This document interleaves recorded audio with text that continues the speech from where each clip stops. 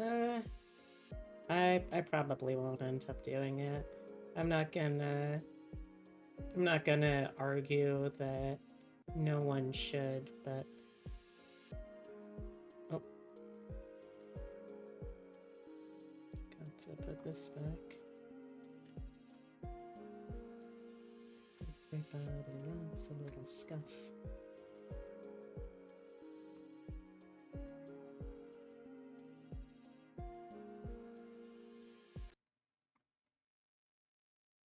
Hmm?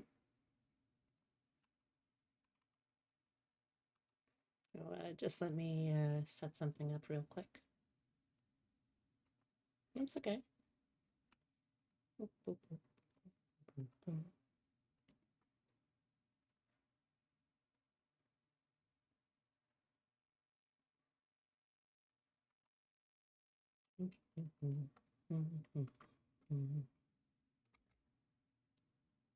There we go. Oh, there we go.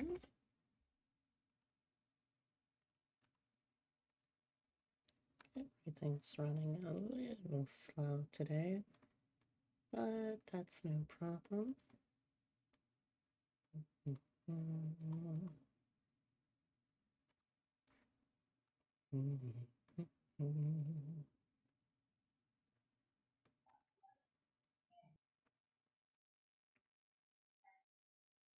There we go.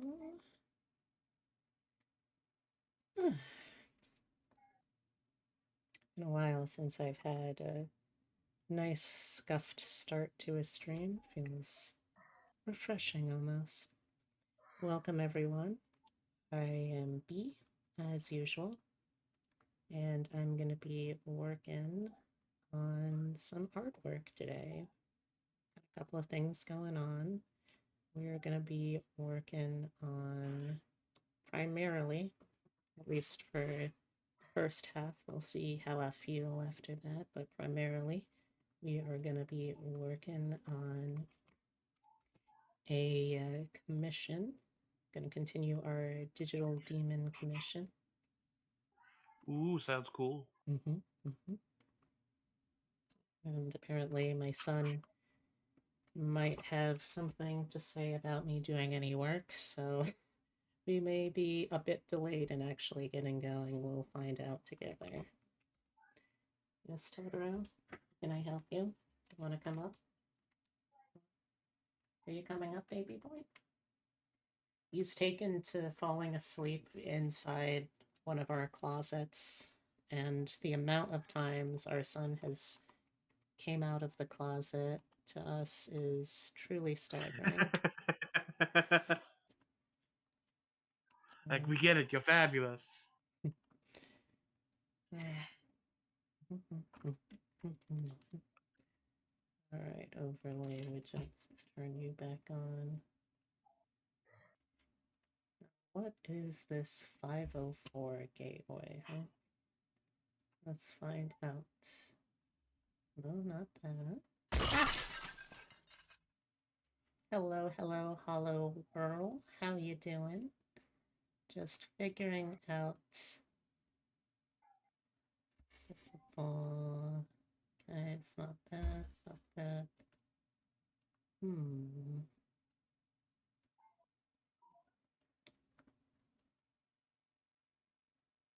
Not sure what it is that it is picking up for that 505.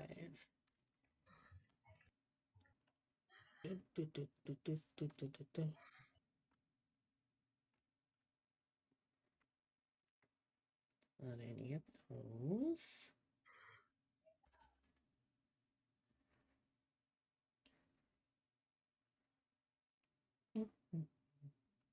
Oh, there it is. All right.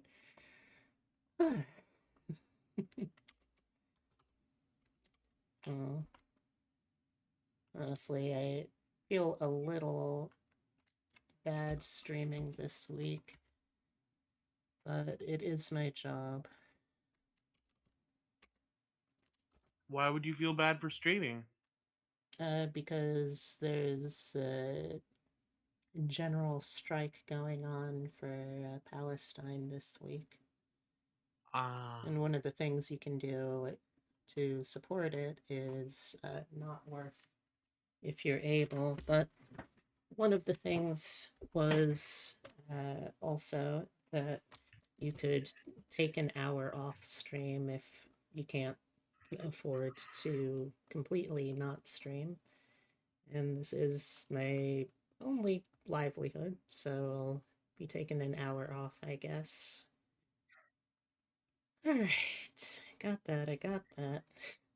It is probably one of the longer delays before I've actually started doing the thing I have set out to do on stream, but that's fine. Let's get some music going too. Today I'm feeling in the mood for some video game jazz for criminals. So that's what we'll be listening to. okay. Glad to hear you're doing okay, follower.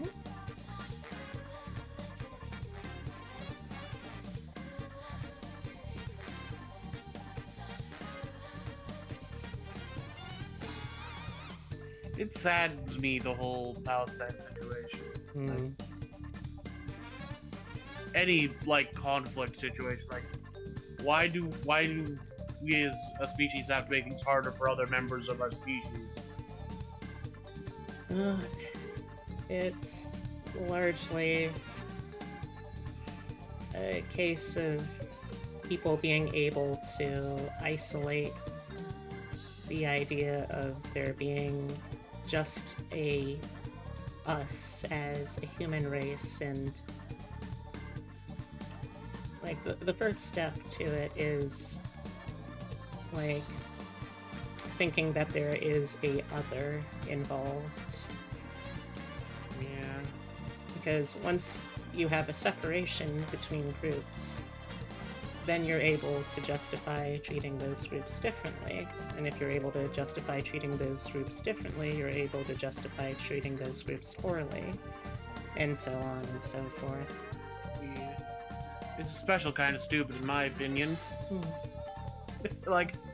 We're both human. Yep. We are humans. It's very true.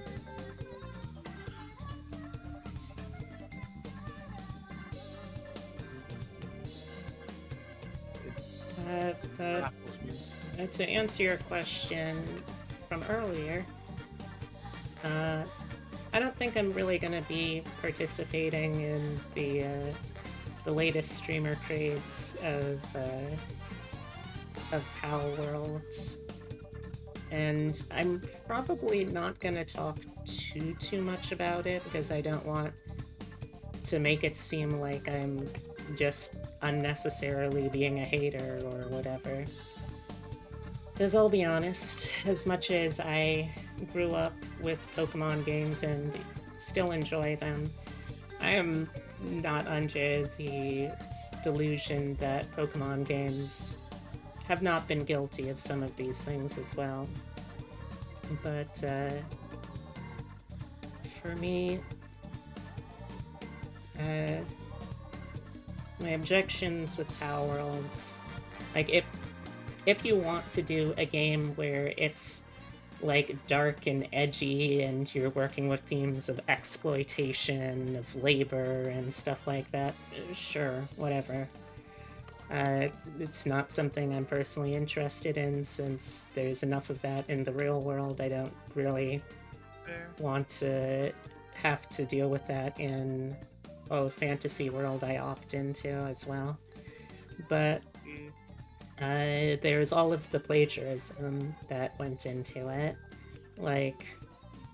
A lot of the designs are just too similar to existing Pokemon designs and what have you for me to not think that there was definitely some plagiarism involved, or worse, AI-generated artwork, since a lot of the tweets I've seen from the CEO of this company have been very pro-AI. And, as an artist, I can't support something that is actively trying to render my field's obsolete. I get that. Also, they haven't really had a very good track record in the past from what I've seen of previous games to suggest that this game is going to have particularly long shelf life anyway, so Yeah. those are my main reasons. Again, I am not saying that, like, oh, if you support this game, you're a terrible person, because I don't really feel that Oh, way. I wasn't thinking you were saying that kind of thing. I would Yeah. not. How do I put it? I would not make that assumption based on what I've seen of you as a person. Well, thank you.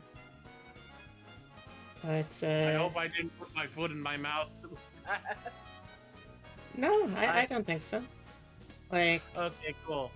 I have a really bad habit of saying what I intend to be nice things, but it comes out just sounding like either weird or like comes out entirely wrong.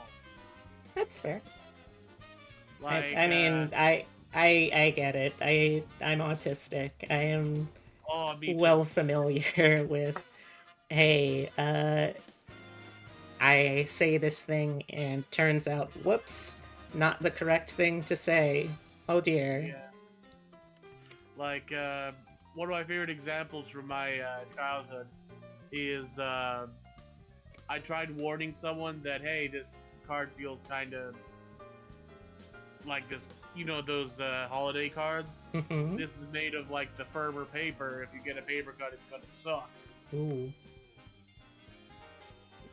And it came out sounding wrong. So it sounded like I wanted them to get the paper cut. Oh no. And I was like, no, no, no. I I was trying to warn you. This is like the worst paper to get a paper cut. That would be such like a weirdly petty kind of misfortune to wish on someone too. Yeah. Like if you are going to give someone the evil eye, if you're gonna curse someone, I can't technically condone it, but like at least do something a little more yeah, a little more meaningful than just I wish you a cut of the finger from this paper. Like you can do better than that. You can be more creative. A pox on their house, something like that. Go with a classic if you're not feeling creative. Yeah. And I'm a very creative person. I do creative writing. Nice. I'm actually working on a tabletop RPG right now. Ooh. What is it? I think I told you about it. It's the Fateara one. The which one? The one set in my setting of Fateara with the gremlins. Oh, is the with the bird people? I don't think there are bird people, but there were gremlins, Gooperians. Was there an ancient civilization? Yes. Ah, that's the one. Okay. Yes, I there remember are them. ancients.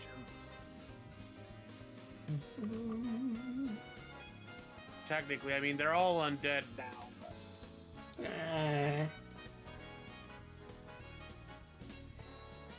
they're the Risen, and they basically there was a glitch in the making of the planet, and just a whole nation just didn't come into being. Huh. And it's full of people that were supposed to be born, and they just glitched out, so they weren't born. That's a fun kind of undead. Like, technically, you're not dead because you were never born. So yeah. So the gods just said, okay, because of this glitch, if we just spontaneously made you exist in the normal way, it would literally screw up the entire world. Ooh. So we're gonna make you this weird sort of undead, so that you get to live your life in it. Huh. I mean, it's a living, I guess. Yeah. It's a literal living. But Unliving? I don't know. I mean, I guess Like, they're not undead, so maybe they're just unalive? It, I, it's hard to explain because like the way the Risen work is similar to the way my race of the Machina work, in that they have no definite body. Also, I apologize for the phone in the background. Oh, that's alright. I can't control that. That's alright, I can't really hear it over the music anyway. Okay, good. What was I saying? Oh yeah. So the Risen, the way they work is that they do this energy of like unlife can move their soul into anything that is a facsimile of a body. Okay.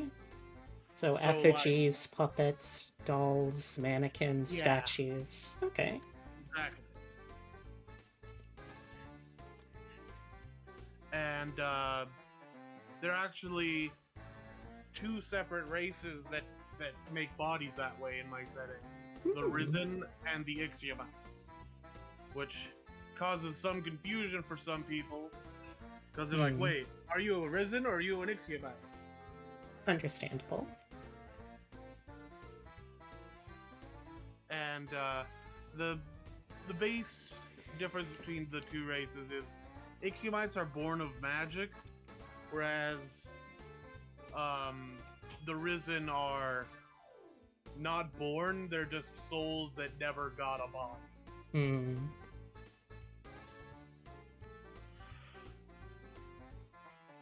If that makes I enough think sense. it makes sense. Yeah.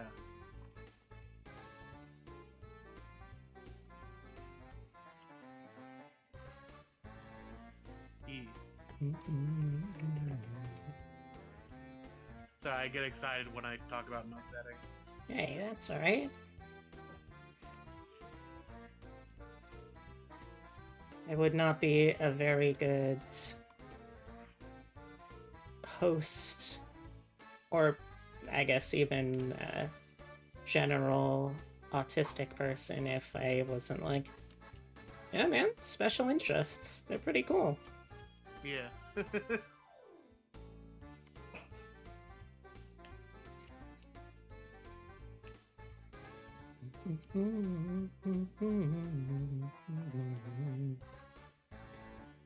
Hide the thumb for a second. Browse that. Yeah, that'll do.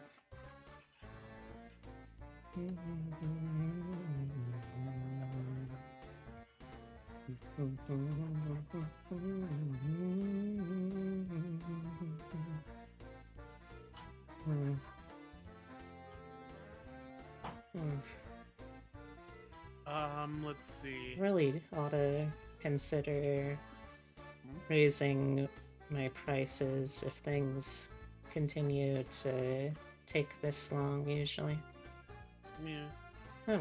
You gotta think about, like, from what I understand of art, you have to think about how much time goes into the project as well as, like, how much you enjoy the actual process. Like, from what I've seen of some artists, they say, like, oh yeah, I can draw this other thing that I don't really like to draw, but it'll cost extra. Fair point. Like, for some people, they don't like drawing robots, for example, but they're really good at it for some reason. Yeah, that does happen sometimes. Instead of like cursing their luck, they're just like, you know what? I'll make money off this strange skill that I developed.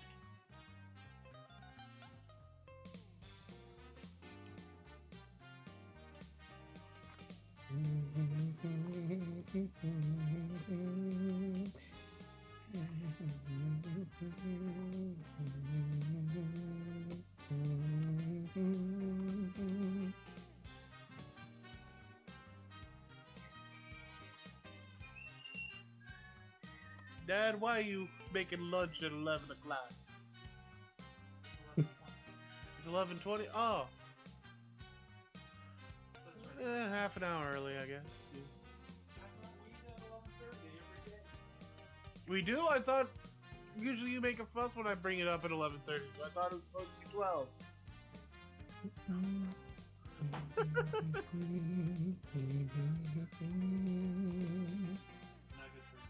My chicken nuggies! Yay!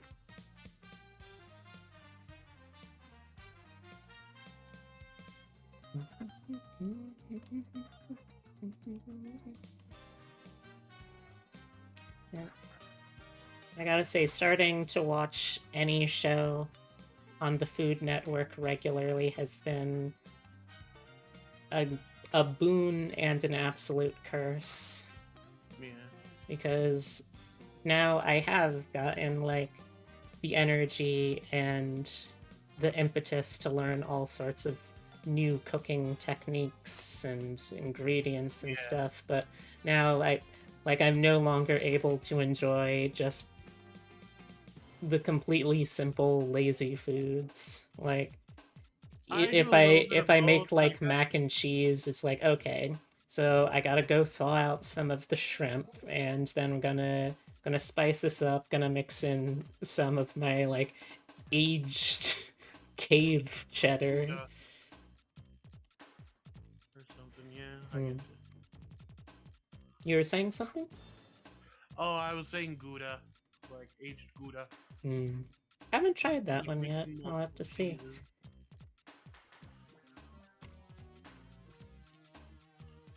This character is definitely going to be having longer If you than. pardon the pun, you could say it tastes Gouda than other cheeses. Hmm. Mm. Bad pun. I will allow it this time. For the next time, I shall be punished. Oh. It's like that Donkey Kong image. You may slap it once. But no more than that.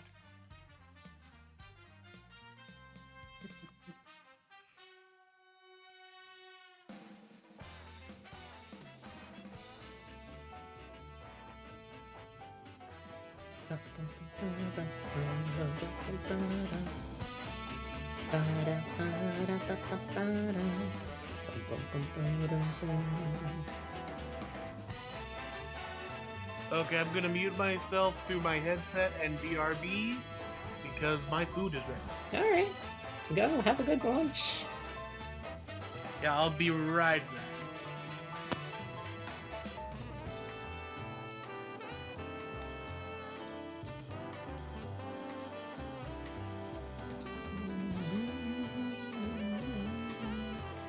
We're not going to be able to make this perfect and clean, but we don't really have to. We're already kind of working on, what are they? What was it? Clamp Studio proportions. This is going to be a spindly motherfucker.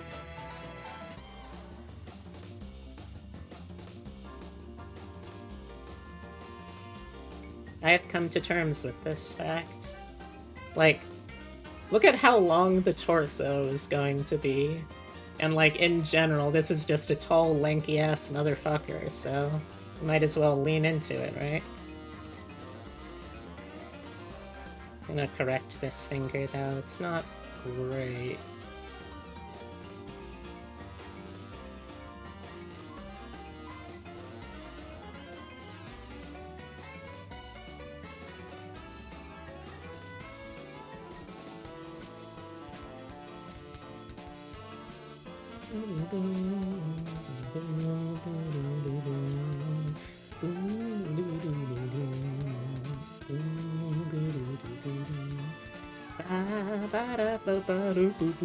This kind of reminds me of like Yoko Kanno tracks, which I feel is very high praise.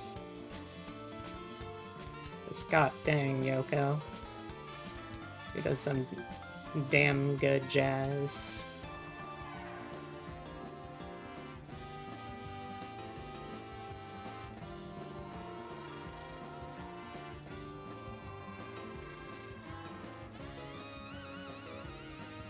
And we're also going to be lining all of these, because the fun thing about hands is they generally have outlines, at least when you're drawing them. Okay, let's lower thumb opacity. We're not really going to need to do that section, nor are we going to need to do the section that the fingies will cover, so that's good. Lurking while working. All right. Have a good lurk, J-Decky, and I hope you have a wonderful day at work too.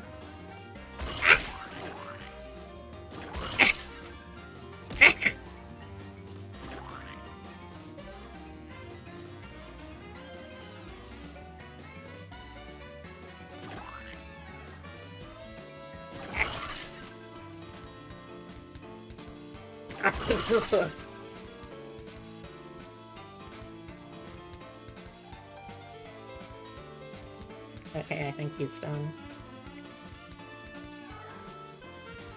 Have a good one. Oop. Don't want this on the fingies layer, but I want this on the palm layer.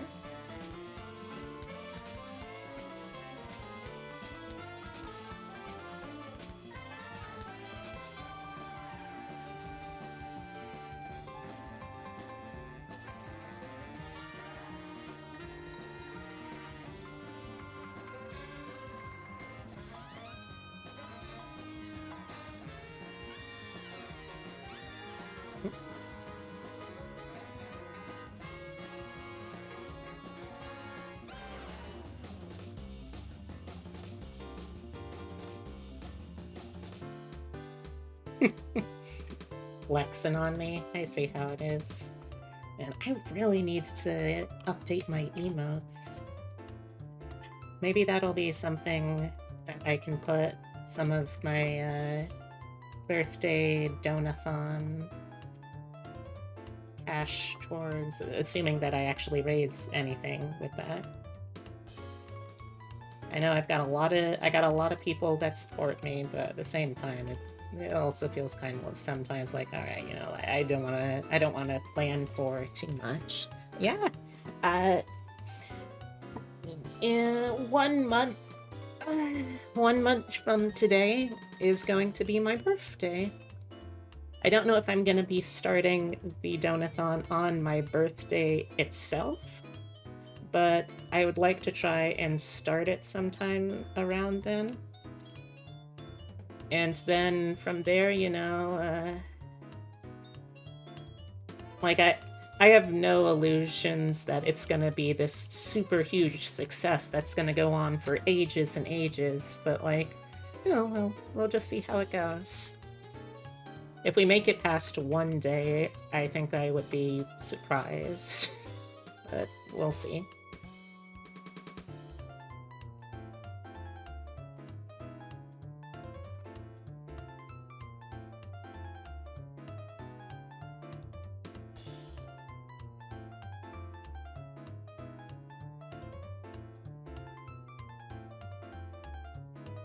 Okay, I think that'll do. I am back. Welcome back. Alright, next, let's do the thingies outline. Reading a little bit of ketchup fume. Ooh. That sounds fun. You know how when you eat like a really thick sauce, it leaves like a little bit of gas when you, like residue on your tongue? I breathed in that residue and I'm like, oh! Nice. My lungs, they burn! Oh god. No, one thing I will say that I am already a little anxious about for that birthday donathon.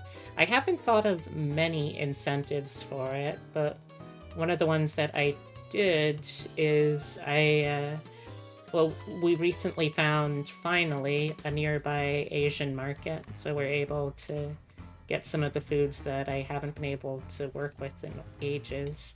But Nice. one of the things they had is a brand of ramen I have seen around as infamously spicy. So Oh I no. figured, hey, you know what? I am allowed to do occasional food punishment. And, well, there's probably some people that would like to see me try that and suffer for it. May as well give it a shot.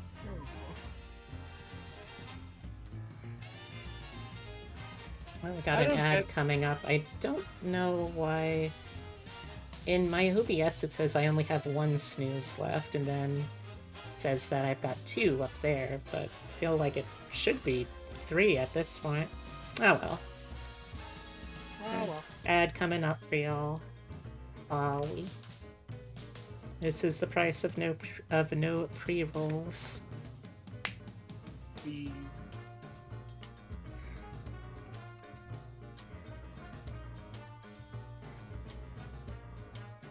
Oh, do you mind if I clarify something about my risen to you, by the way?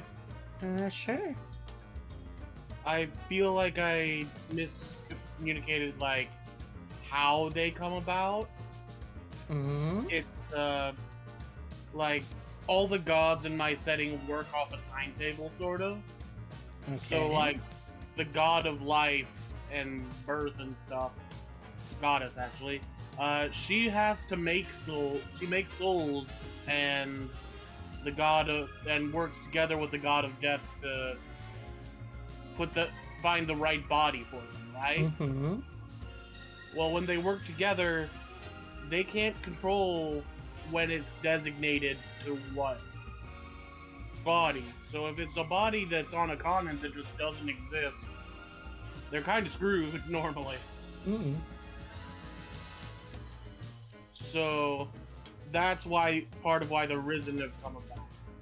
Huh. Because that way they don't have to wind up just making an entire ocean of ghosts. Hmm. So, like, a Risen can be any other race. Hmm. So, like, there are Risen Ixiomites, for example. Alright, makes sense. Yeah. I just felt I didn't convey that properly. Hmm.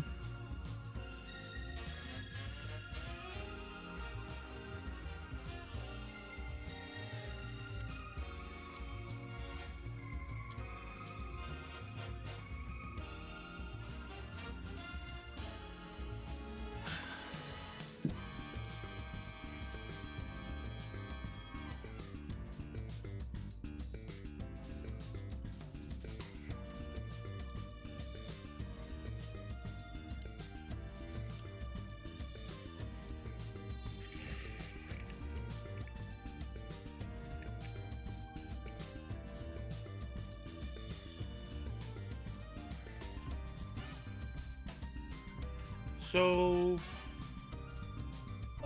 just asking, are you, like, really interested in more the Frankenstein side of, like, your character? Or, I know it's not strictly Frankenstein, but you know what I mean, mad science. Or the magic side of your character, because you said it was a mix of the two. Um.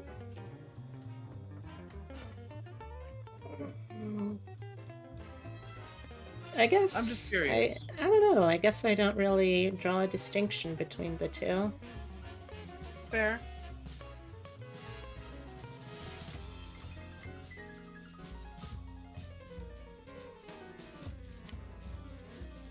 It's the reason I'm asking is that a mental exercise I like to do is to, like, if they were a character in my setting, who would they be? Fair. It's a mental exercise I like to do. Like, I like figuring out, like, if they wound up in my setting, what race and what type of individual would they be? How much is mad and how much is science? Yeah, because if it's And mostly is it mad or angry? if it's mostly like scientific magic, then you'd be a gremlin for sure. Possibly arisen if you like the undead theme of your character from Mad Science Bit. Hmm. Because the gremlins in my setting are Magitech masters. They love anything to do with combining the energy of magic with science. Hmm.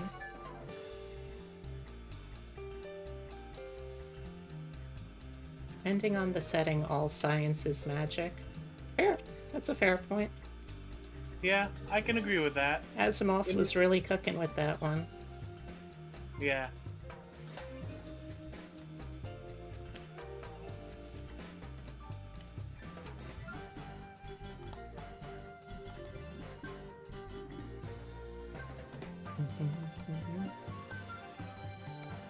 In my setting, magic is just another, I guess you'd say, wavelengths of energy. Hmm. Sort of like gamma radiation and various wavelengths. Hmm. So, yeah, that's how magic works in my setting. It's basically run off of the soul. The Makes stronger the sense. soul, the more magical energy it produces. Yeah, I mean, it makes sense to me. Yeah. And you can even, like, through absorbing that magical energy, strengthen your soul. So it's like an infinite clean energy as well. Hmm. Though obviously you have to be careful how much of that energy you absorb, because there is the law of excess even in my world. Too much of something can really mess you up. Hmm.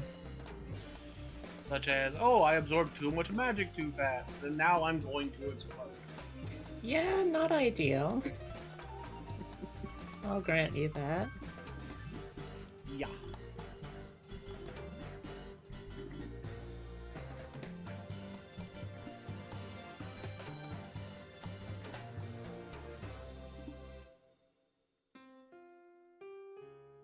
It's world coming to. You can't enjoy sexy magic. They nice fingies? Oh, I don't know about that, but thank you. I'll take that.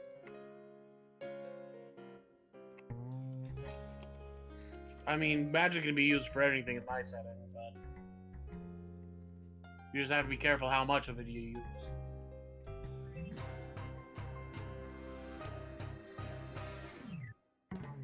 Well, people use magic in cooking in my setting.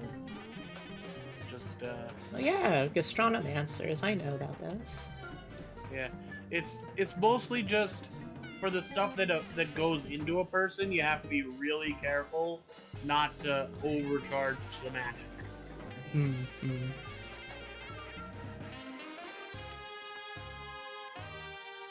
Because otherwise, you're just gonna mess people up.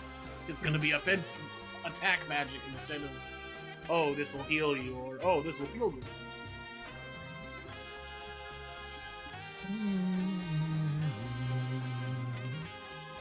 And sorry if I'm talking too much.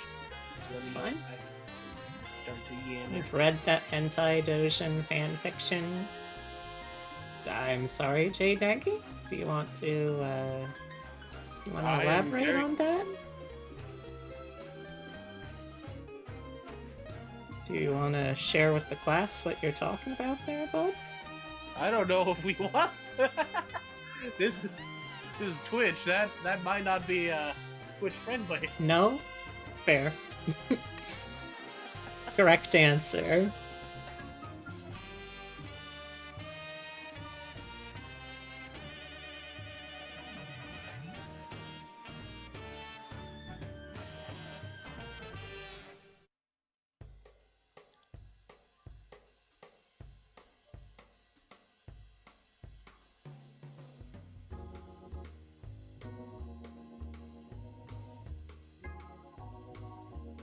I don't know if I know, J-Deggy.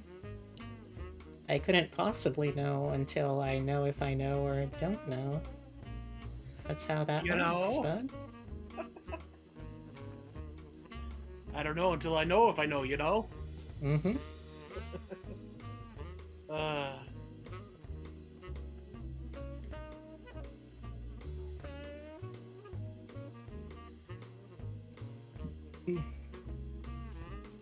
Right? We all read those. We've been on that DeviantArt section. I'll speak for yourself. I am a good, upstanding pervert, and I have only ever looked into my personal transformation fetishes.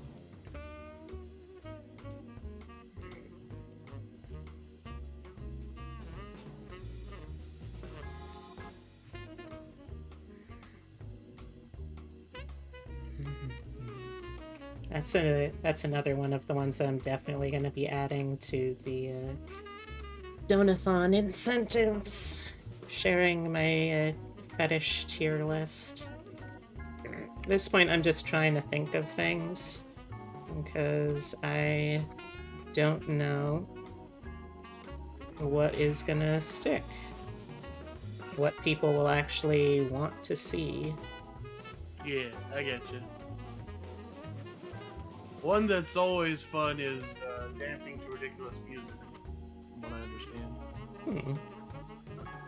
Like if you have like the ability to move your character like around for a little bit, like on the screen for the Twitch viewers, just like either that or if you have like a full body rig for those no. VTubers. I don't know. I'm just You, Gary? spitballing here. Hey, Rustro. How's it going? I hardly see what Yugiri has to do with anything here.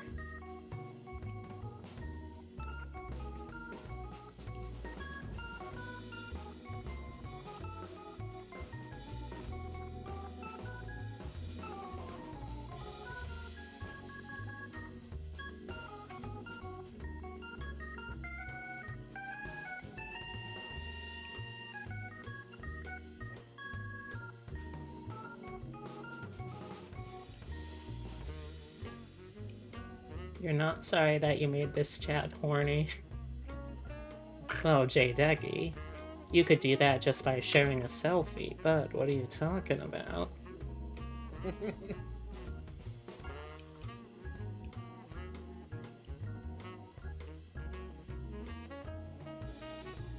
Whereas me, I could do the opposite just by showing a selfie. You're only sorry you did it whilst at work and must leave. You're too sleepy. Pshaw. Pshaw, I say to thee.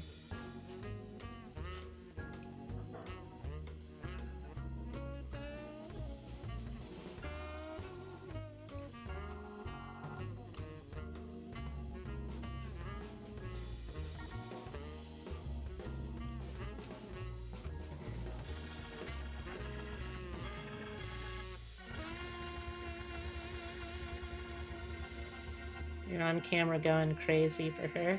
Yeah, and? I don't see what that has to do with anything.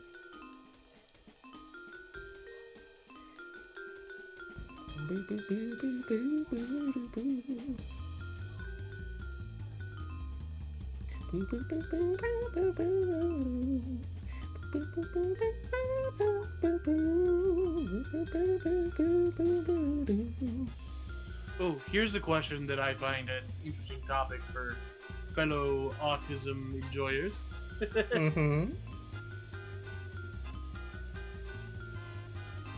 What's that?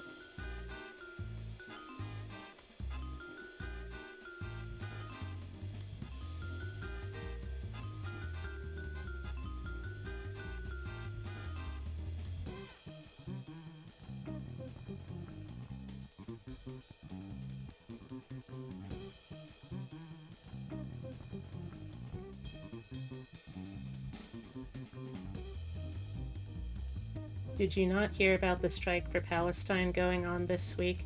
Yeah. I'm still not entirely sure what I'm going to do for that. Because, like, streaming is also an important part of my mental health. Like, I don't really actually get out very often. And I'm, well, I'm not particularly great at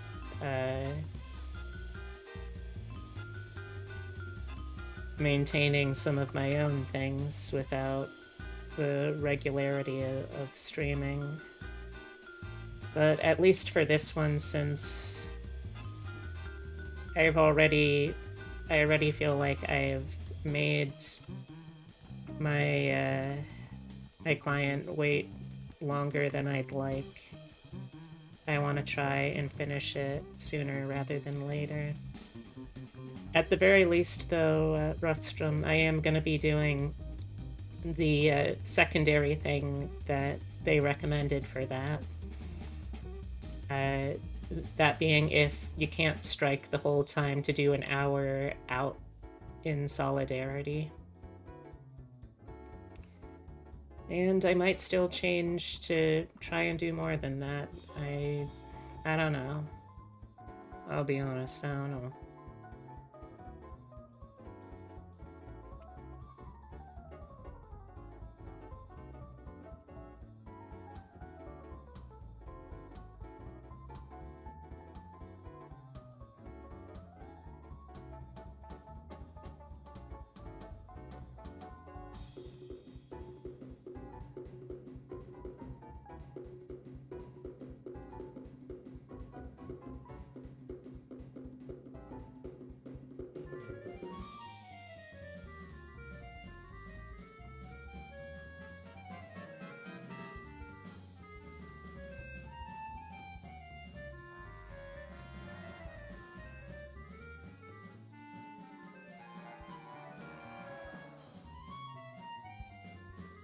Yeah, I know it. It doesn't. I know that unfortunately it's not gonna feel great no matter which option I choose.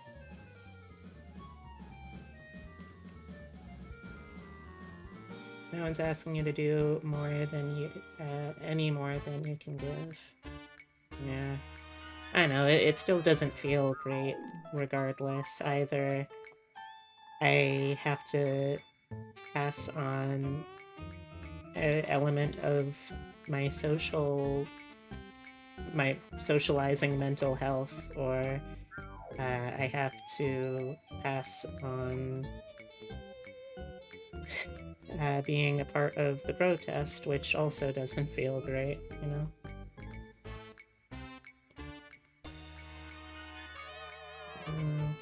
The finger looks like it could be brought out a little more. Speaking of you, Gary, whatever happened to the bottoms up routine? So here is the thing.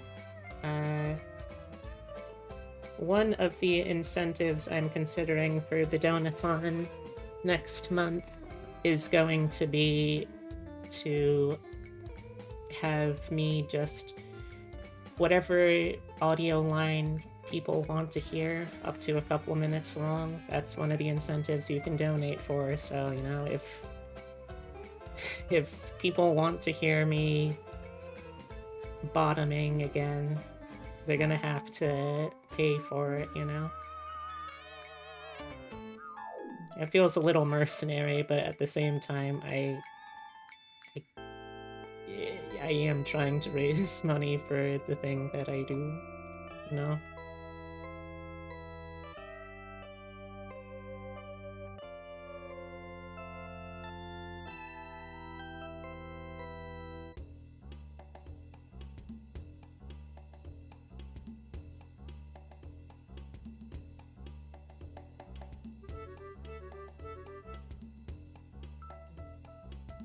Now, another thing, I guess, that I am considering for the Donathon, but I wasn't sure how to do it in a way that would be satisfying, was trying to compile a list of all of the fictional crushes I had growing up. And while there are definitely some of those things, there are like some that I would still be kind of embarrassed sharing. Uh, there really aren't as many as I thought at first. I'm not saying that I had good taste as a child slash teenager, just that, huh, I I was expecting to be more embarrassed by these than I ended up being. In this capitalist gig economy hellscape, we're all mercenaries. I mean, yes, yeah.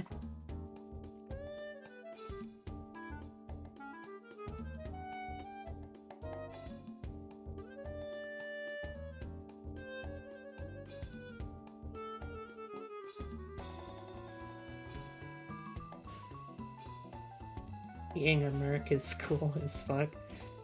Huh. I mean, I guess there is a certain romantic rogue quality to something like that.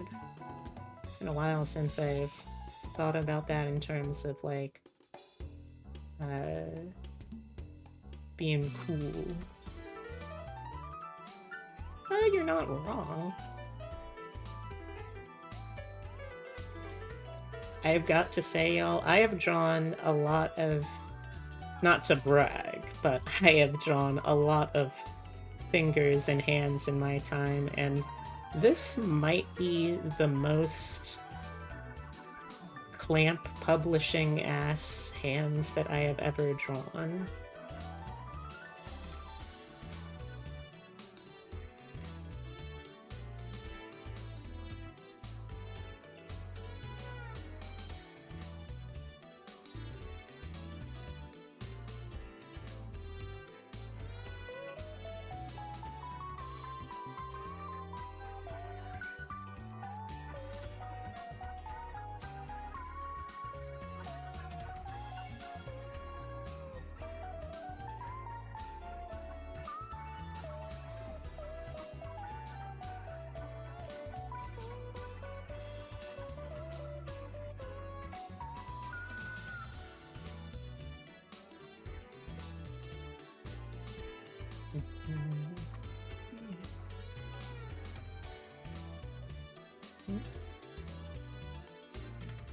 Uh-oh. Alright, let's see if thingies on. Thumb on. Yeah, those are technically hands. Your childhood crushes were Crystal from Star Fox and that mermaid from Pirates of the Caribbean. I don't think I ever saw that particular Pirates of the Caribbean, but I mean, I don't think anyone would think you cringe for anything like that.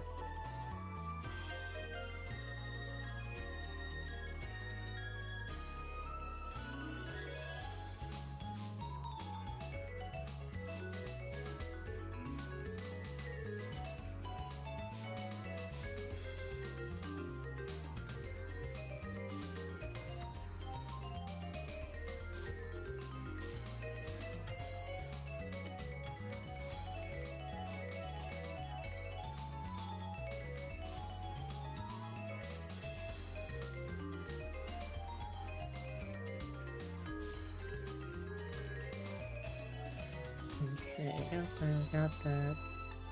Got... Good news is that most of the work we are doing right now will not be visible at all. Because we're going to be having a shirt and hoodies over all this. Even gloves for the hands, which... I'll probably just consider adding directly on to the hand, the thumb, and the fingy textures.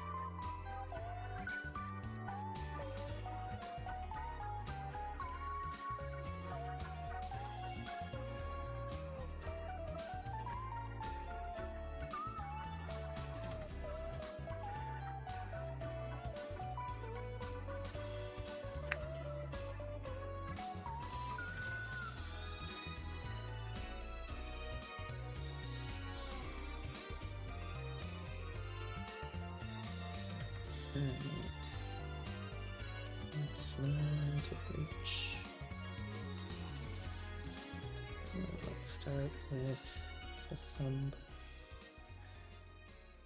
Alright, so I'll probably have it go up onto the wrist. Let's do a quick save with this. And then... Yeah, for now, let's just do it as its own thing. You climbing somewhere, Totoro? Are you climbing somewhere you shouldn't? He's climbing somewhere he shouldn't. Well, what are you gonna do? Yes, baby boy. And he's trying to get into a closet by sitting in the box that is blocking the closet. I don't think he understands how this works, but you know what? Honestly, I'm not gonna correct him.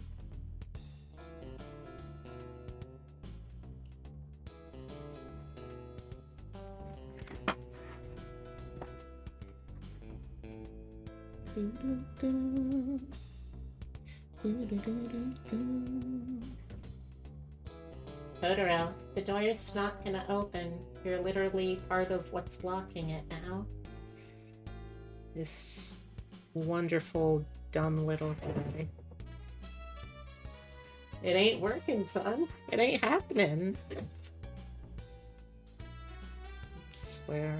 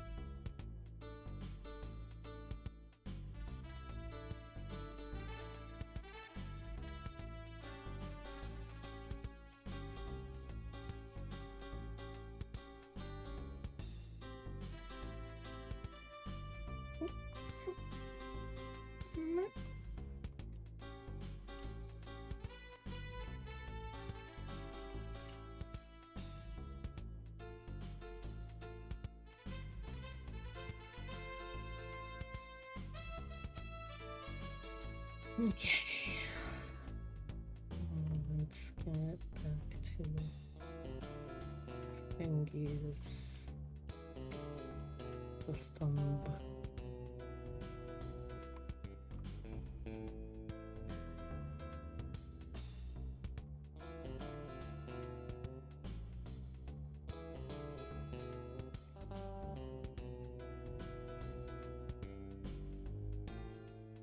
We're going to be using color black for this, or maybe I want to do gold.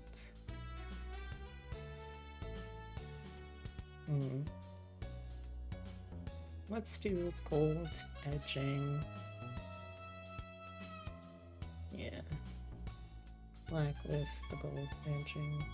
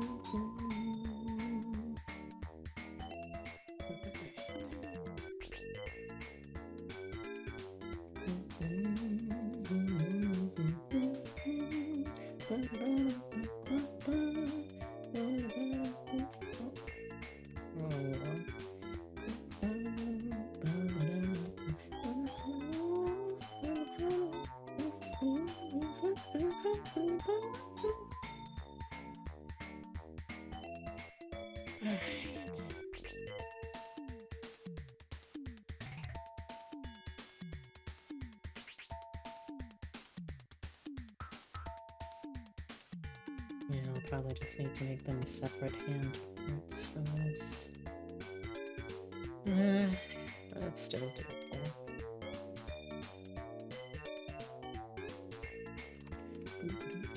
Ooh, that's interesting. I think we're missing some things here. Fix that real quick.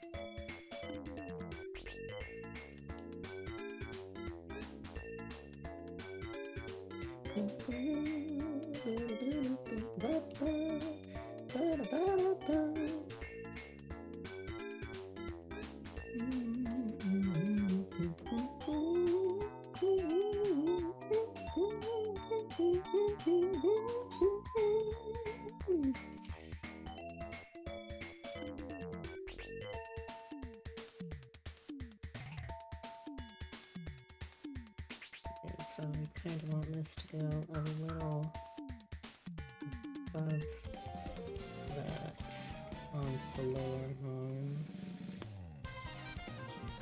Or I could just unclip it.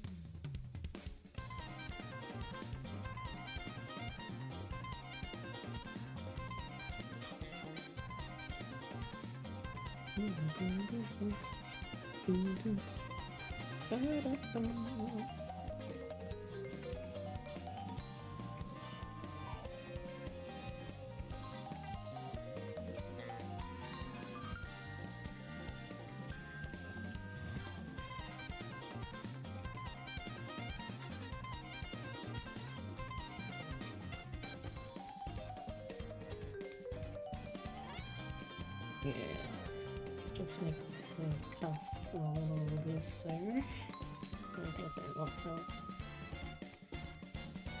Spunk this together a little better.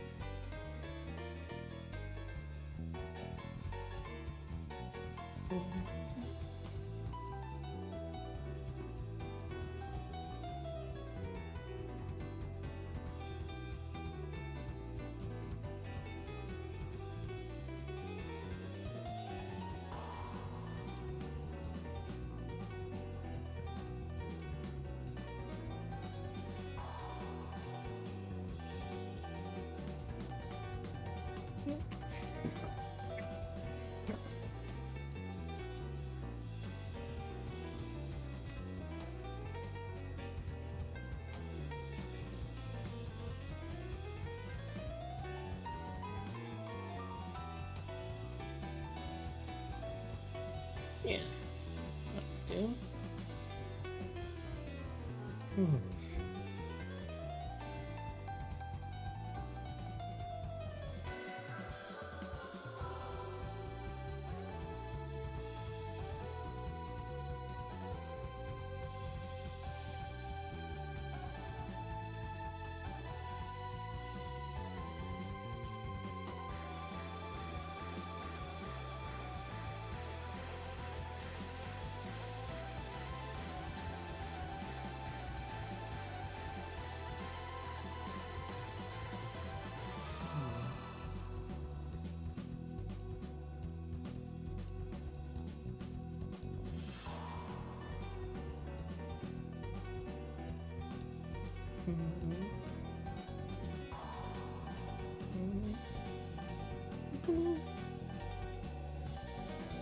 Hey, Jeannie, how's it going? Hope you're having a wonderful day.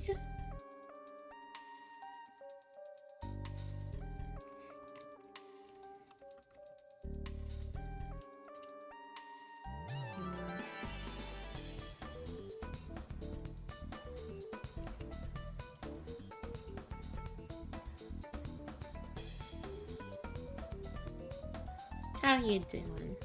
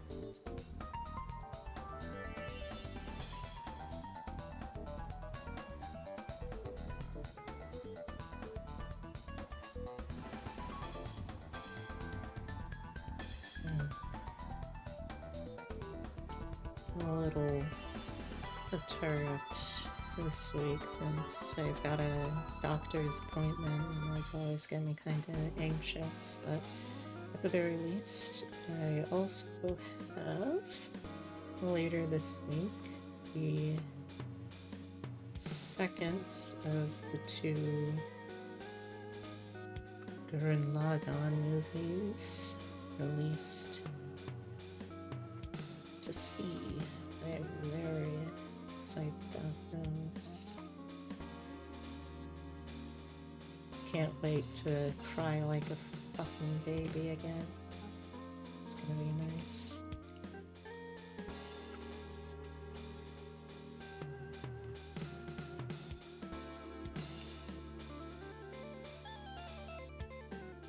I was not expecting the first one to end where it did, though.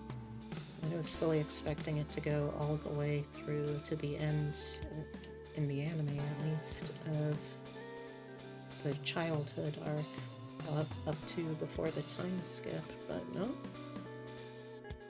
We still have the Spiral King to face on top of the anti-spirals. I don't know how they're gonna manage that in one movie, but I guess at the very least it makes it so. They've got a nice big antagonist for first and second act.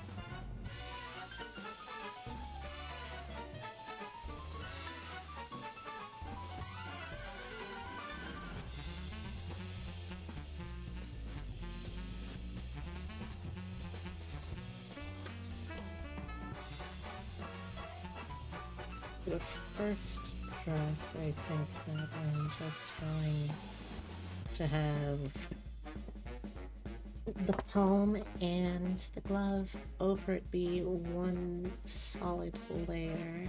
If it's going to be a little easier to work with.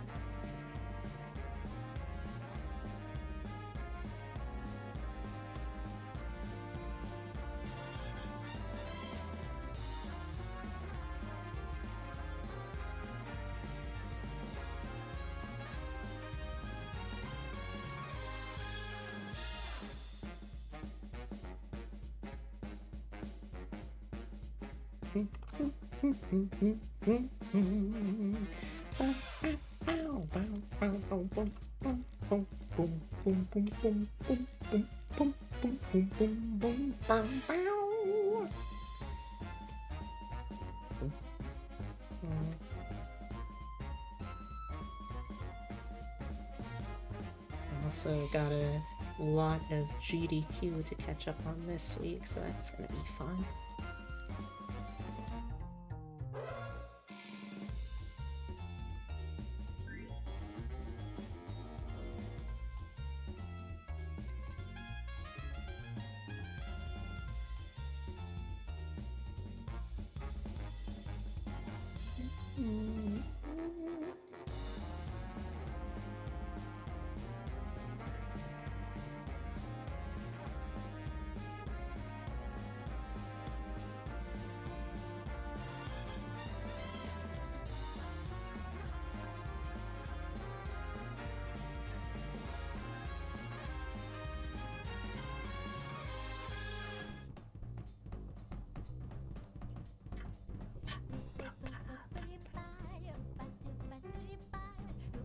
Oh?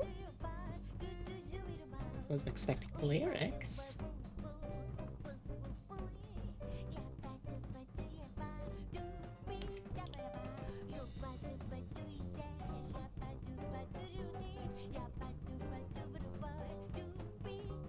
Yeah. Listening to music like this, it makes me kind of want to try my hand at recording a cappella songs. There's so much in college. Maybe it would be a fun thing to try. To do solo anyway. I don't know how well it could really sound since I only have so much in the way of range. But I don't know, maybe it could be fun.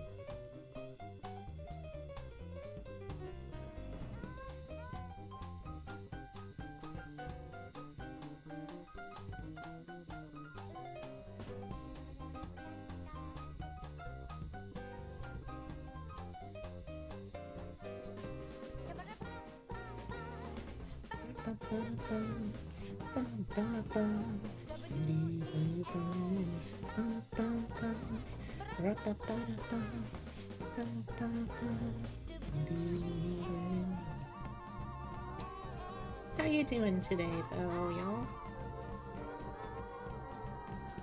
Because I know there's more people in here. And if you want to lurk, that's fine too. I'm still curious how you doing today. You enjoying the music too? I'm glad to hear that, Jeannie.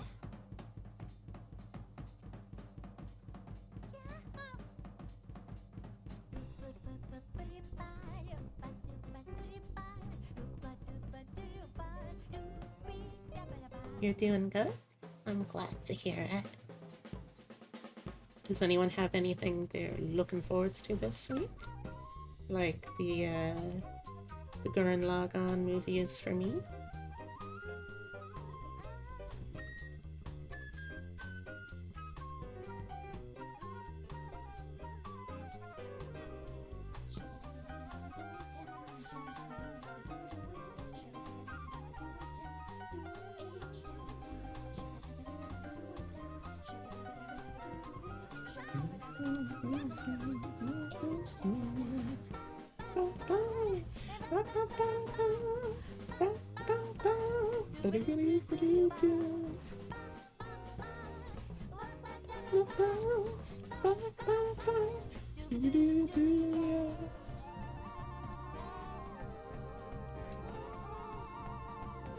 It's a lighter week for your work, so you're just looking forward to taking a break?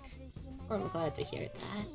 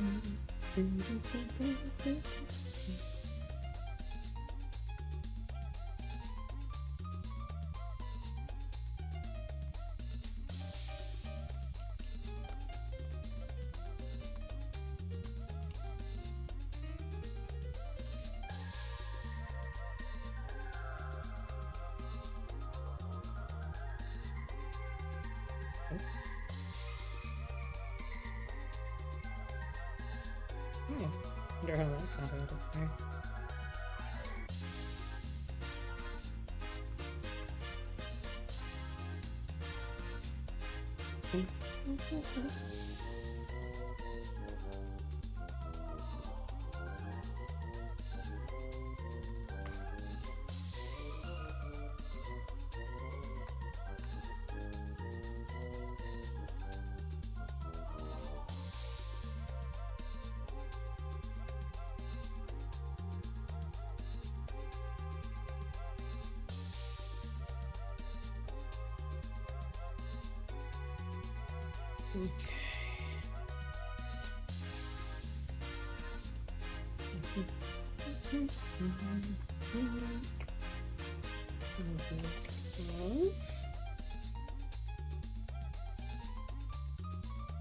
Still have more detail I need to add to the fingies and the thumbs themselves, but for now that should do.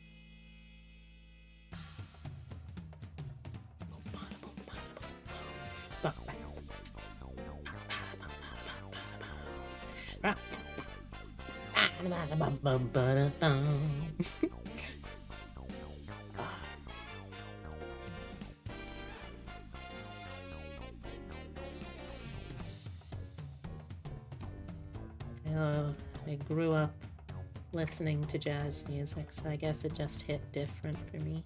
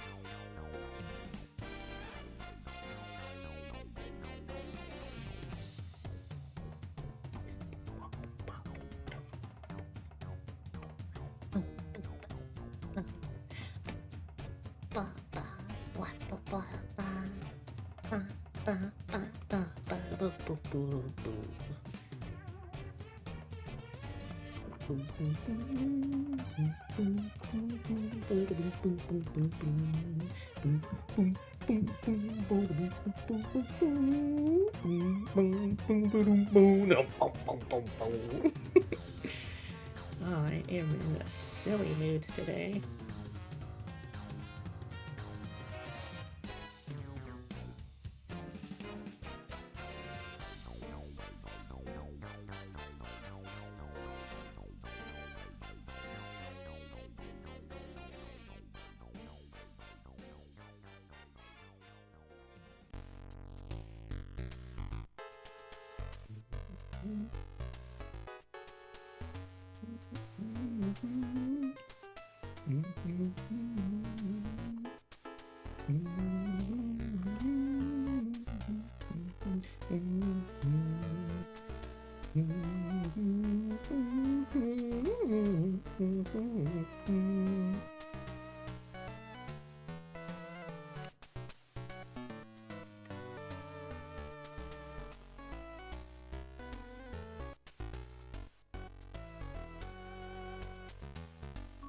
Oops, wrong.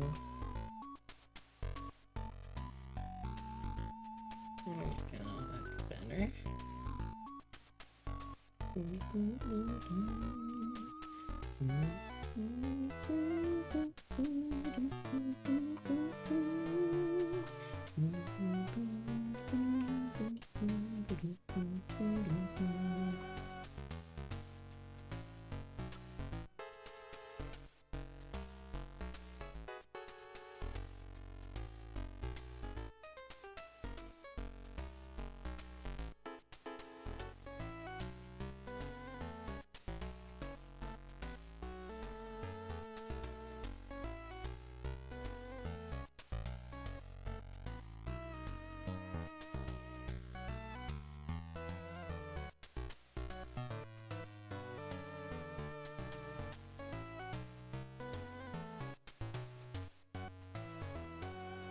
This one, stitch. What we got?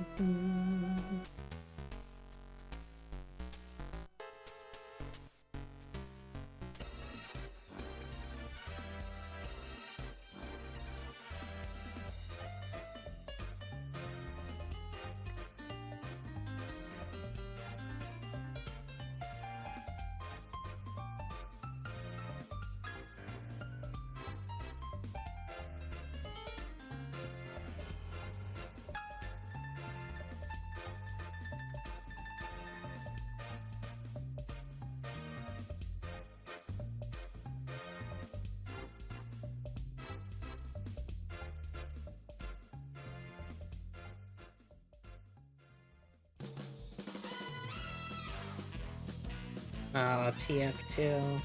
Oh my gosh. This brings back memories. Wow.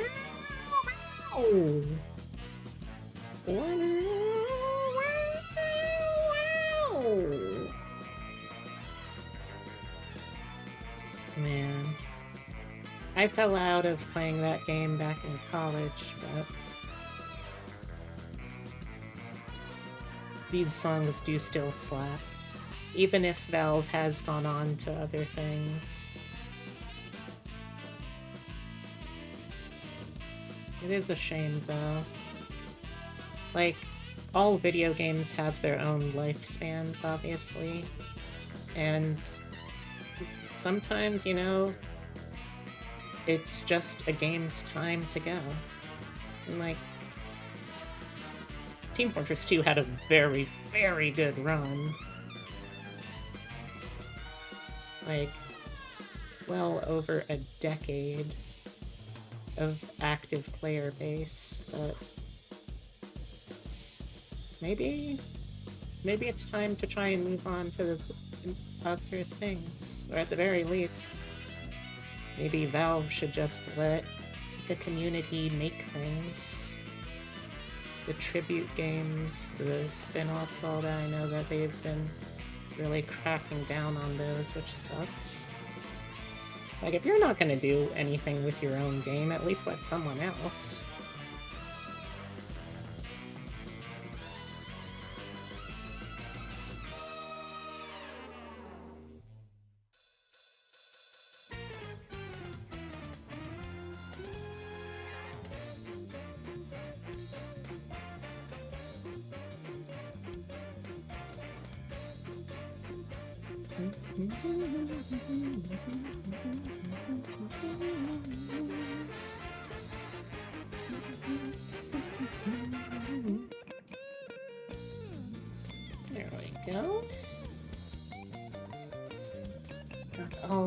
the glove part. Good.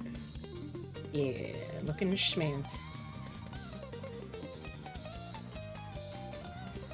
Call him a necro schmancer with how schmancy these gloves are looking. It's definitely not going to be a perfect arms and torso, but you know, it doesn't necessarily have to be. I'm always going to be able to adjust this as I go and make changes later on, but for now, especially since we're not actually going to be seeing a lot of the things I've been working on. Excuse me, I'm future-proofing it. This way, if Demon wants to come back later on to get other model things set up, it'll be a lot easier since I won't need to build a body underneath the clothing that we have here. Alright, let's see. Yeah, you know what, let's finish up the detailing on the hands and shade the arms a little bit, then we'll move on to the undershirt.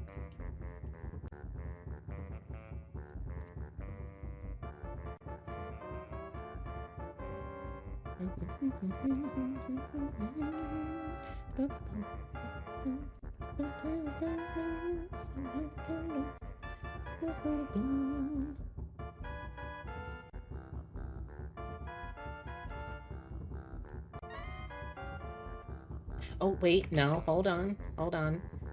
I forgot one of the details that he wanted specifically there to be black nail polish. So let's make sure we add that. And let's see, to kind of contrast with this black, let's try and do more of a blue black. I think it'll read better, especially against the other blacks. Like, let me see. Yeah, it's not quite a true black, but it still looks enough like black, I think. Oof, it's gonna take. Less me, jeez Louise.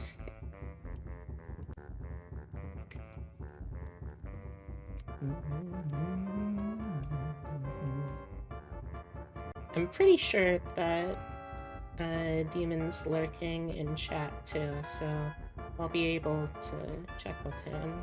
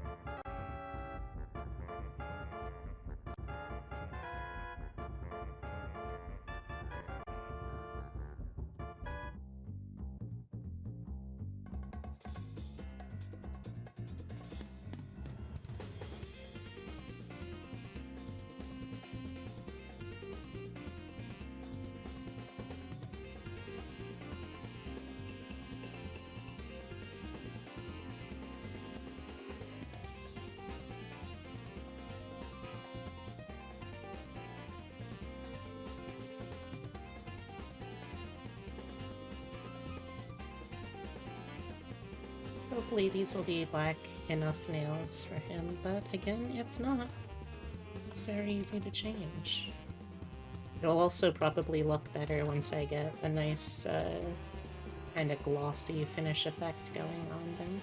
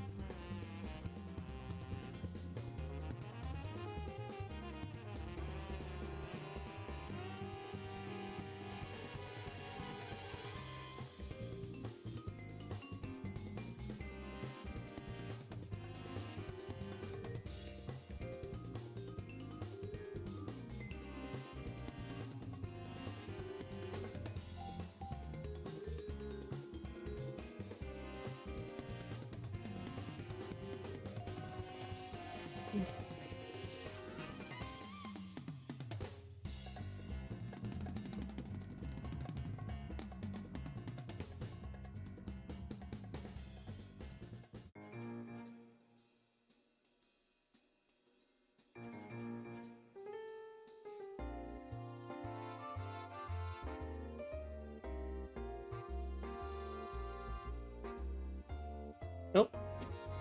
The laundry just went off. I will be right back.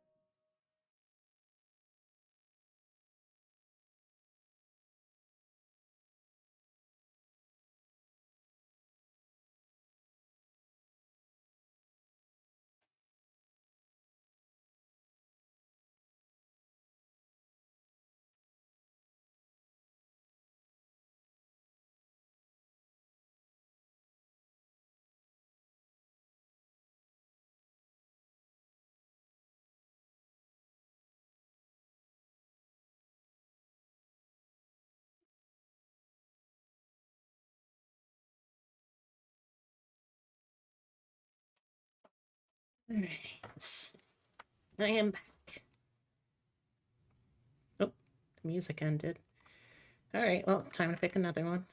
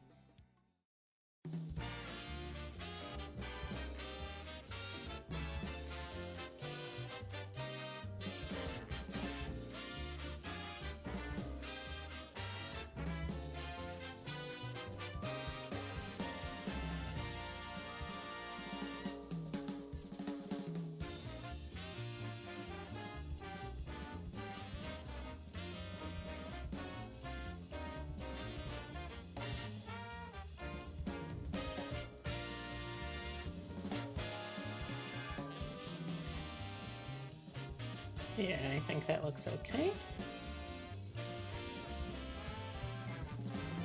Briefly undo that though so I can get a clean grab of this color.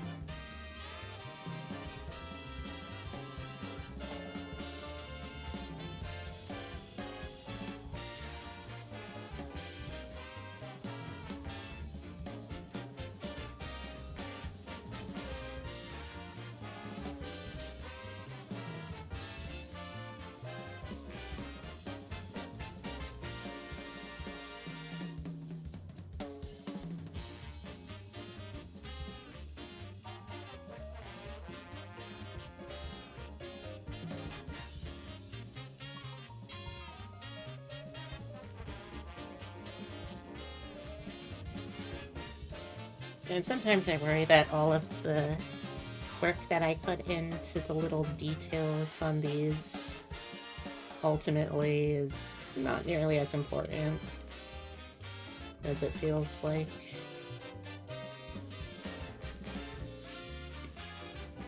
When that perfectionism hits, though, I don't know. It's hard not to listen to the instincts.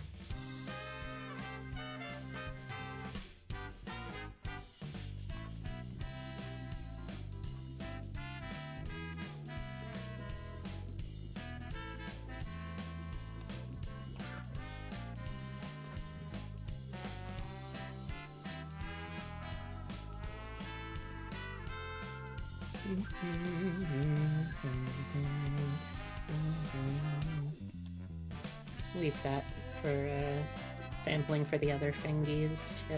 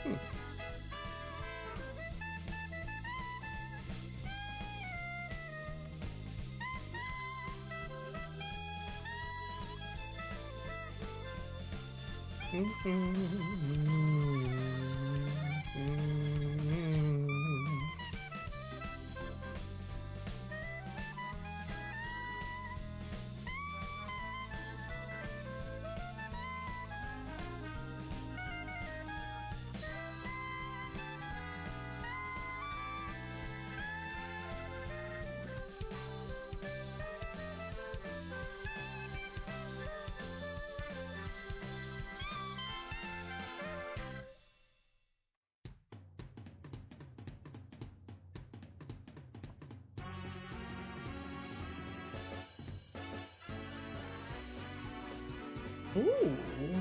Alright, Bowser Jr. You're cooking.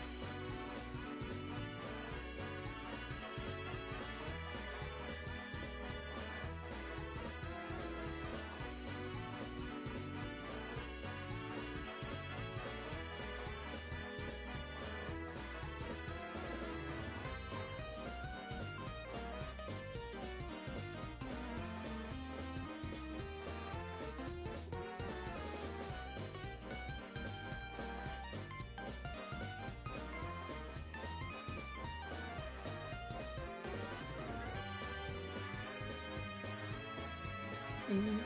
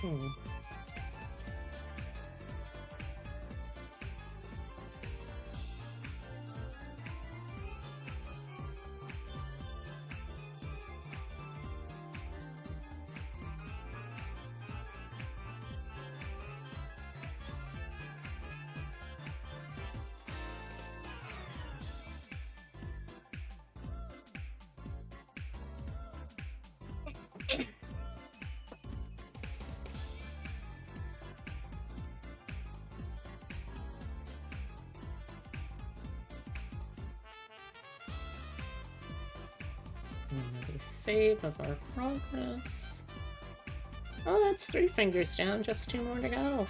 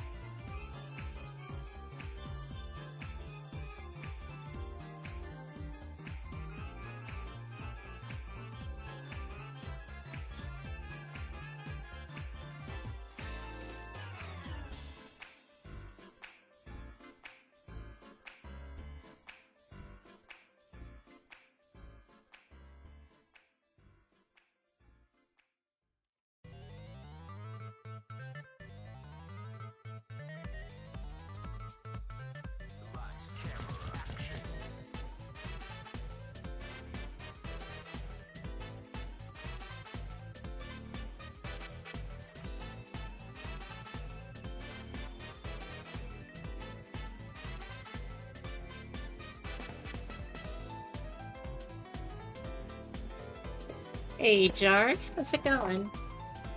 Let me do first the stretch.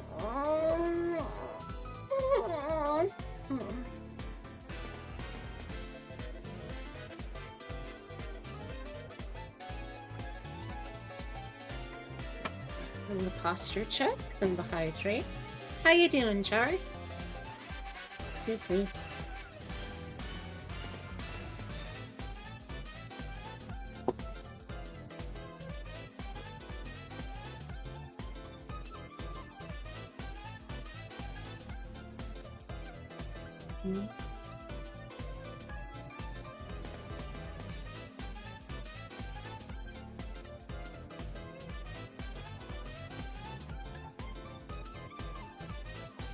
Doing air today? Or not air, ALR? What's ALR?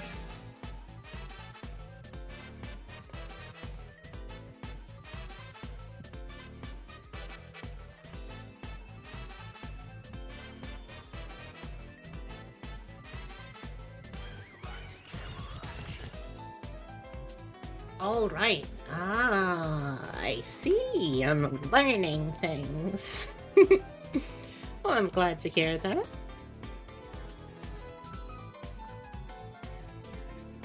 I'm doing pretty all right too. This week I'm really looking forward to seeing the second half of the Gurren Lagann movies in cinema.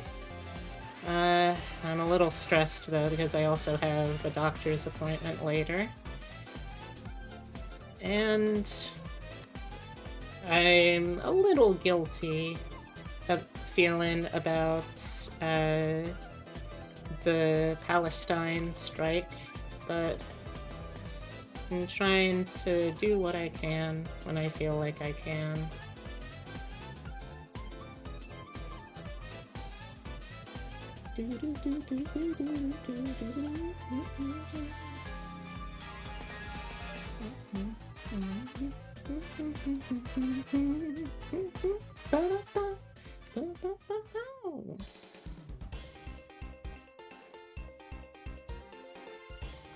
You got anything fun planned for the week?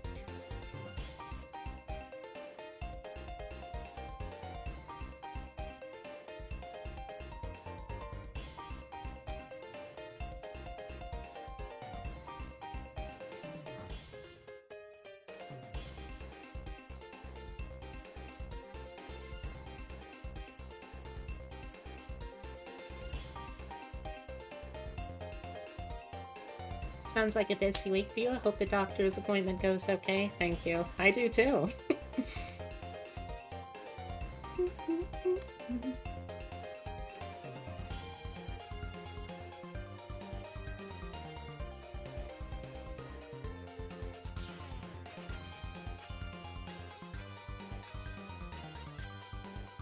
You're doing more drawing, your followers, this week, and you're very much looking forwards to that.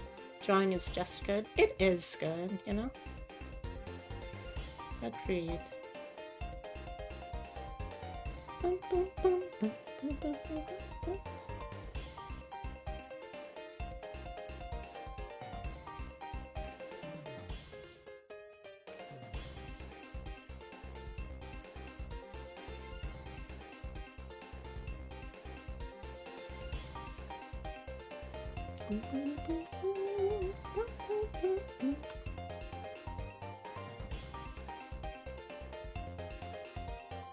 Maybe I'll have to sign up for one of those follower drawings myself.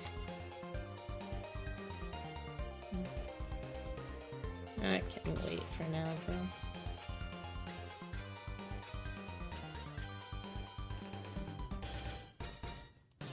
though. Well, I'll keep an eye open for the next sign up then.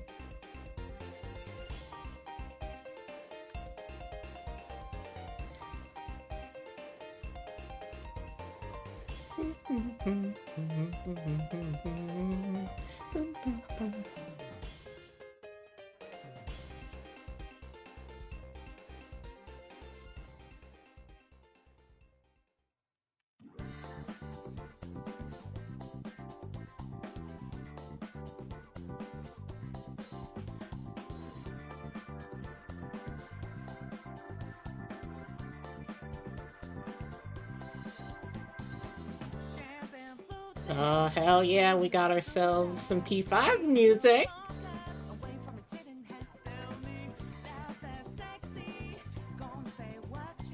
Managed to catch a couple hours of Gabbing with Goblins. Just gotta say, you were absolutely amazed and creative. It was absolutely amazing and creative and good. You enjoyed it so much. Well, I'm glad to hear that. Now, if you're interested, Griselda is always looking for guests for that show.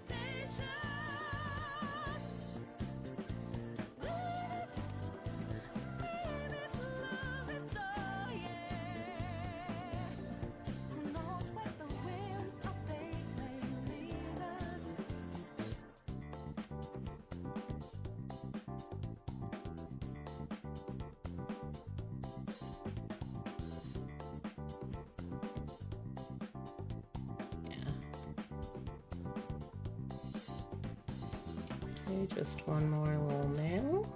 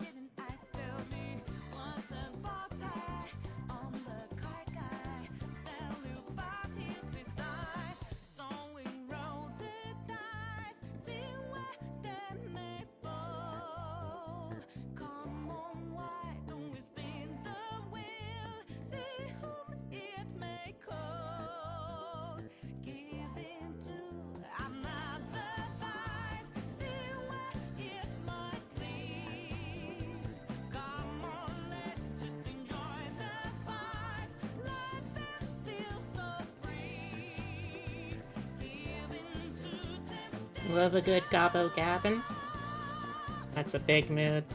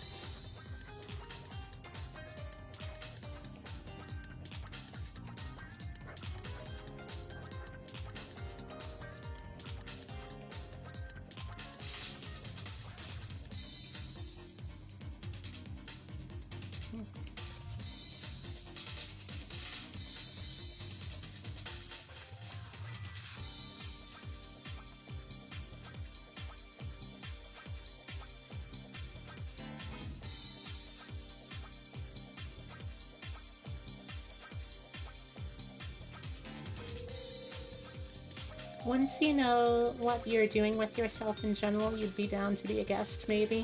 Fair.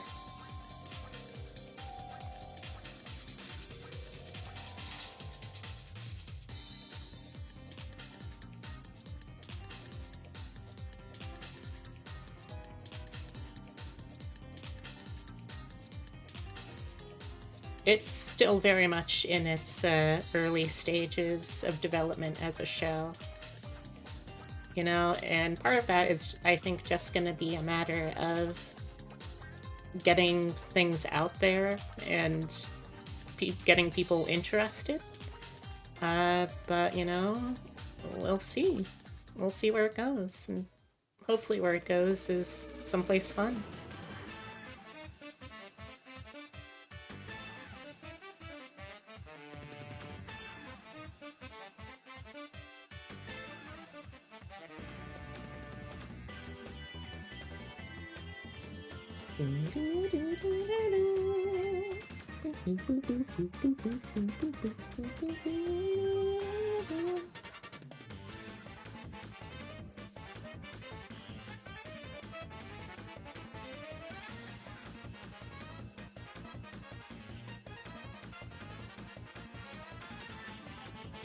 You'll do what you can to spread awareness as well. You really like it. Well, thank you.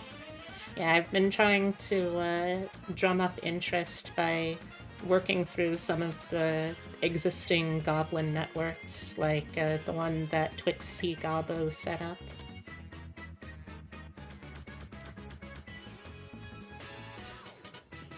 But also, part of it, I think, is just going to be being able to, like, build up enough sense of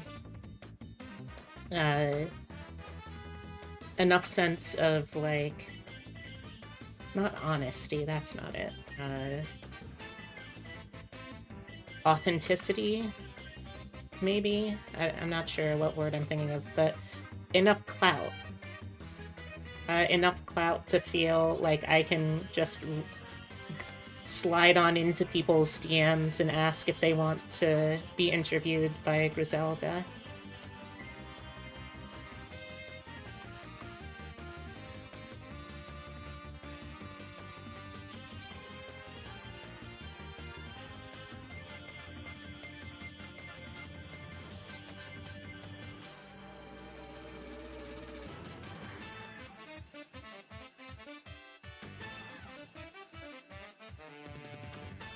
But yeah, I mean, there's definitely a huge option of potential guests, so fingers crossed. Why do you know this music? Music is from Kirby Superstar. Did you play that game? It was a very good game. Fantastic bargain, too. It's like, I think 16 games in one. Wish you much luck with the show. Thank you.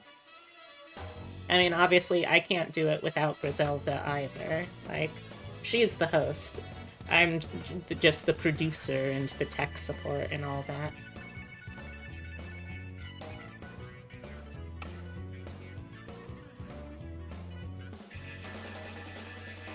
Oh, nope.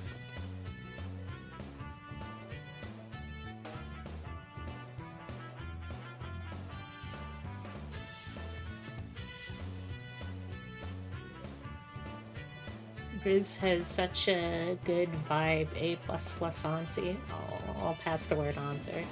Tech support, but B, you said you were scared of technology. I am, and I'm facing my fear. That's how much I believe in the potential of the show. Plus, I mean, Griselda is also pretty tech illiterate, so it's pretty easy to be just like slightly less tech illiterate, I guess.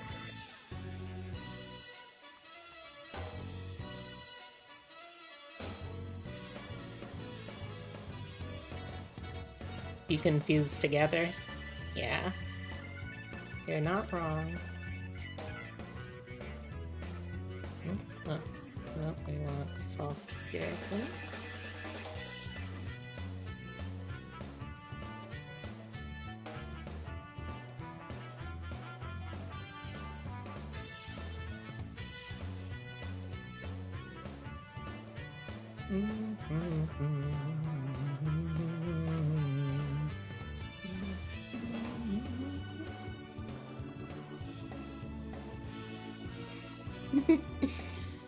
A good vibe among the girls. Don't know what's going on, but we're having a good time.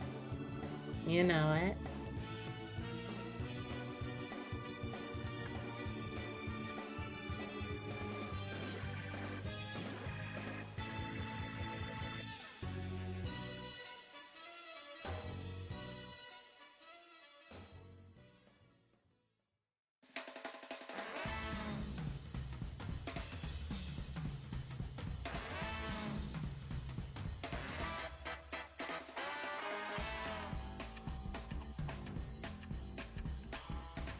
Okay, let's save the progress with the nails.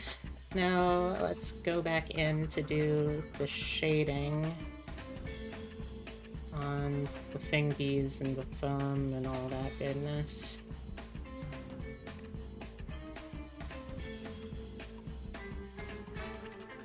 Louise, there's so much rendering that goes into this model.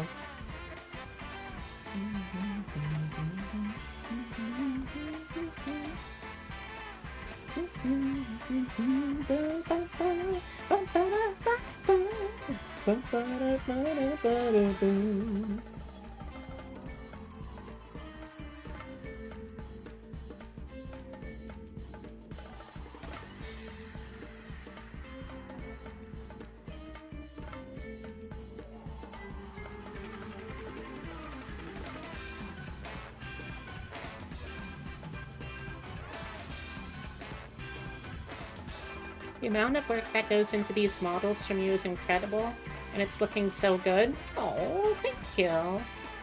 Yeah, I don't know if it's necessarily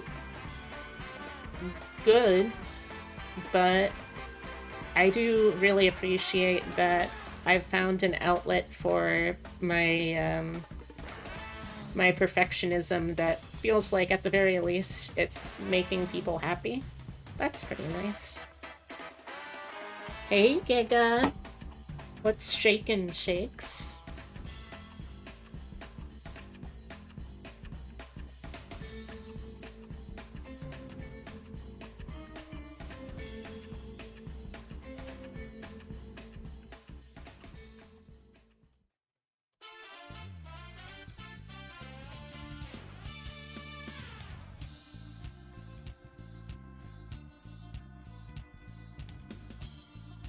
Alright, wrong.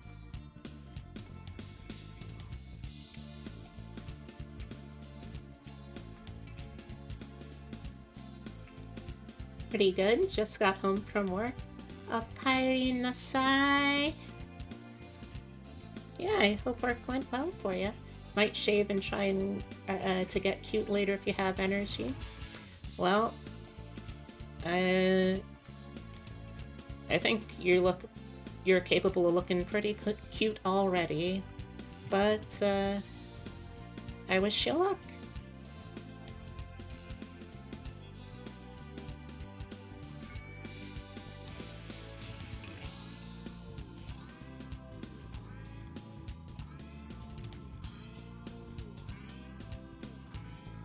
That said, gambatte. I believe in you. Believe in you getting that beardless look.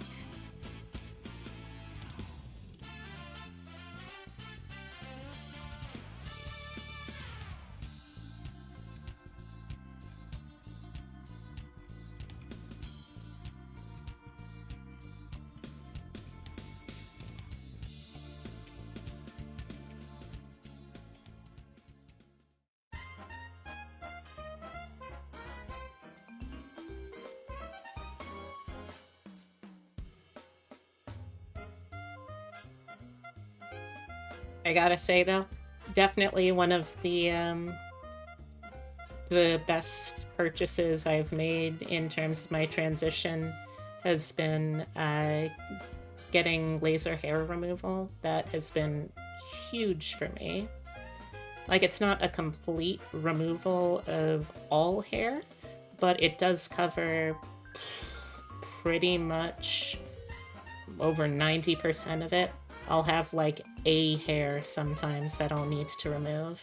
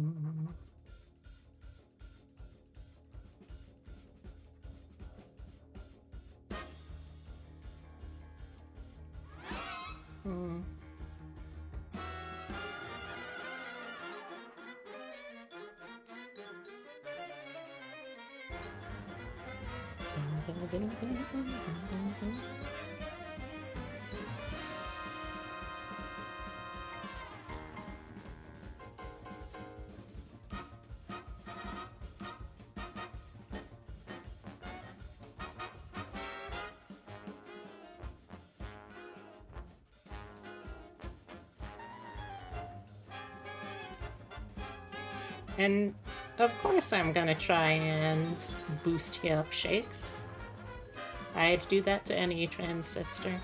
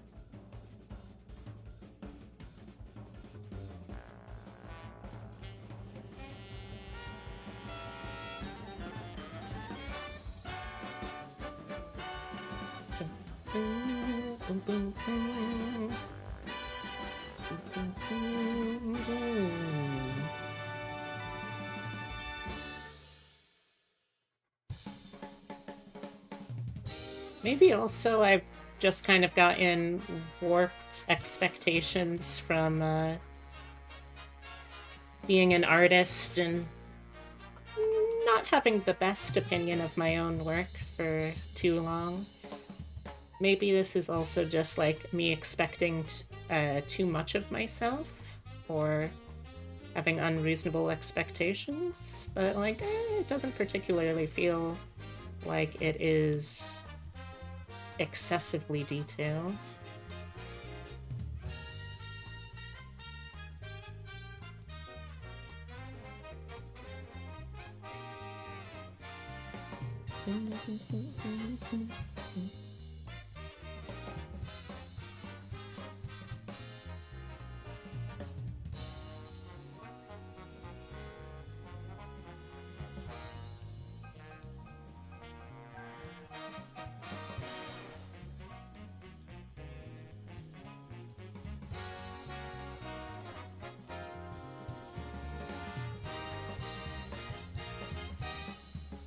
I might have to raise my rates though after this project if I'm gonna continue doing stuff that's this detail oriented though. Like, I'm not gonna ask any more from this commission, especially with how long it takes me. But at least for some stuff, I should probably be more reasonable, I guess, with rates. You're always learning, and I feel you deeply on the not always feeling great about your own art.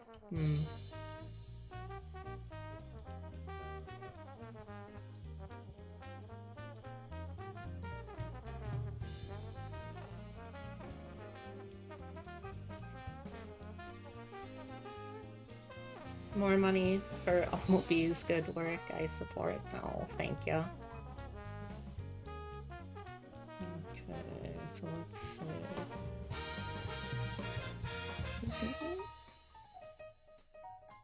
Alright, I think it's about time we added some sleeves to this baboy.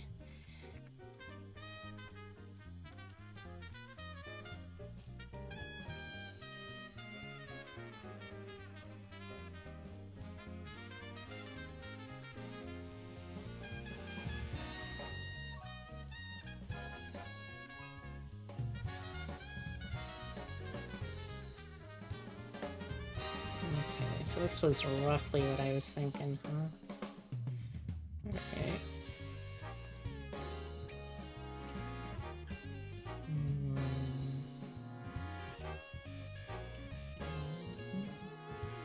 It's tough also because since I'm able to modify things differently once I get into Live 2D, all of the layering and clipping looks really wonky until then.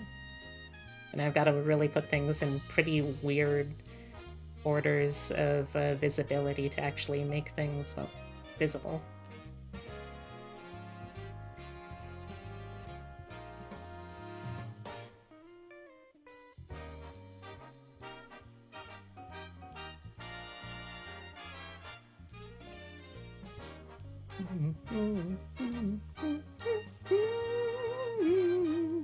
Trombone solo, always welcome. Hell yeah. I've always said I am a slut for any kind of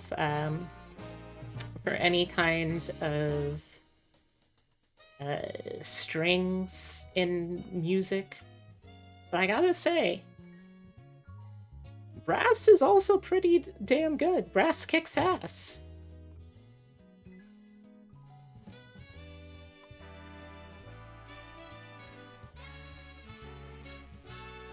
You can't even comprehend live TD, so you can only imagine. I would say that it's not as scary as it seems, but it is absolutely something that you really need to, like, have someone holding your hand for, you know?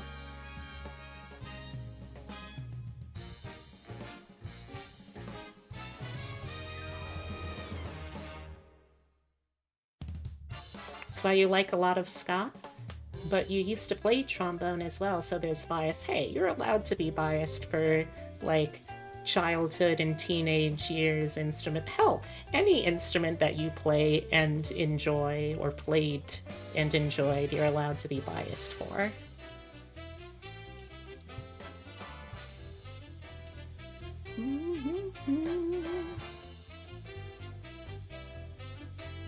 You were a clarinet kid? Nice, nice. I never actually was able to learn an instrument.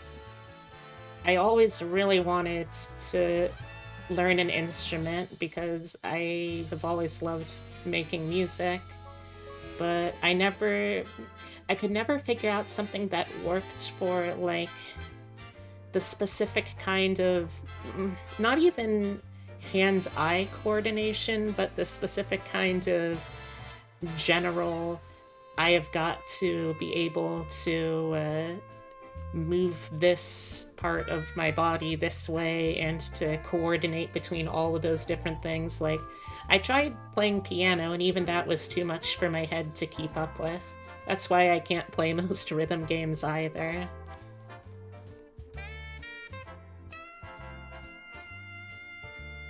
Like, my brain just can't really keep up with moving all those different parts of my body at once.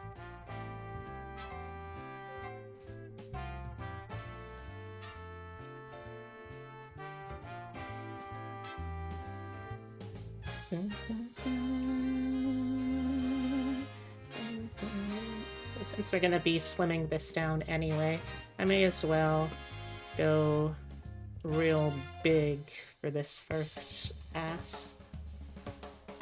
That's why I ended up being so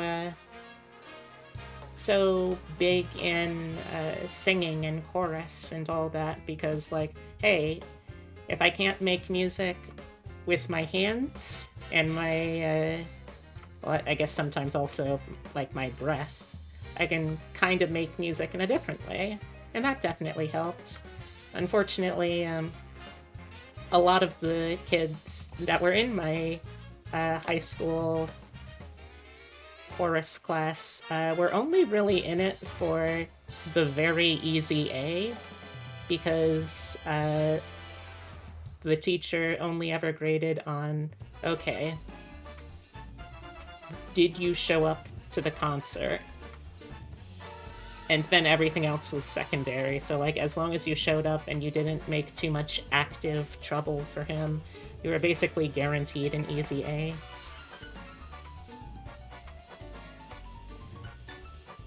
Which always sucked, because sometimes it felt like I was one of the only people in my entire section that actually cared about singing and sounding nice singing.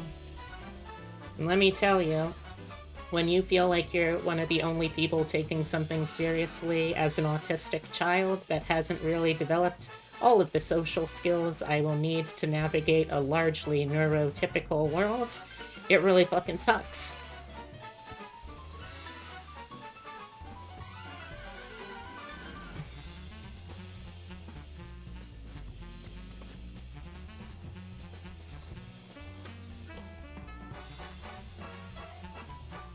Yeah, you get it.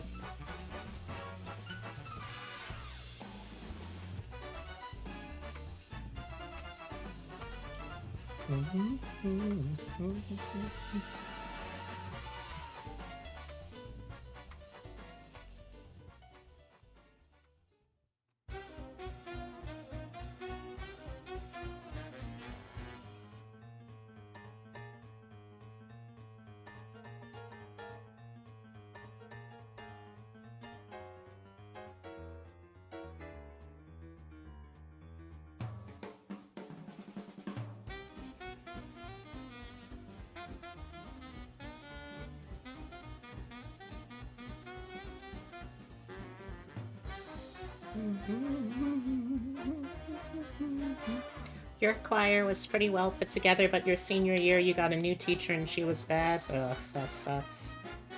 Yeah, you feel like in your high school it was really similar for all the arts, and it's unfortunate. I feel, yeah.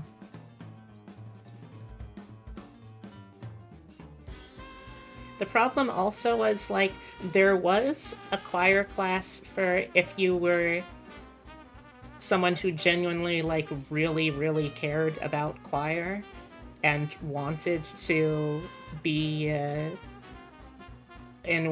like, competition level singer with people. The problem is that was audition based, and I was never able to get in because the song that we had to sing for audition was the national anthem, and I could never hit the notes that I needed to for that song. Like, other songs, I did freaking phenomenally, but when it came to the national anthem, for some reason, I just always choked. So I was never able to get into the choir for the kids who actually cared about singing nice. The U.S. national anthem is a notorious difficult song. I was in the baritone bass section in high school. I'm sure that's not totally still obvious now, still, with even with any voice training I've done. But, like, I could just not for the life of me get into the high notes when I have to hit "and the rocket's red glare" without flipping into a really terrible falsetto. So like I'm fairly sure that is always what got me. Like, I was fine in the technical examination, I could keep pitch, I was on rhythm, but when it came to the national anthem, "the rocket's red glare" fucking killed me every single year.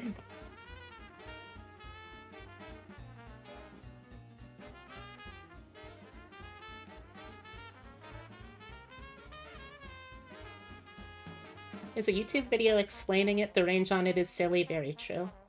Hey, friendo, you're sorry you disconnected. Your power went out. Hey, that's alright. Are you okay, though? Your power went out, and, like, most parts of the country are a lot colder than they should be right now, so are you okay?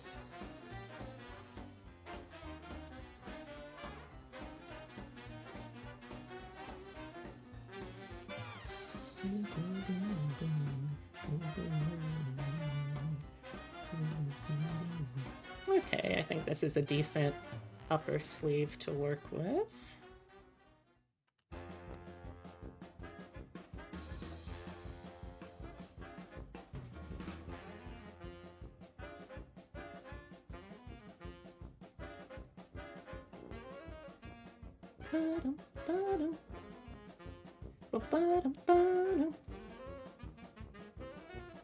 Set up a hamster wheel for you and you will power your home. Aww.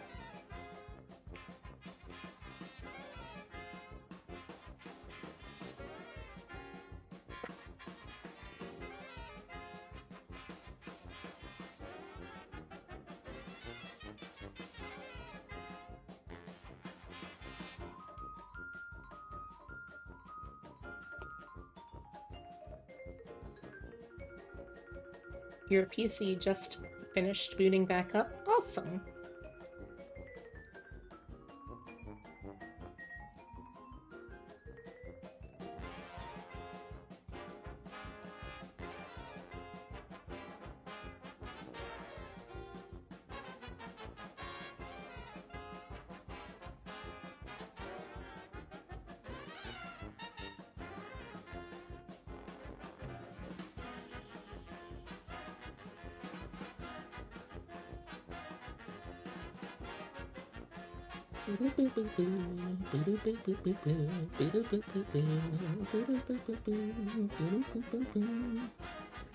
Okay.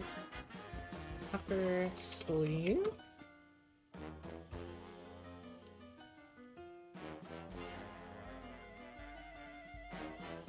Goblin-powered energy for you mad lads who love that green energy. A bit too much. A bit too much? What could you possibly be talking about? How would one love it too much?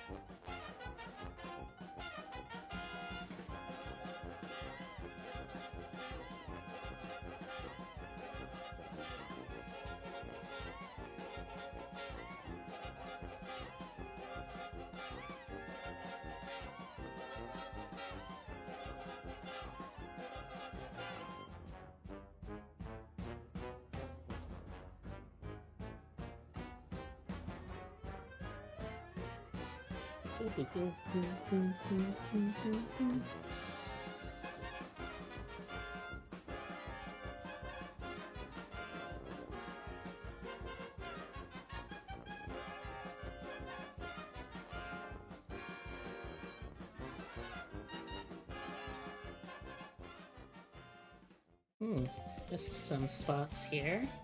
Gonna have to go back in to clean that up.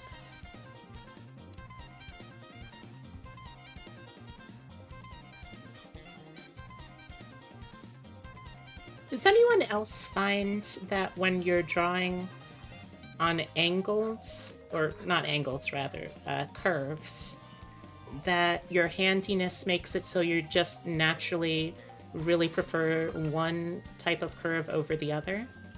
Like, I can do curves that go up and to the left fine, but curves... Well, curves to the left, but curves to the right are really difficult. So I usually end up flipping around. Alright, yeah, let's fix this real quick.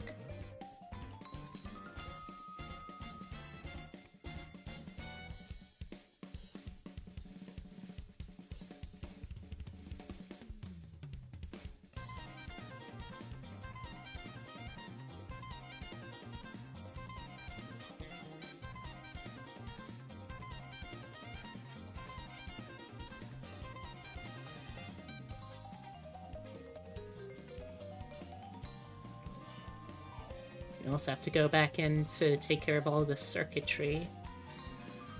That's gonna be, in and of itself, another little thing.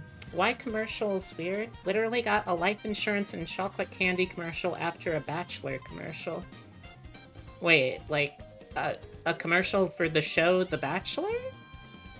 Is that still running?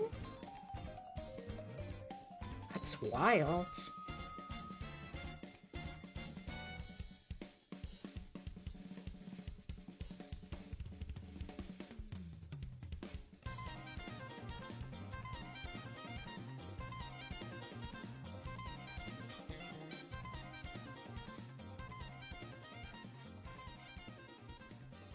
Alright, let's do the lower sleeve now before we come back to doing the lining for the upper sleeve.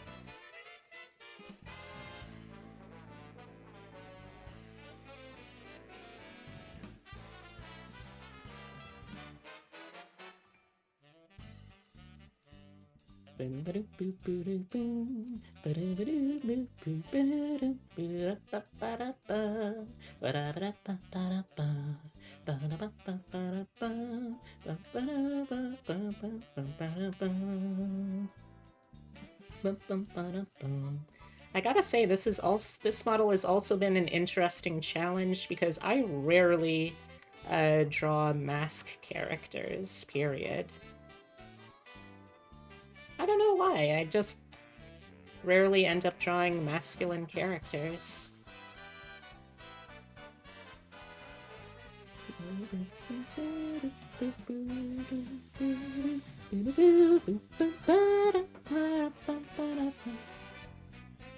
Last one was for Trojan. Oh, that paints a very interesting picture, I gotta say. Like, the kind of person that gets narrow demographic targeted for ads about life insurance, chocolate candy, Bachelor, and condoms. That's a very specific kind of person, you know?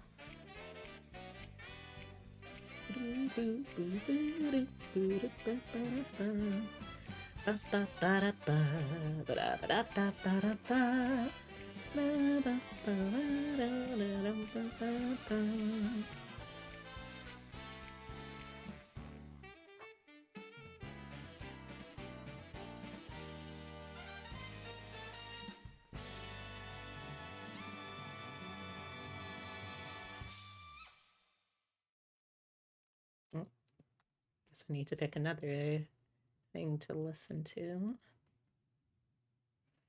Ooh,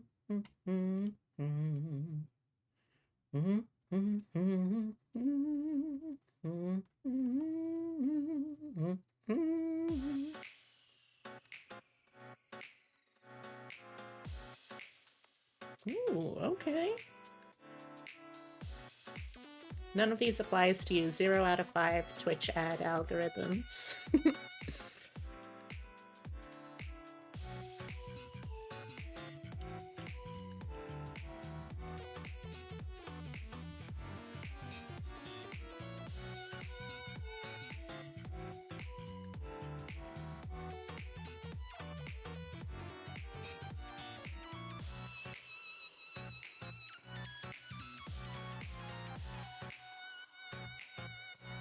Okay, now that I have a general shape, let's tighten it up.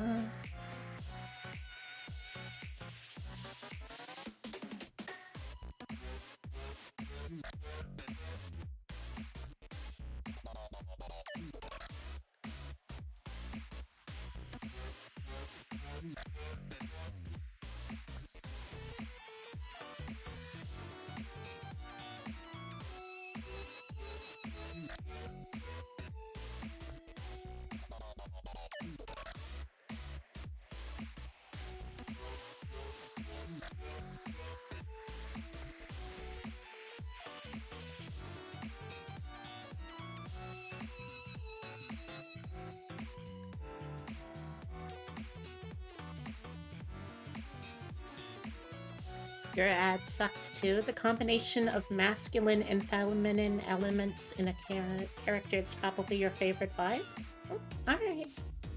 Thanks for the lyric, Jar. You're a pansexual widower who decides to stay single now and hates mint. The chocolates were York brand. Wow, that is, that's entertainingly wrong at that point, widow. At that point, Cragwald. I don't know why I wanted to call you widower. That feels very rude.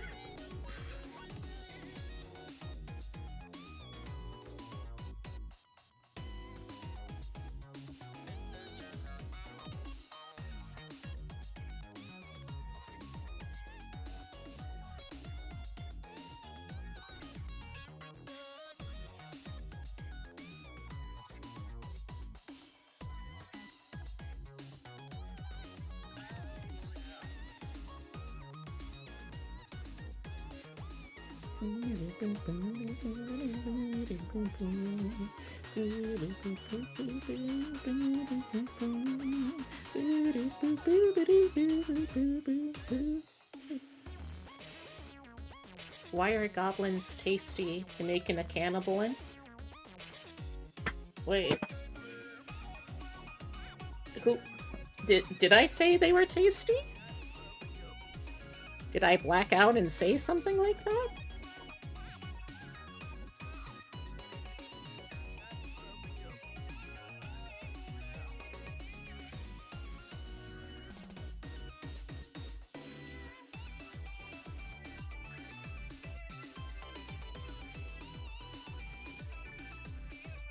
Everything is meat.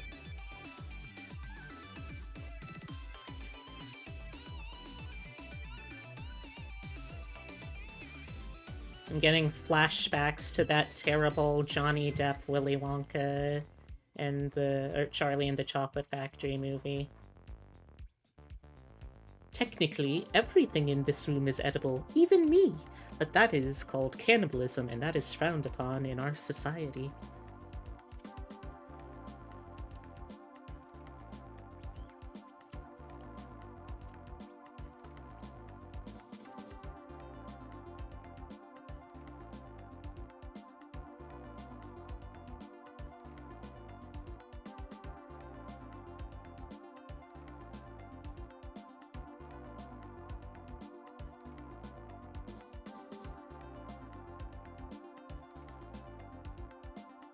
Green Goblin energy is the tastiest kind.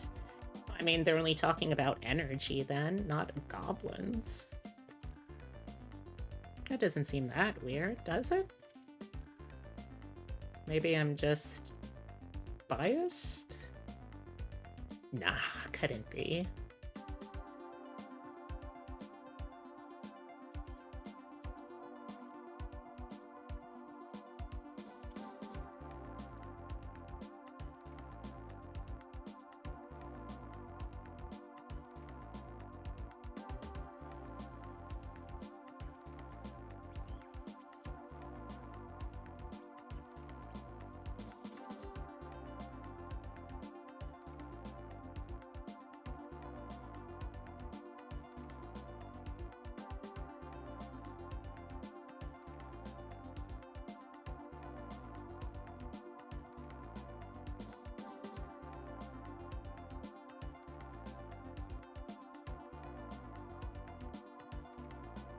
Also, I agree with you on that one, Shakes, about mixing typical gender traits together.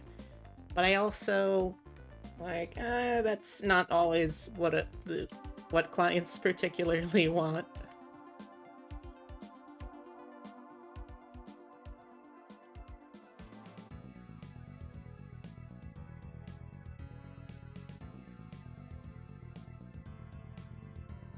Plus, like, I should try to draw more outside of my usual comfort zone.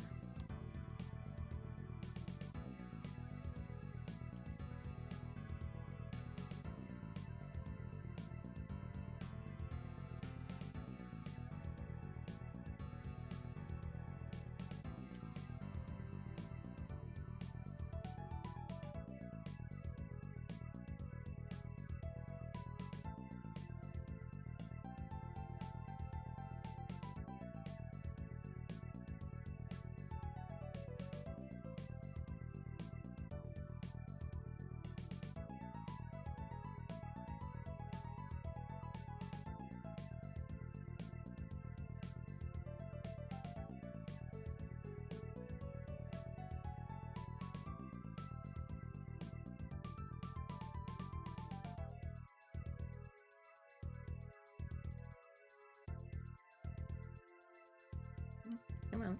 Come on.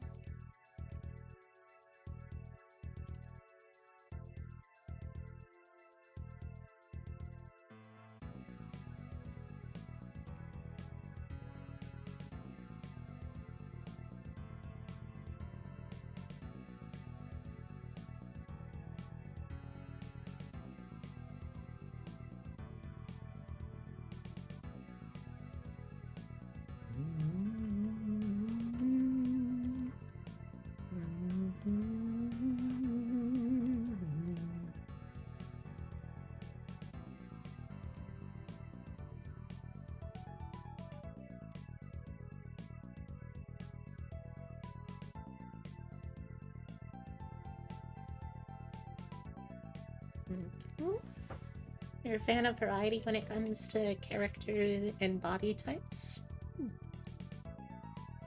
Respectable.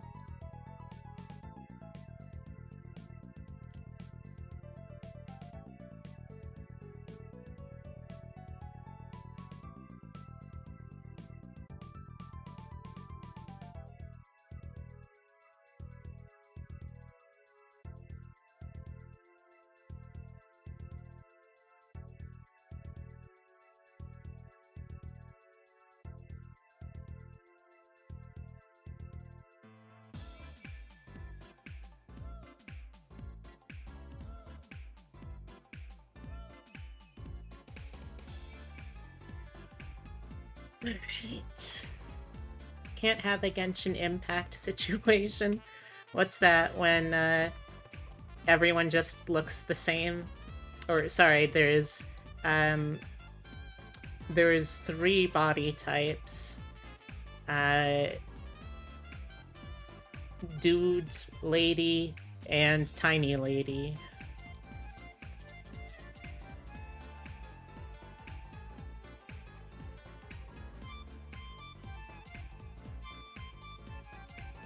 There is no such thing as tiny men, though. They do not exist in the Hoyoverse. They come out of the pussy fully formed.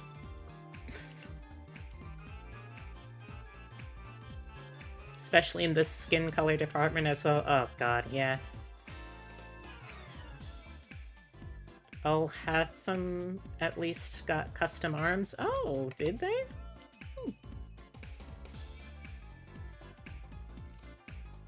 I don't know, I've never actually played the game. I've just seen people watch. Or watched people play.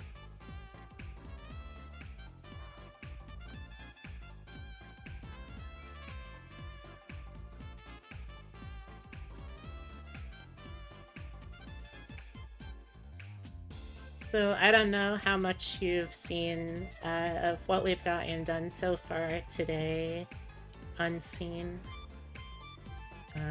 But we mainly muscled while Ito got them noodles and Ito's supposed to be jumbo. Yeah, that always pissed me off. Like, if you're gonna have a character that you're claiming is muscular, you gotta make them look muscular. It's not just to take our word for it. You can't do that.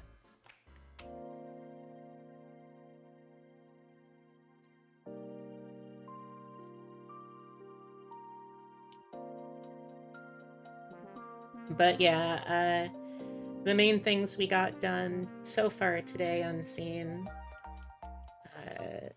has been the hands, the arms. You like how the gloves look, and thanks for adding the nails. No problem.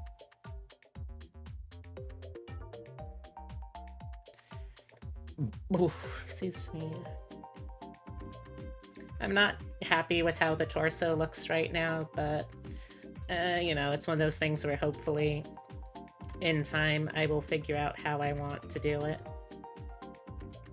We'll see.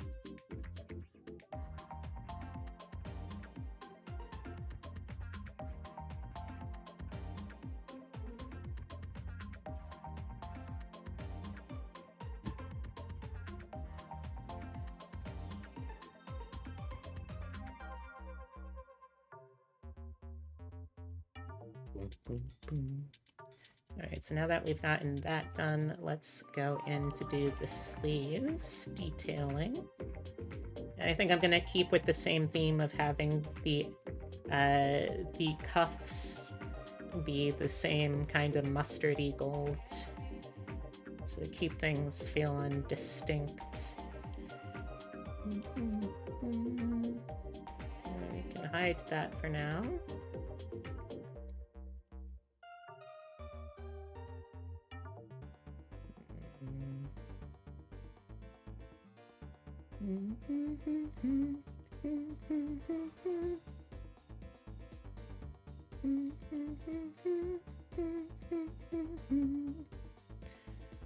Alright.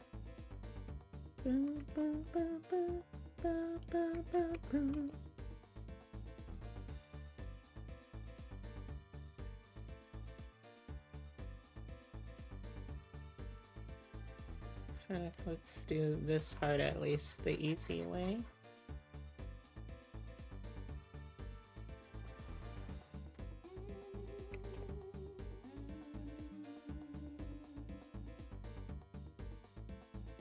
But yeah, you got any notes on what you've seen so far? And don't worry, as I said on the TOS for my commission, which I really need to update that too, if I end up changing the price for something that does not grandfather in anyone, if people want to pay me more after a project's done, I ain't gonna stop then. But no one is required to pay me more after I've started a commission with an agreed upon price. Because that would kind of be a shitty thing to do.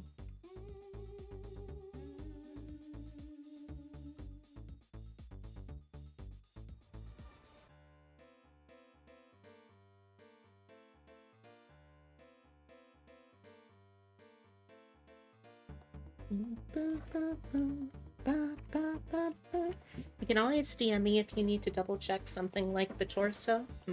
Yeah, it's mainly the pecs. Like, I'm just gonna have to look at some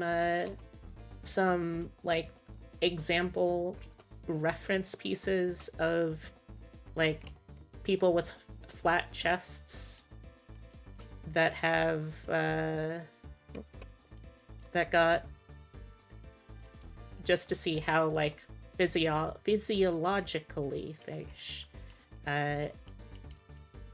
the musculature and bones and stuff are visible.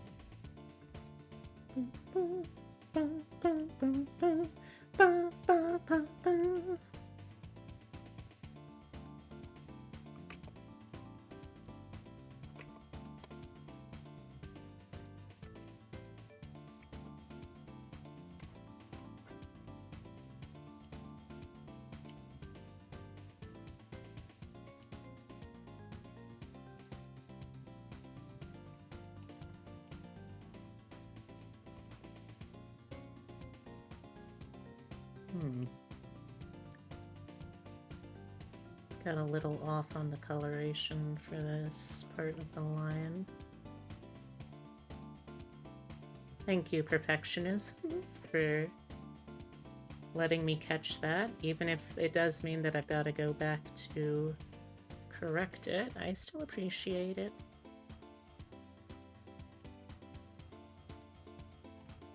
Having perfectionism sometimes feels like having a very anxious person that lives in your head and will sometimes point things out, and you occasionally have to just pat them on the head and be like, thank you, I see that. I'll tell you what, this one I will fix, but it's okay, we don't have to fix everyone. Same as living with anxiety to an extent, you know?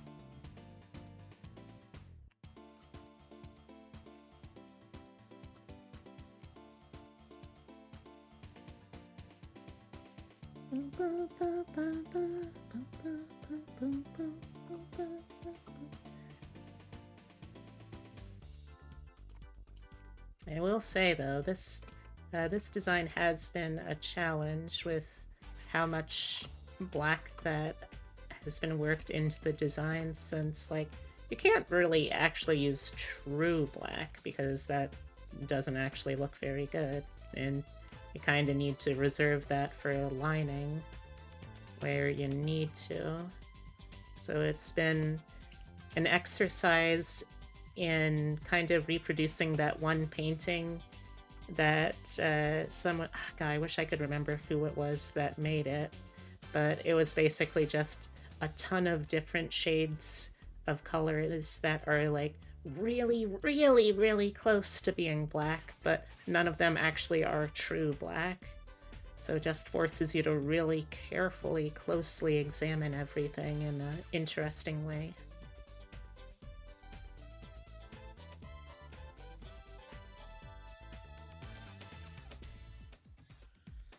It's all a matter of perspective. Started to realize that when we started this, yeah.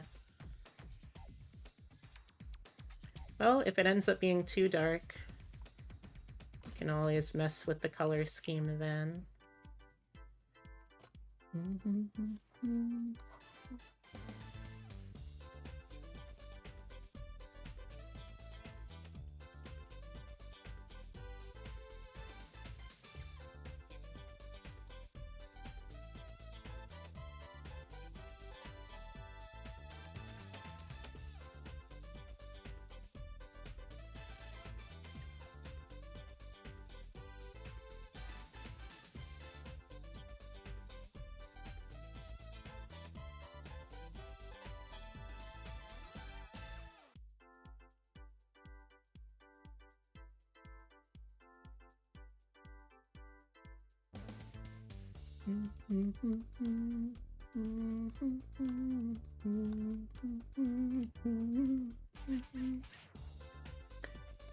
You're trying to go for a Microsoft DOS look or a commands panel.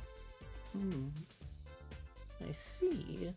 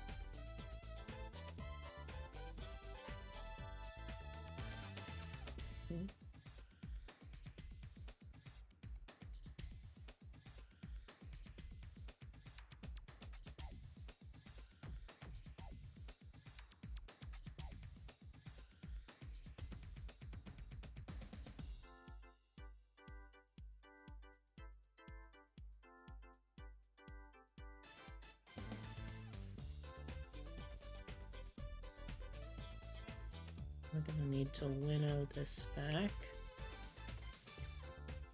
Yeah. Definitely gonna want to do that.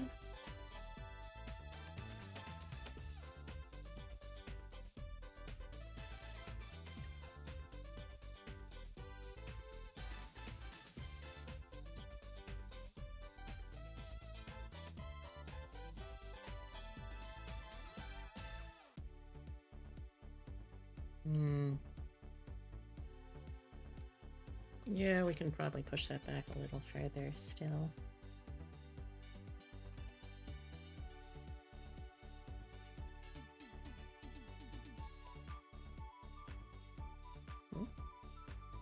Oh, that's the wrong layer. Wrong layer, Kronk!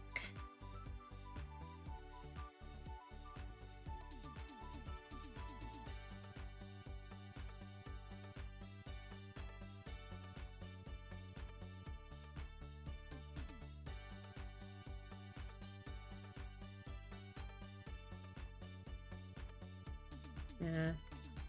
I wish Eartha Kitt was still around for many reasons, but one of them being so I could try and have her record in her Yzma voice, wrong layer!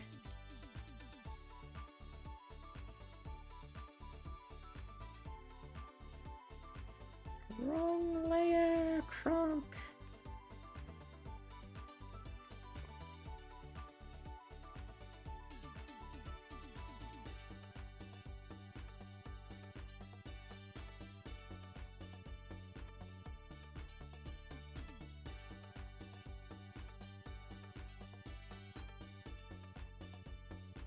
Okay.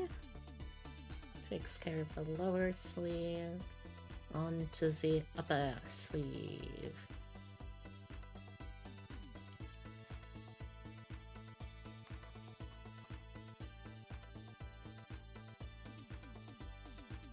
I'm not going to have to worry too much about range of motion for the arms when they're down here like this.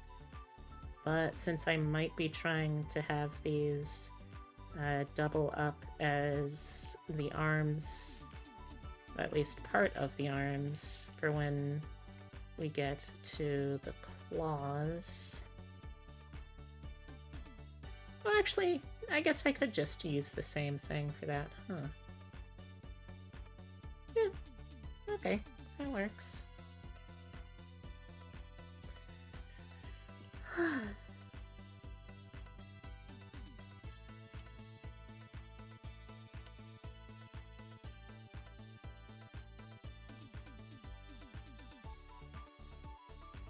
I need to figure out what I'm doing for dinner tonight. Epitome still has plenty of leftovers and will be coming home too late to be able to have a proper dinner with me. So it's gotta be something that's just for me, basically. I do like cooking, but I don't know, it's not as fun when you're just cooking for yourself to me, I guess.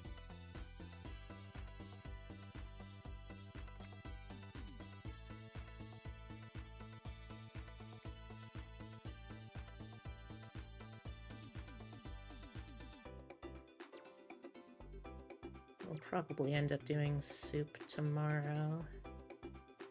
So not soup. I guess I could just make mac and cheese again, that wouldn't be the worst.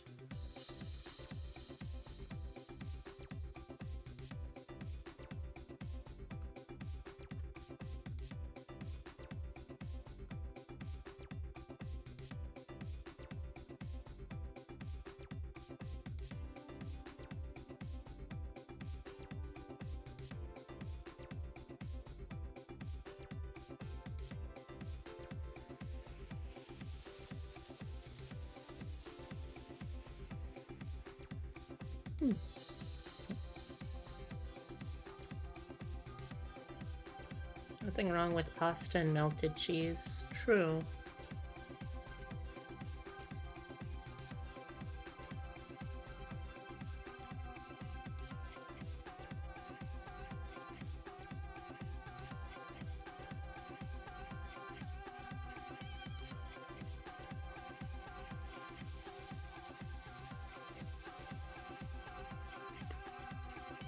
Hmm.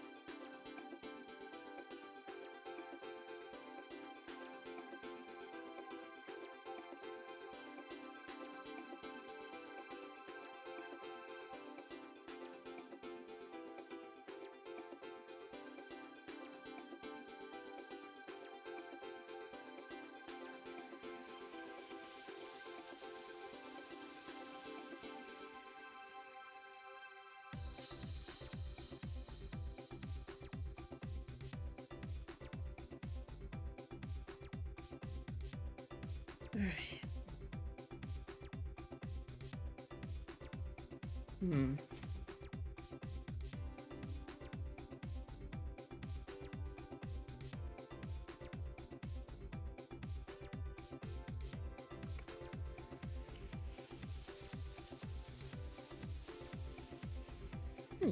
Much better. Oh, come on.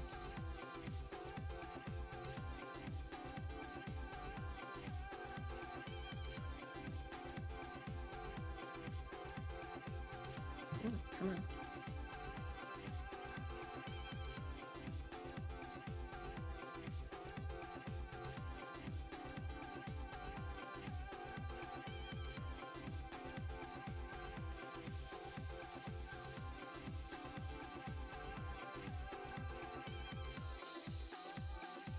There we go.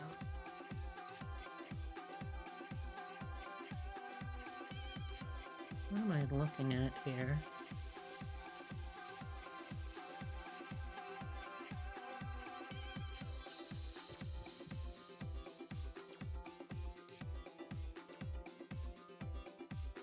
Part of the shading, maybe? Yeah, it's not noticeable enough for me to get too concerned about. By which I mean it's not noticeable at all unless you purposefully zoom all the way in looking for imperfections. So, how about I don't? How about I don't and let myself just live?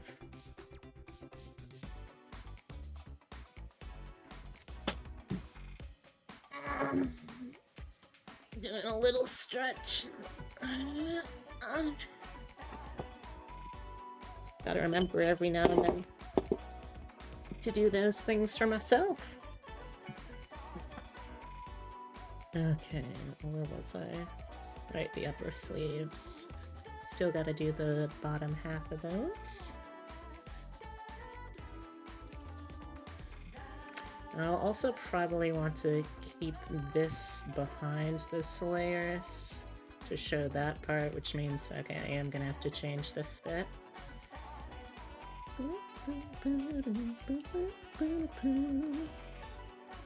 Ow!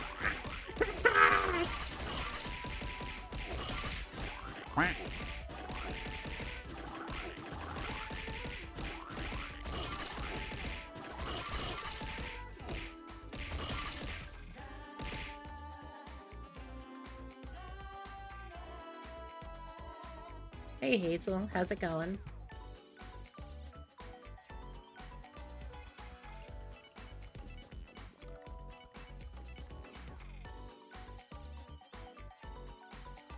Yeah, after a while you get used to it, Shake.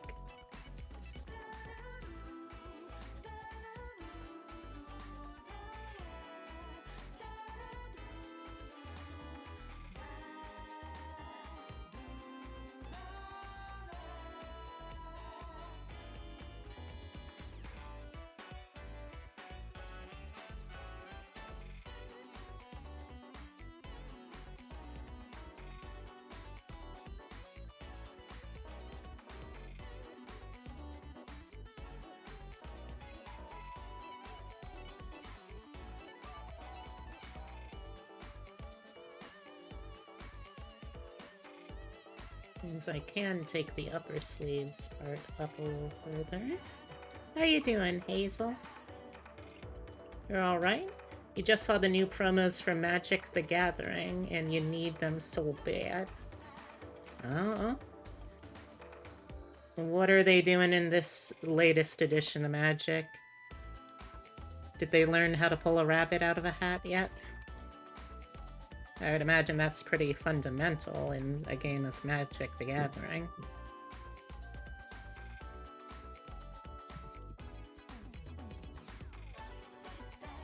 I think the last set I heard about was the Baldur's Gate 3 themed set. Cat and dog themed? Oh?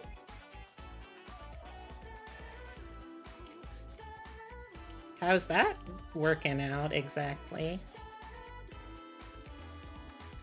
Was more just Baldur's Gate? Huh.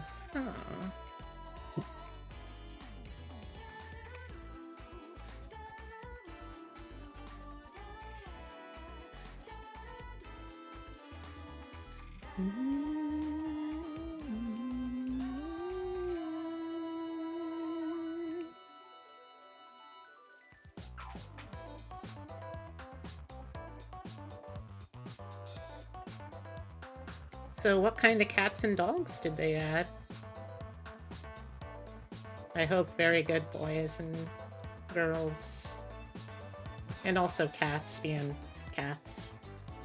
Cats and dogs, you need to get your hands on them soon, TM. Oh, I'm sorry, I didn't realize you had trademarked soon. Now I need to figure out a different way to describe that point in the potential future.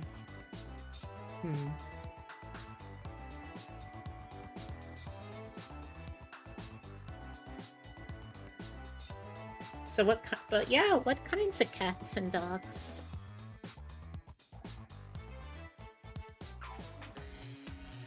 You have to mute the stream? Yeah, sure. Don't worry, I've been told I have that effect on some people with my voice. I had to mute the stream so I couldn't hear myself talk. Anyways, hello. Hello. I said hello to you twice in chat logs. That's acceptable, right? Yeah. Okay, cool. So, can we pause the artwork so we can show chat these cards too? I'm so excited. Sure, let me finish up this sleeve. Okay, because I just ordered them. Hey, it's J-Diggy. Hey, J-Deggy. I just ordered the deck. So what it is, while you're finishing up this, I'll describe it. So, Magic the Gathering, Wizards of the Coast, they put out what are called secret layer decks. Every so often, they've had 6 in the last year and a half. Probably to distract everyone from all of the other things they do. They've been getting better about some things. They got worse, but now they're getting better, but then they're getting worse at the same. Anyway. It's a complicated relationship. It's a complicated and probably abusive relationship they have with their fans, yes. I'm not being abused. It's okay. It's not abuse if you like it. So it's a BDSM relationship for you, or? Yeah, they whip us, we enjoy it. Okay.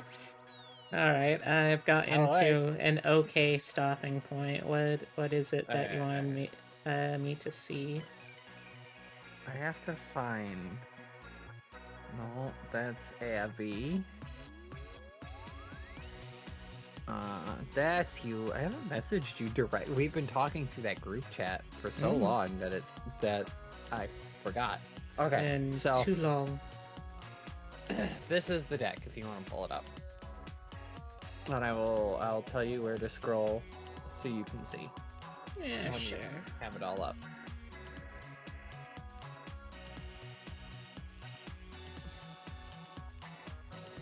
because I think your chat will appreciate this too. They look so cool. Right. If there's any cats and/or dog lovers in this chat, you are gonna fucking love these artworks. They are amazing. The music real quick. Right, you can keep playing the music. It's easier to talk like sound. This. Okay, so what are we looking at here? So if you scroll, so that's some of the arts right there. Okay, all right. So that's some of the arts. If you scroll down to the bottom, they'll let you see the cards specifically. I mean, because that's the artwork. These seem pretty good already. Let's take a look at these. Dog with cat riding. Excellent, excellent. So how this works is So how this works is each card has two sides. They'll have different artwork. So the first two cards that you looked at were the dual sides for Rin and Siri, the Inseparable. Oh. Which that right there is the side that I'm going to be playing. Where he's licking the cat. We're grooming. So these are some of those cards that you can't keep a secret what you drew, huh? Kind of. We play with sleeves. So like they're in sleeve, and you just take them out and flip them over, or you reveal that one at the beginning of the. It's complicated, but yeah, it's a really good card, and I'm super excited for it. Who is this handsome man? That is Jetmir, Nexus of Rebels. He is a cat demon and leader of the Cabaretti, essentially mob family. It's a whole story that we can get into after if you want. Okay, but is he single? He might be. So you're saying there's a chance? Yeah. Hell yeah. So that's one side. That's his cat side because he's got kitty cat. Oh. And on the other side, that's his dogs. Oh, I like the masquerade stick thing. That's nice. I can explain. I can explain all of that. Oh, I love this outfit. That is Jenny Faye. She is the second. Her name's Jenny Faye Jetmir second. So she's like the right hand to the mob boss, essentially. I agree, Gyarus.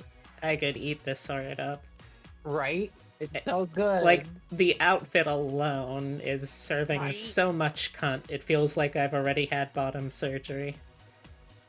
I can't. I love her so much. Jenny Faye is a great card.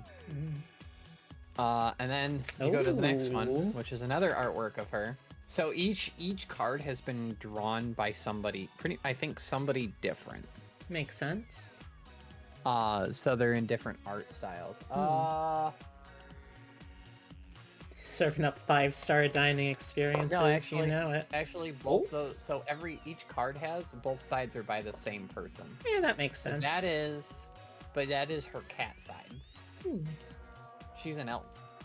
Now we've got some very good dogs. Yep.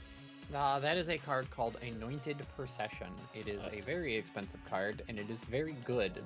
The next photo after it is also the same card. It's the back side of the card. Is this a cat splitting off, reproducing by through osmosis, basically? Yeah.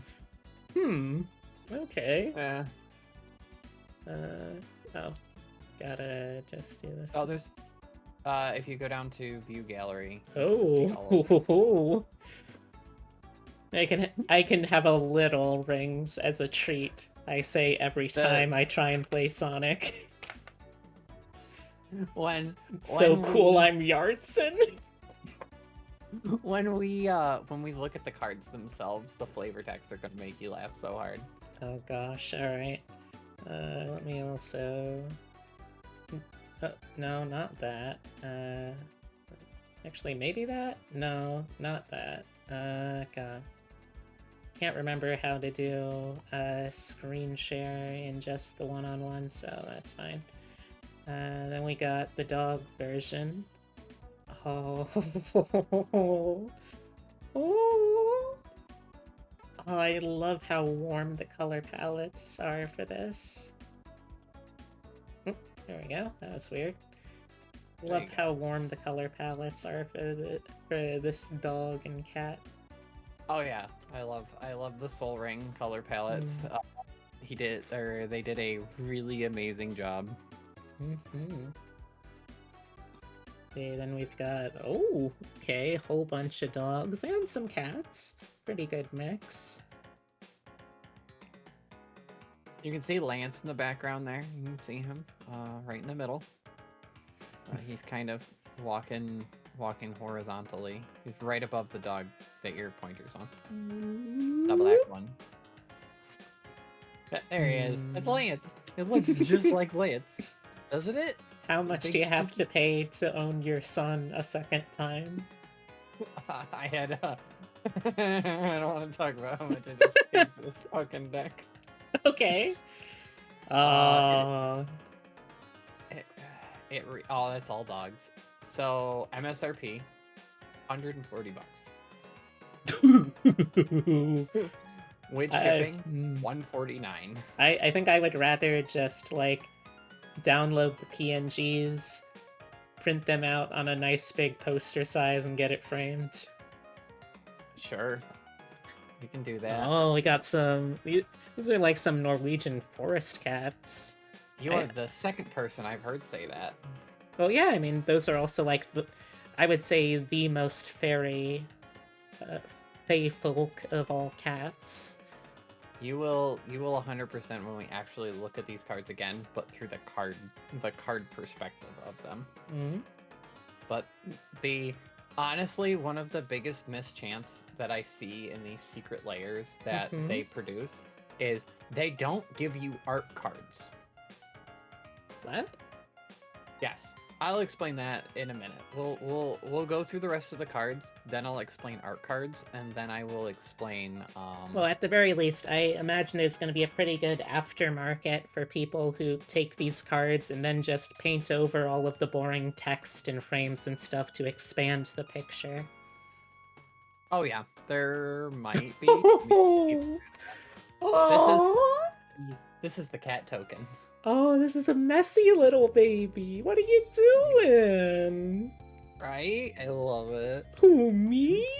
Look at it smiling. Look at it smile. I love that card. Oh, did you find a knife? Did you find Mommy's knife? No. Oh yeah. Gosh. So I'm so excited. That's great. I spent a lot of money on this deck, but like in the grand scheme of it, actually this is fairly cheap considering, because this is like 112 cards, plus the tokens, and I spent $150 for it. I dropped $60 on a single card last night. Yikes. Yeah. Well, this is my main hobby. This is what I spend all my money on. So like, right. Now let's try and find some flavor text here, ignoring all this boring gameplay text. Who needs to know that? So if you scroll through, Rafine, Xander, Falco, Ziatora, and Jetmir. Heel. That's the name of all the dogs. Oh yeah, but which one's which? How will we find out? I have no idea which one's which. What do you think, chat? I think this looks like a Ziatora to me. Probably Xander. Yeah, the little Jetmir and Falco. Definitely be Xander. Oh shit, you're right. That is very good. The big one needs to be Ziatora, the one in the front. Because Ziatora is a giant dragon. Oh, all right. And the flip side, Mr. Mittens, you would not believe the day I had. Right? It's so good. That is so pretty good. Any poodles? Yeah, there were some poodles. Yeah, I think the last card had a poodle in it. Yeah, I would call that a poodle. Like the way its fur is shaded is a little ambiguous. You could read that as like a dreadlock kind of poodle. I'm pretty sure that's a breed of poodle. Like that might not be a poodle. No, I agree. That looks right to me. Yeah, I'm pretty sure that is a breed of poodle. All right, then we have double the slobber, double the love, and its flip side. Big stretch. What a pretty bauble, thought the cat, extending her paw. Such beauty belongs on the floor. Drop it. Drop it. Oh, you get to see the full the concept of the big mass animals now. So the plains is, you know, it's a white manosaurus. It's but it's got all the animals on it. It really makes sense because they're all playing and sleeping in a plains. It's cute. But then why is the mountain only dogs? Because dogs play in the mountains. They're mountain dogs. Oh yeah. They're playing in the streams, in the water, and they're doing their agility. Surely there are some red mana cost cats, aren't there? Or is that exclusively for the dogs?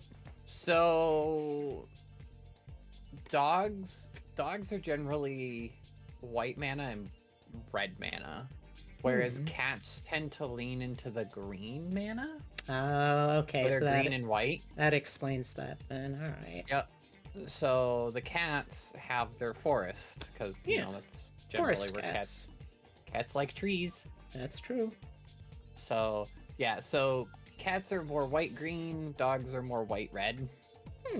Like I said, there is some crossover. Like I'm sure there's a red cat. I'm sure there's a green dog. Oh yeah, there is a green dog. That's my move. They're good doggos. So yeah, this deck was an absolute fucking amazing purchase. I saw it leaked like a month ago.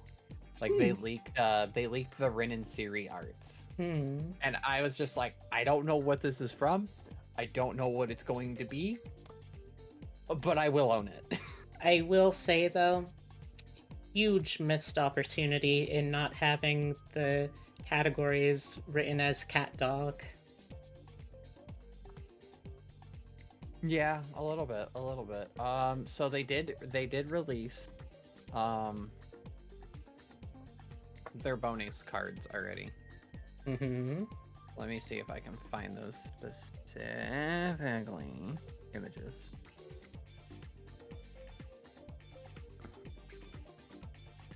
I mean, they're no better than the pictures that I took. What the fuck? Okay, whatever.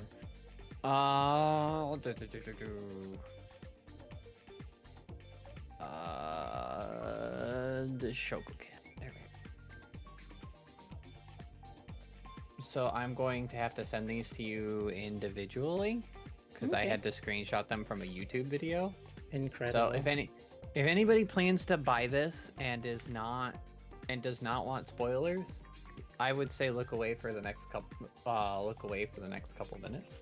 But like, if you don't care and just want to see the artwork, go right ahead. So these are the 2 bonus cards that you get in your box. So every secret layer comes with like a bonus card, like a secret card that they don't reveal until you get the box. Ooh. But this set was released. This set was shown on a pre-game of a group of people named Elder Dragon Hijinks. This was Olivia. She is a big name in the Magic community. Her husband is, her boyfriend, fiance, relationship labeled complicated. Is like Magic Pro Tour winner. Like he's big name in Magic. But this is 9 lives. It's the bonus cat card. It is foil. You can't really see the foiling in this picture, but it is a absolute stunning foil. It's like super glitter. I really like the sort of they're going for a very Japanese woodblock inspired look here, and I'm a big fan. The fire actually glitters. It's really nice. It is a super nice foil, and I absolutely love the colorings being able to like glitter versus just that normal foil look. So that is the cat bonus. Now if you wanna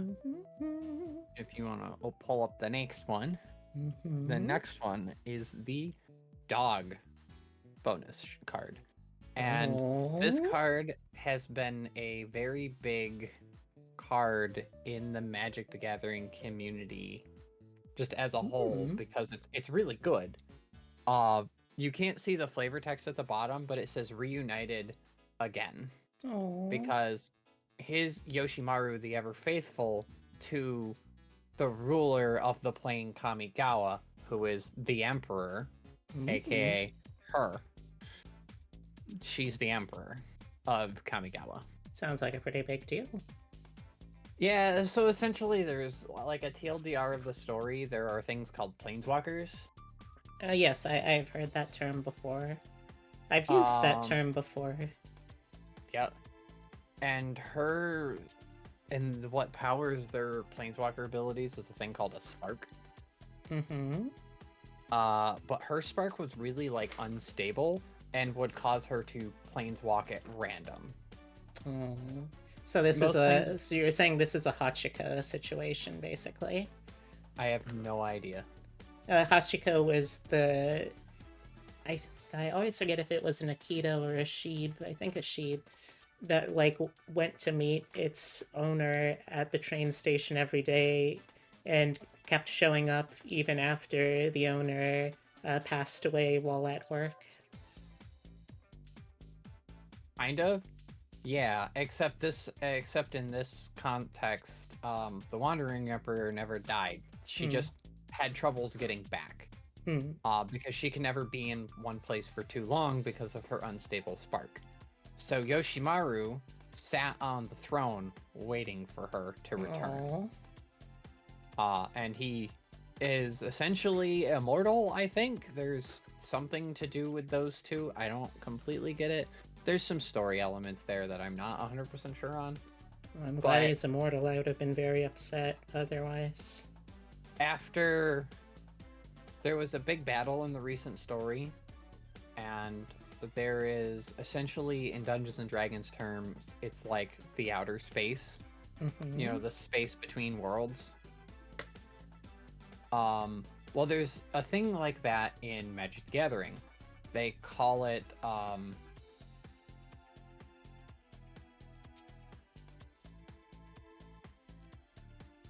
fuck, what do they call it? I wish I could tell you. I had the name and my brain went off. It turned off for a second. But anyways, so what happened is they detonated a plane-ending weapon, essentially a ultimate weapon, in this between area. And it caused a lot of the planeswalkers to lose their spark. So what this means for the Wandering Emperor is she no longer has a spark. Have no problem. Thanks for watching. So now she doesn't randomly planeswalk all over the place. So she is back on Kamigawa for good. Oh, that's nice. So not only does this artwork show a bit of the story of what is now happening on Kamigawa, because we haven't been back to Kamigawa since the Silax exploded.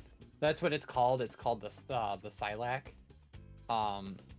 It's essentially, like I said, it's a world-ending weapon. There is reasons for it existing.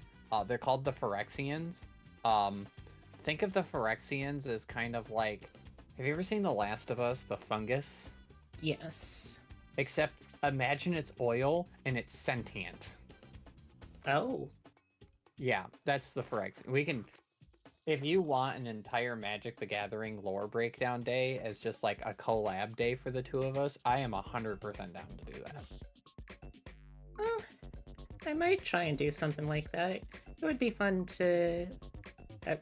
an idea that a friend got a while ago, and I don't know if they've continued doing anything with it, was just a special interest-based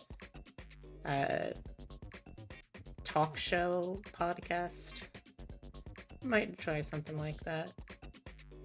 I'd be down. I would love to come on here and explain and explain the lore of Magic the Gathering.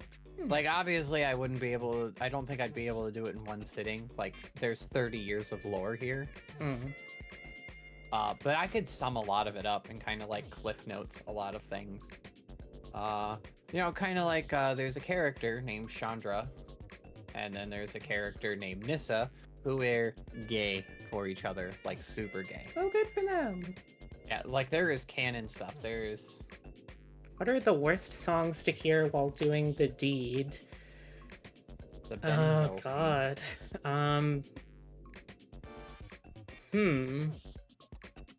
It's a tough one.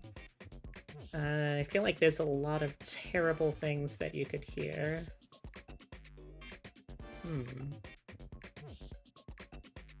Are we counting meme songs or just regular songs? Hard to say. Because if we're talking like meme songs too, I could think of a couple. Like Doing Your Mom by Ray Williams Johnson, or Your Favorite Martians. What's up, Pussycat? Oh, that'd be an interesting. Like, if your partner asked to put on a song, what would be the worst choice, like, feasibly? I think realistically, the worst choice that might actually come up in my personal love life would be the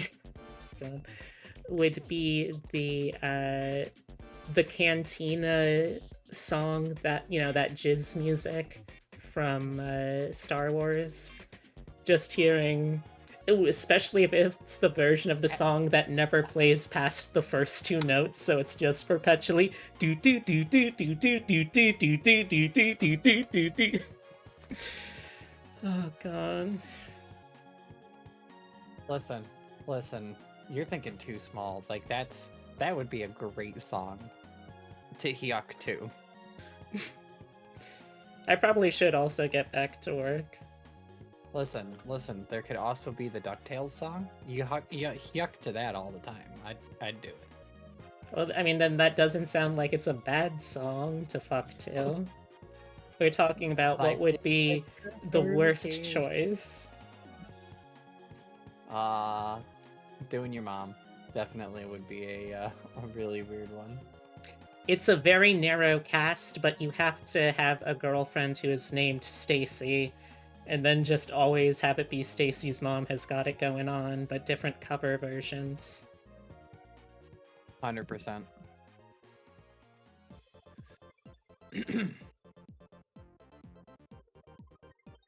Oh, so anyways, I will explain. I will do it, like, if you're okay with it, I will explain. You don't need to pull anything up or anything, but I will explain the Streets of New Capenna lore to you if you want. So, first off, there are 5 crime families. This is the lore of the Catman, right? He's one of the people of the 5 families. Okay. I'm just kind of setting up the plane for you, or the world. Because Magic the Gathering has planes, which are another word for their worlds. And the one that we're on is called Capenna. And the set was called Streets of New Capenna. It is a very like 1920s kind of vibe to it. So that's, you know, very Prohibition era, 1920s kind of thing. I am not skipping this ad because we are no longer looking at the artwork. So if you want to hear all of this lore uninterrupted, make sure to like, comment, and subscribe. I think it's mostly just subscribe. Yeah, I guess. Or get an ad blocker. Ad blockers I'm also very in favor of. Absolutely. So you have a very base knowledge of Magic the Gathering, right? I know it's a card game. I know that there are planeswalkers, and loosely their whole deal. I know that there's a lot of crossovers with D&D. Let's see, what else do I know? Do you know about the 5 colors of mana? Yes. And they're all tied to different lands. There's black, white, red, green, and blue, I think. Yep. Black, white, green, blue, red. Okay. So... And if you refuse to... all those things, well, then there's nothing I can do, I guess. No, but anyways, so... There are the 5 colors of mana, and then there's colorless, but whatever. It's completely that's irrelevant. Not white? No, colorless is gray or brown or whatever. I mean, isn't that the definition of white? No, white is white. Don't think about it too hard. Thinking about it too hard is gonna make things worse.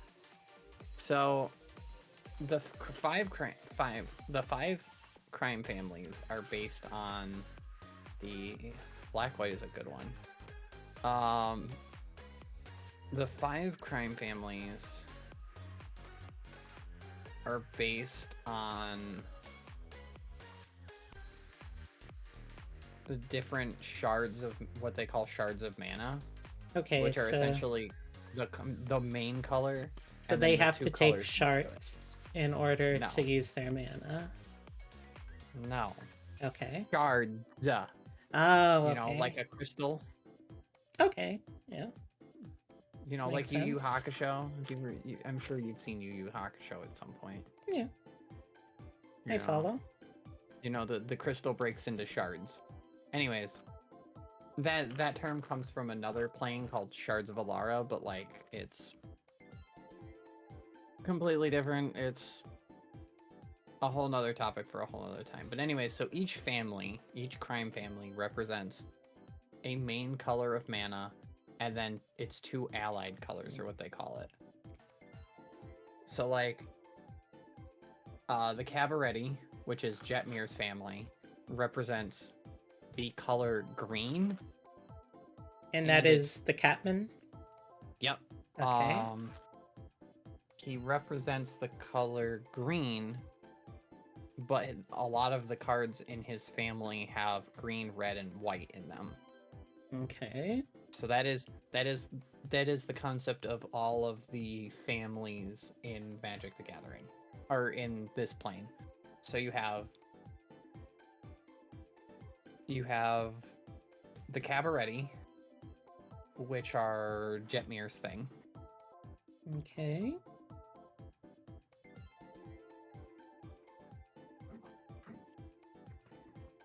I have to pull this up so I don't screw anything up. It's alright.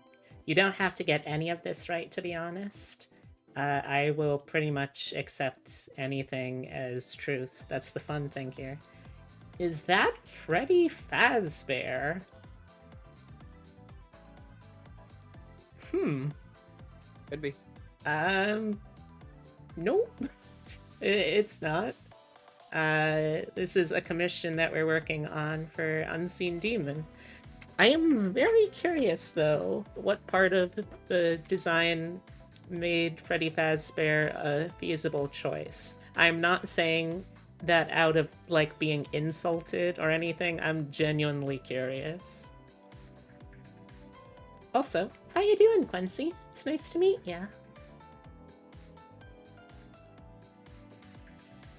Okay, so I gotta do this underneath the jacket layers.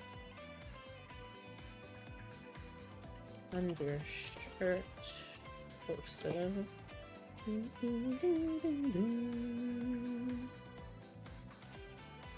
So.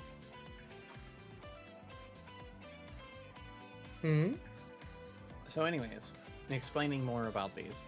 The Cabaretti, which is the one that you care about, is led by the head cat demon, Jetmir. Okay, I'm acquainted with him now. And his adopted daughter, Jenny Faye. Okay. Uh, It's a family that he keeps in the family. That's cute. Yeah, that's his adopted daughter. And their whole thing, they're like the socialites of New Capenna. They deal with a lot of like they feel the celebrations. They like parties. They're all about celebrating. They just, can I help you? Hmm? Oh, is this Lance? Yes, he's come to say hello. Lance, But that for is- those who weren't in the loop, is Hazel's pupper. He is a very handsome sneaky doggo. And stinky. How much would you cost to make Freddy Fazbear in the Fortnite Battle Pass? I mean, it would probably have to be a pretty big amount because I'm a 2D artist, and last time I checked, like, there's definitely been a lot of characters from 2D media in Fortnite. Last I checked, though, it was pretty much exclusively 3D. So I would have to actually learn how that works first, which that would probably take a while. I don't know. Maybe. Plus it's Epic, so like they have the money to pay you. All right. In that case, let's say 30K. There you go. That seems reasonable Go to big me. numbers. Go big numbers. Oh, Go okay, 75K. 50K. Oh, 75? Sure, why not? I think 75. Yeah, they could afford it. 1 mil? Yeah, we could probably. Whoa. I mean, they probably could, but whoa. Anyways, so I can get into Jetmir specifically afterwards, but I'm just explaining the crime families real quick. Okay. There's a 2D drawing of him in the Battle Pass. What? So I've never seen or played Fortnite, so I have no idea what a Battle Pass is. What exactly is that? But in the meantime, go on, Hazel. It's the same thing as a lot of games. Battle passes, you level them up and you get rewards. I don't think I've ever seen that, but okay. It's in a lot of games. So there's sounds fake, but okay. There's the brokers who are run by a bird demon named Falco Spara. Falco Lombardi. No, Falco Spara. That's what I said. Lombardi. What? You're just close enough. Anyways, so they're like the lawyers. Oh god, the worst. They're like the law firm lawyers of New Capenna. They are also believers in a doomsday prophecy. Oh, the worst. Such downers. They're an interesting group of people. They maintain like a public law office. Autism King leaves chat. Oh my gosh, I didn't know that we had a king of the autistics. Yeah. I don't remember voting for a king. Some watery tart going about throwing hyperfixations about is no form of government. I hate it. Anyway. So then there are the Obscura. Do they have anything to do with cameras? Yeah, and then the fact that they hate them. Oh. That is led by a Sphinx demon by the name of Rafine.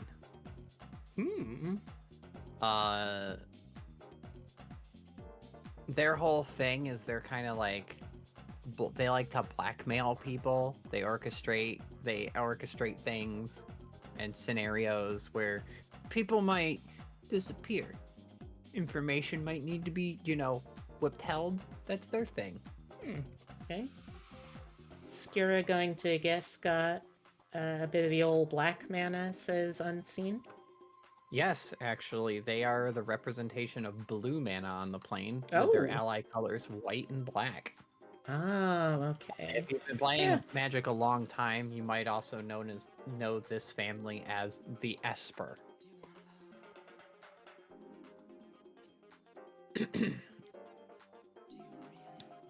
Hey, that's my shees. Yep, they're really cool. They're all about like their main mechanic is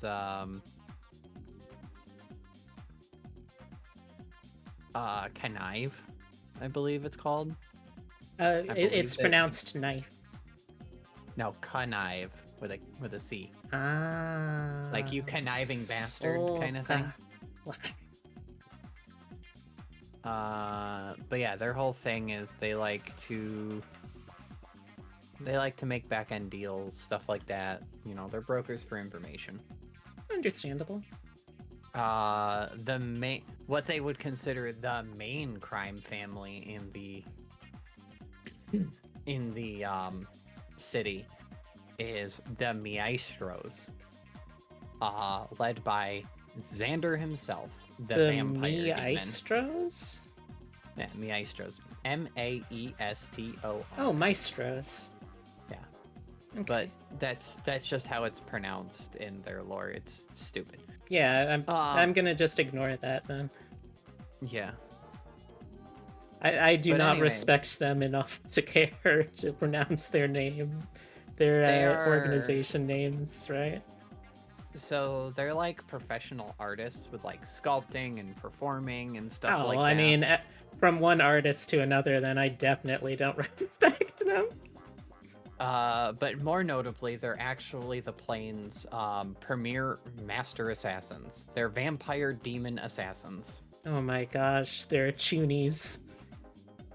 Yeah, they're cool though. It's a cool color combination. They represent they're vampire demons. So I can't wait to bully them. What color do you think? I would say red for blood. No, they're black. Yeah. Grixis, blue, black, and red. Their main color being red. We're about to get to fucking red right here. This is my favorite one of these guys. Ooh. And they represent the most 20s. So they're bootleggers?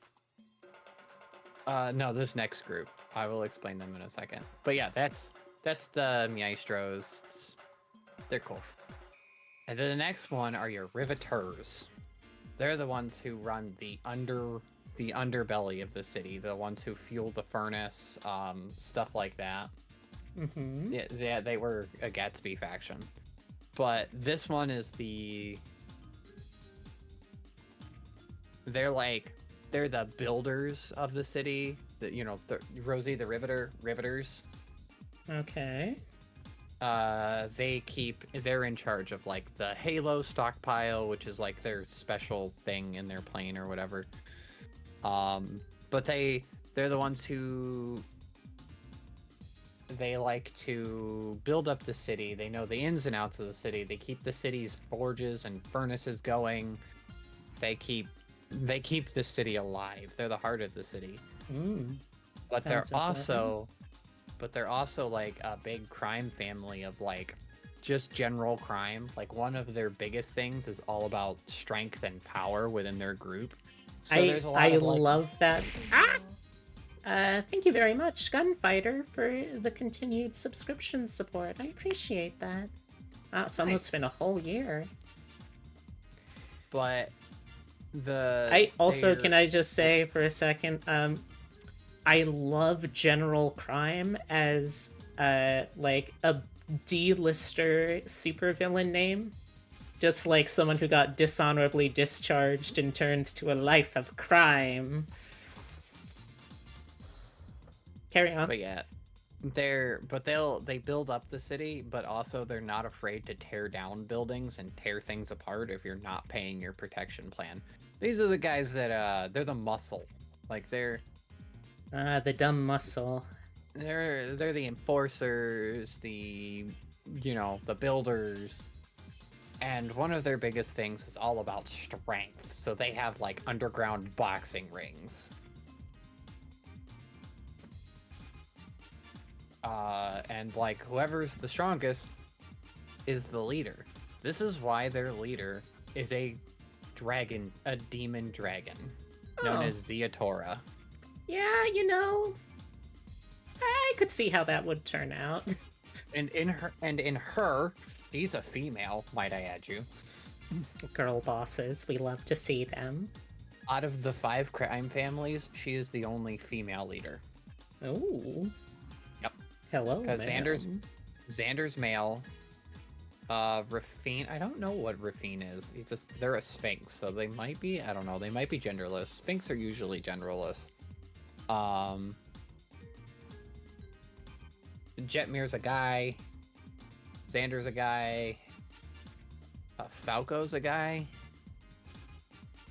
So, but she's not afraid, and anybody who has ever stepped up to her has been incinerated. This is why her full card name is Ziatora the Incinerator. Ooh. She does not take kindly to people trying to step on her toes.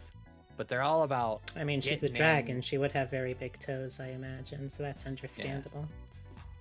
But she's all about getting in, beating people, doing big damage, stuff like that. Getting in, getting beat real fast. But that's the 5 crime families of New Capenna. But your specific one, Jetmir, also known as the grandfather of the Cabaretti. Grandpa! Let's see here. History. Jetmir was the founder and boss of the Cabaretti. Dear gods, please don't make me self-conscious about my toes. Oh, hey, Zira. Ages past, a sect of Leonin druids and Old Capenna. They were masters of the rituals and rite cultists.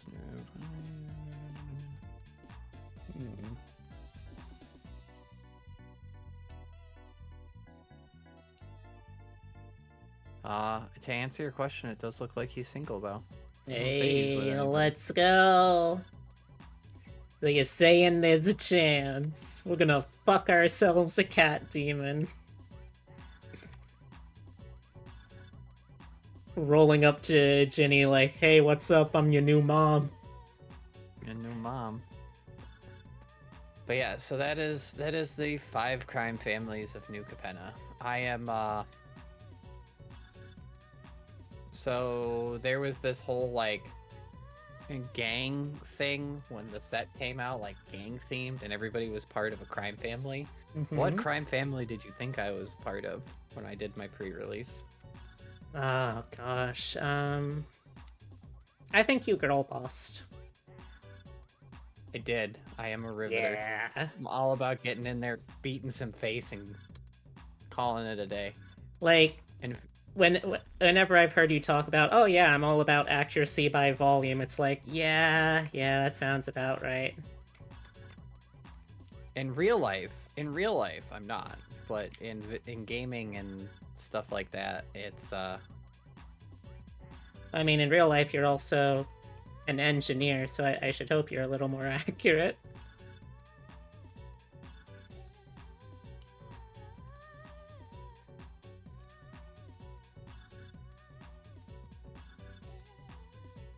Yeah.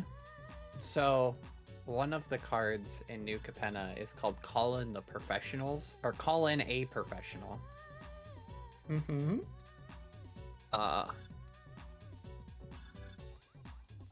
And it is a bread burn spell that just deals burns 3 damage. Bread? Red burn spell. Red. Okay, I heard bread.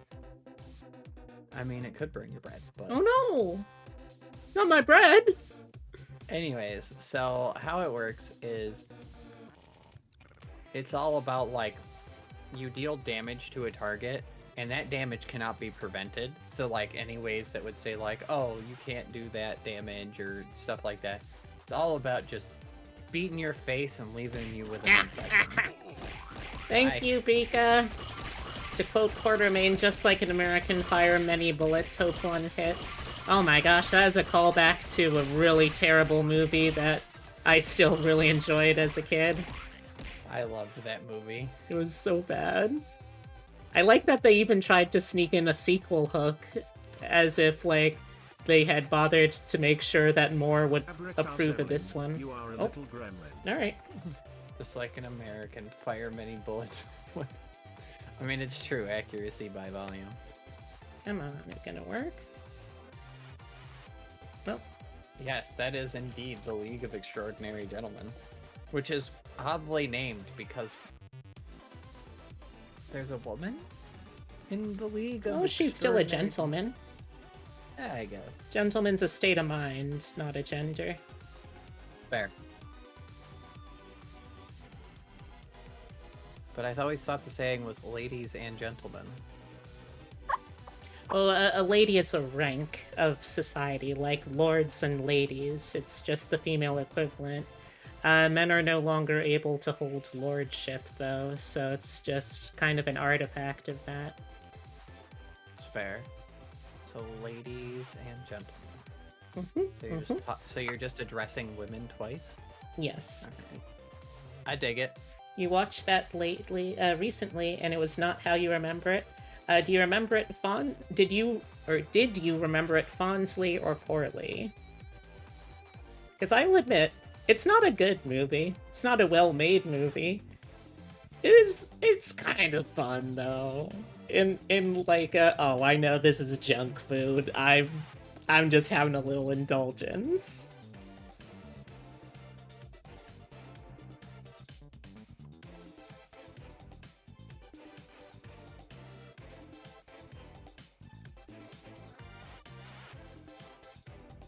Gotta check something, because I'm pretty sure I had a hotkey set up that should have done something here. Alright. I'm gonna go use the bathroom and spend time with my wife. So Alright, have a good one. thank you for indulging me on my magic lore and looking at my many cool cards that I just recently got, and I would be very Yeah. glad if you would like to come on and talk more about Magic the Gathering and other really neat things and show off my cards and yeah, got a Yeah, lot I of really wouldn't cool mind. ones. You and your Um, friend Pixie were so upset with how little it fit our expectations. Plenty of Lance, cool you moments, fun, neat visual effects, silly concept, mediocre execution and writing. Yeah, I do like What though are you that doing? it made Alan Moore so pissed off, specifically with Sean Connery, that like he wrote a character assassination of James Bond into the comics. That was fun. Hello.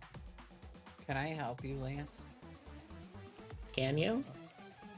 He's trying to get in my lap in the chair, and we're about to go lay down. So, but one of the decks that I'll probably present and show off is my Alesha Who Smiles at Death deck. For the record, Alesha is canonically confirmed a trans woman in the Magic the Gathering universe. Oh, cool. And this was before the whole gay craze and what people consider the gay craze and stuff like that. She was printed and in canon a trans woman. I hate that saying too, the gay craze. Fuck people. I hate people. Anyways, so this was at a time before like rainbow capitalism was a thing. Mm. 'Cause The this was, like, comics were different, and I will say way darker. So if you're not going in aware of that, it's probably going to be pretty jarring.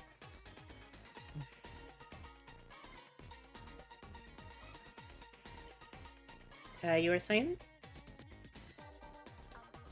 One second.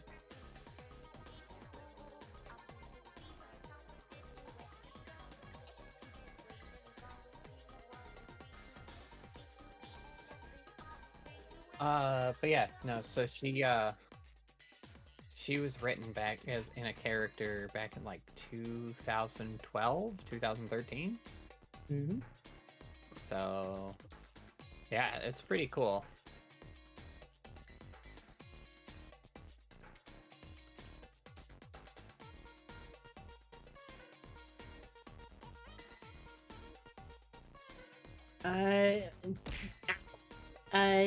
Damon, I don't recall if we discussed this, but did you want this to be a full shirt or like a tank top underneath? Alright. I'm heading out. Alright. I will see you later, B. Go have fun with the waifu. Will I'll do. see you around. See Bye. you tomorrow. Yeah.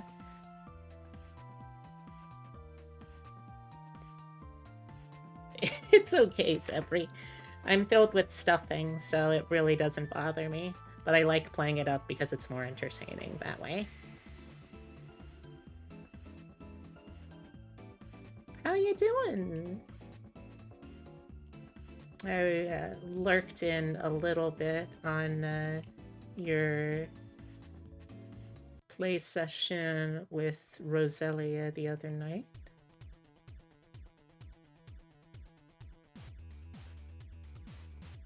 Tank top's good for you, gives you options for alternative outfits. Alright, sounds good. Let's hide the... let's hide the hood for a second so I can see through.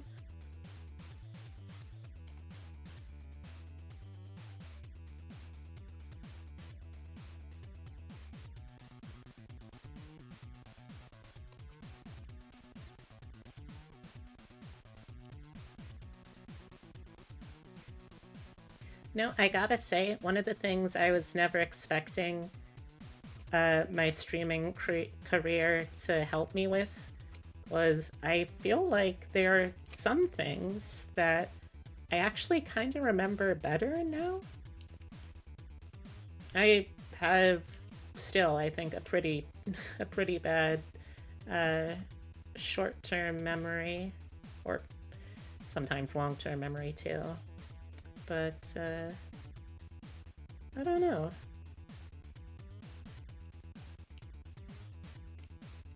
It feels like sometimes it's better.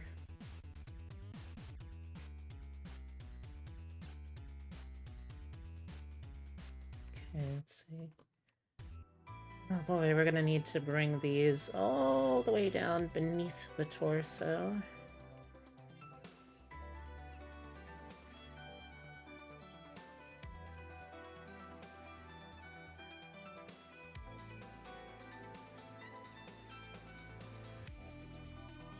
Eh. I can fix that in post. Wait, what am I saying? There is no post. I'm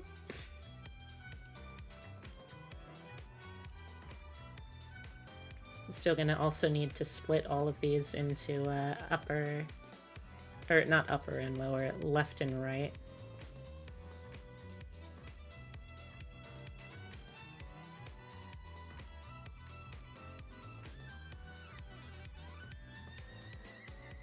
There we go.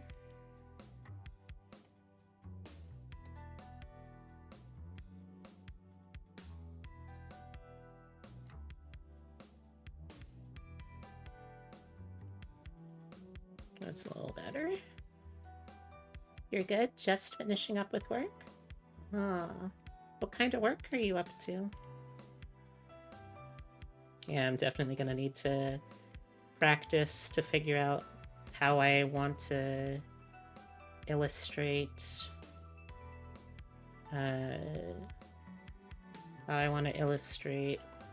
a bare chest.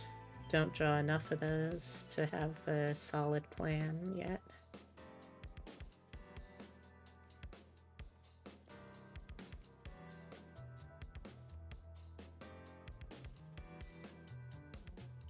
Did you miss a model reveal?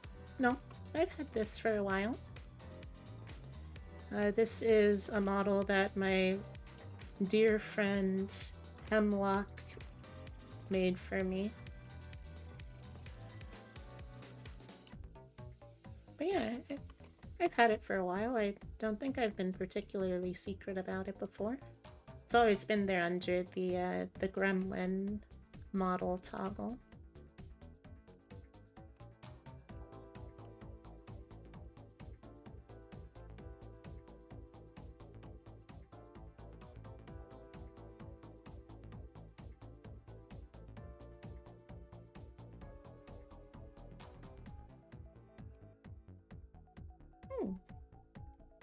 Thank you for the head pat. And I agree, it is very cute.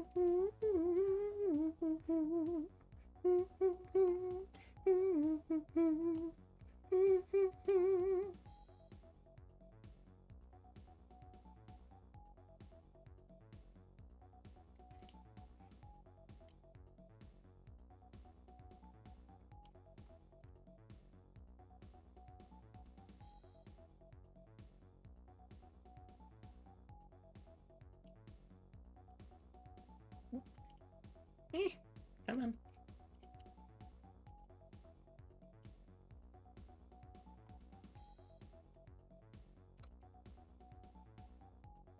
Going for dinner? Alright. I'll be working for... actually, I'll probably call it a night for work on this model fairly soon. And should feed Totoro, and we'll probably switch over to doing a little bit of the self-indulgent model. Well, no, it is a model. Design of me as a Gyaru.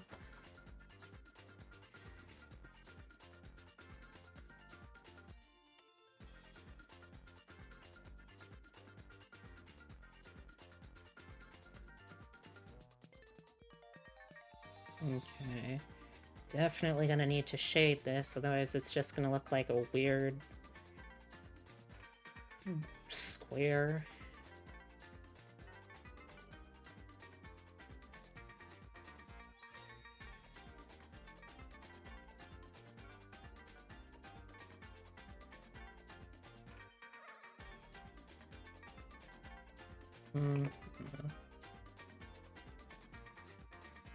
No.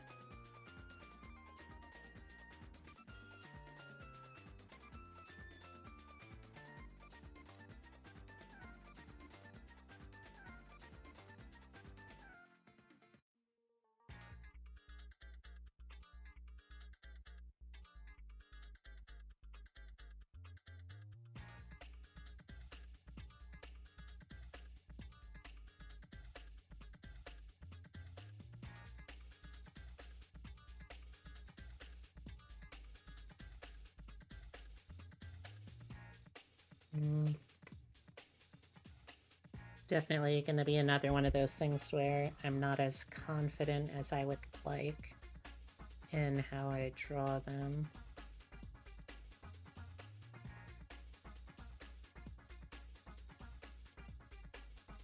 Gonna have to go back in to add some folds and creases here.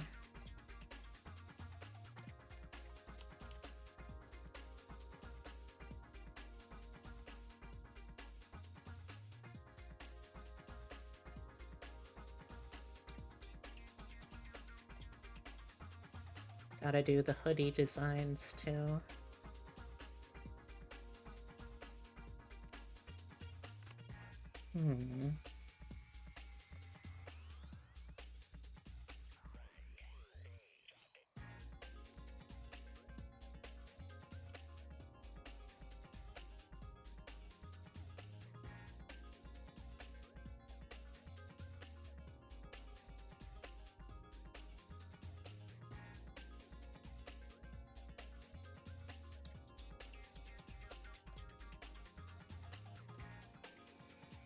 Alright.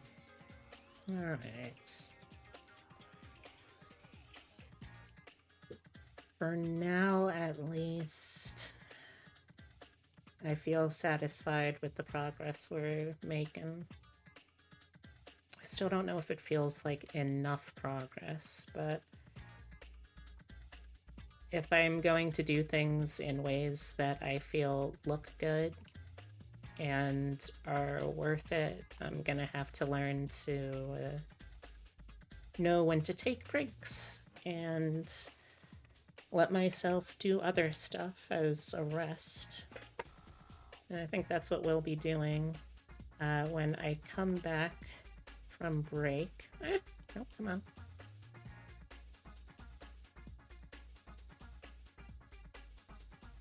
So I will be right back, everyone. Gonna go take care of Totoro.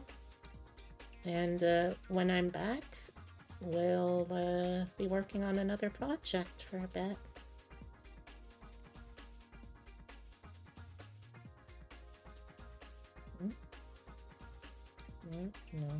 No, not that. Ah, nope. Not that either. Gosh, where is it? There it is.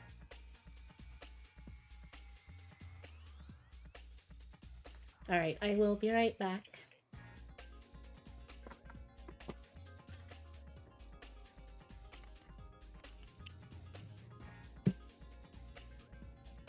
Hey, Totoro, are you hungry?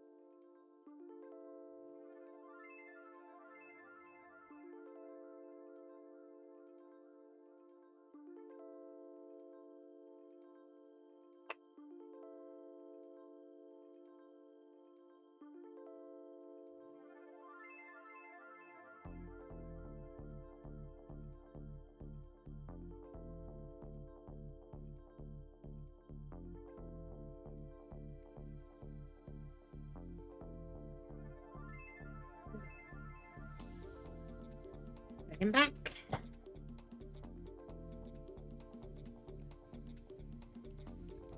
Did you miss me? I missed you.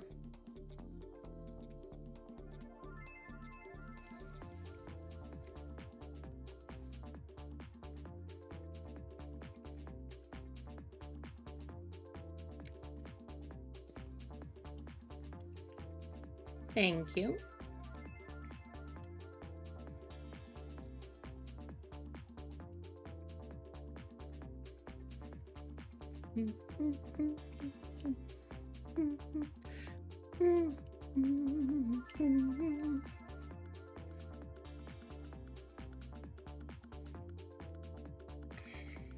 Alright, so like I said, I think I'm gonna be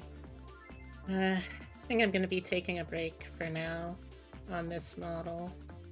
There's still a lot for me to do, but I feel okay about this, you know? We did make a lot of progress today. Gonna have to go back in to render the colors on the hoodie and figure out the undershirt situation, but I think that's all doable. I feel okay about the progress we've made.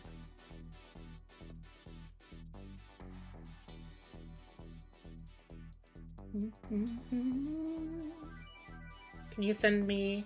Yes.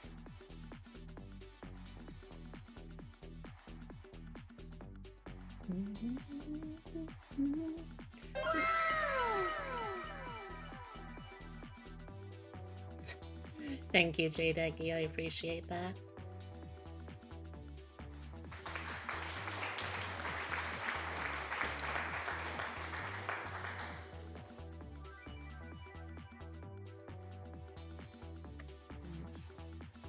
Print screen of that.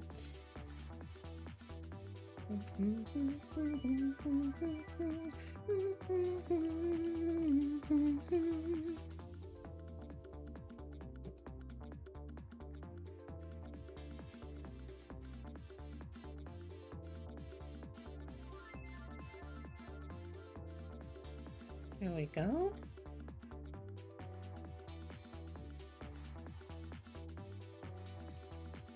Yeah, still got a lot to do, but you know, sometimes progress comes in small packages.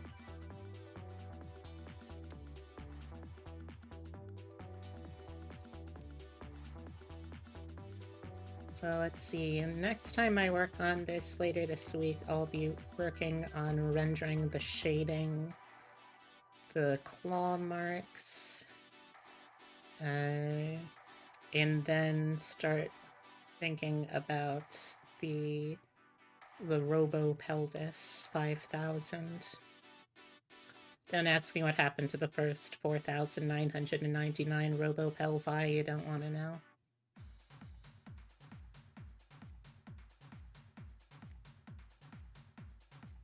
Oh, for something completely different.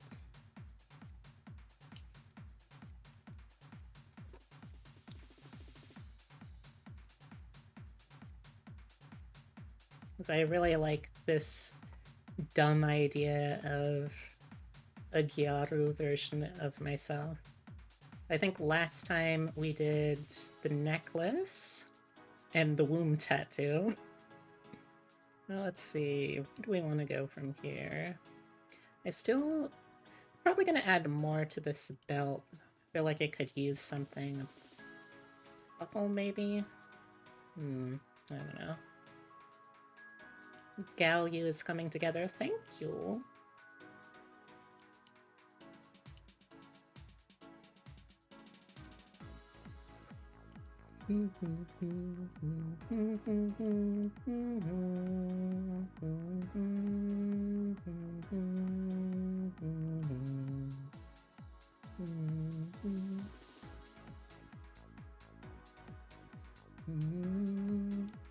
Oh, I also want to do some hair decos. Probably gonna want to turn off those thighs though. Yep. Oh. Go back to normal. Oh.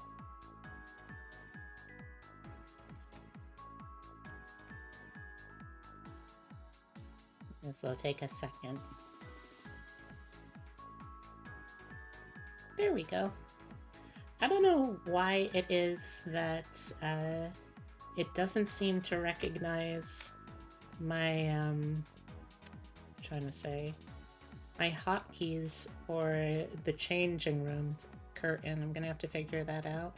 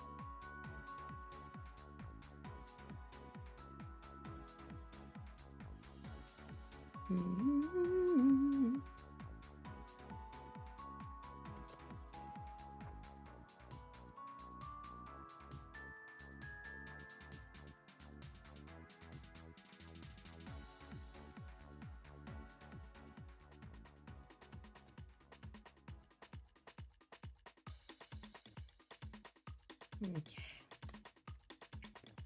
New stream title, VTuber changes without privacy curtain, not clickbait. Oh my gosh, I'll have to remember that one for next time.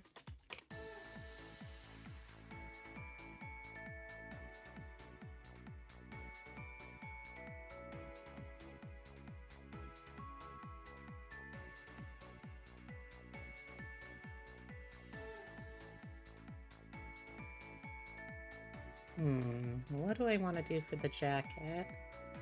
I mean, it's definitely gotta have an animal print somehow, I think. I gotta do that somewhere.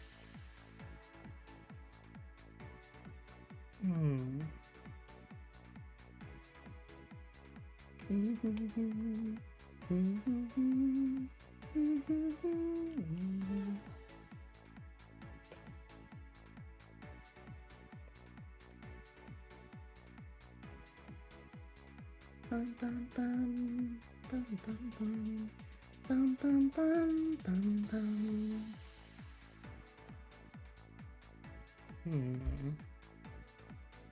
Do I want to do a puffy jacket? That could be fun, maybe. And see how it looks at least.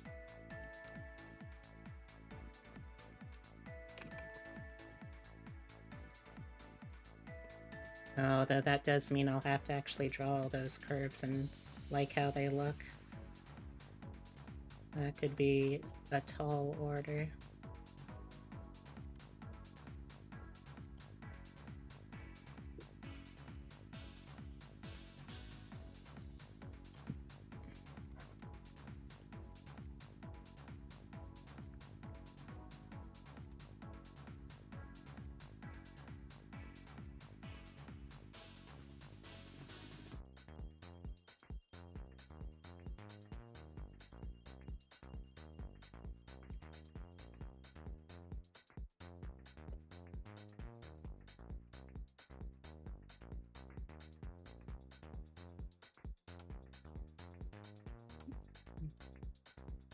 You know, I don't know what I'm going to be doing for all of my Donasan incentives. So if people want to suggest things, I am more than game.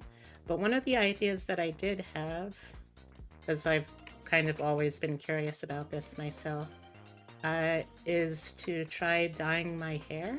Not like doing it myself, because that's a great way to really damage your hair.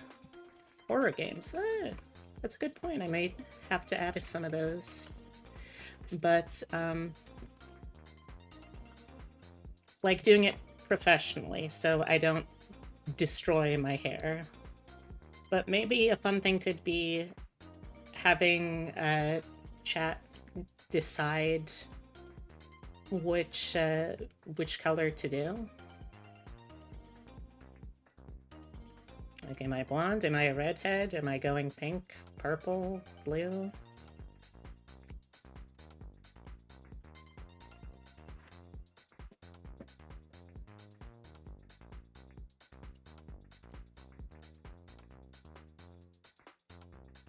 I can think of at least one color that someone in my life would be a big fan of.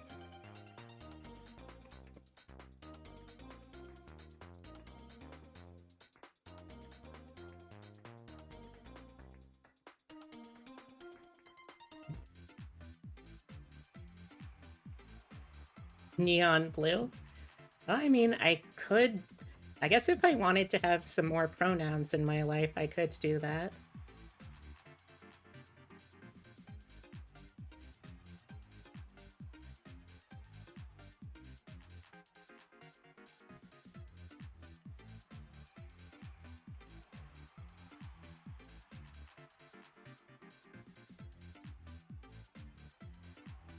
Bleach blonde? Maybe not bleached, but blonde, yeah. No prizes for anyone who can guess whomst it is I'm talking about.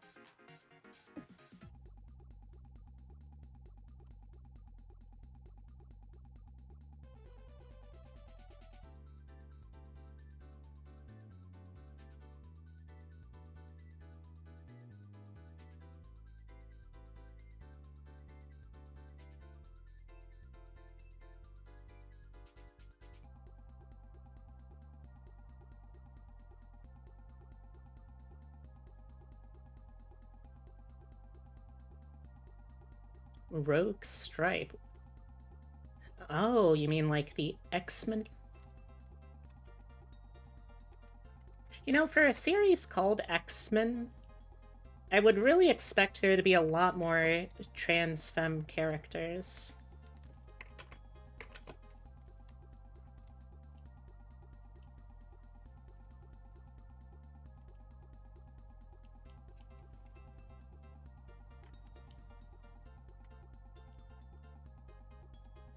You'd think, yeah, I know, right?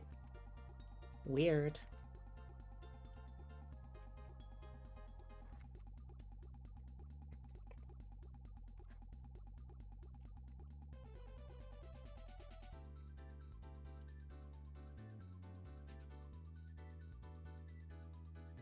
I guess in the popular consciousness, trans people didn't exist back in, what, the 60s, I think, was when that first came out.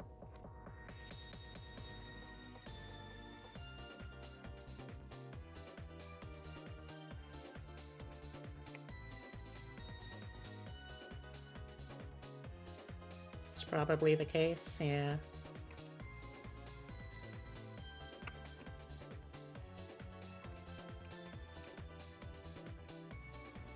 Also, I guess they haven't always done the best job sometimes. Like, they try. I feel like their heart's in the right place, but they haven't always done the best job with issues relating to minority groups in the X-Men, despite the fact that, like, it's kind of supposed to be about minority groups. But, like, not totally either.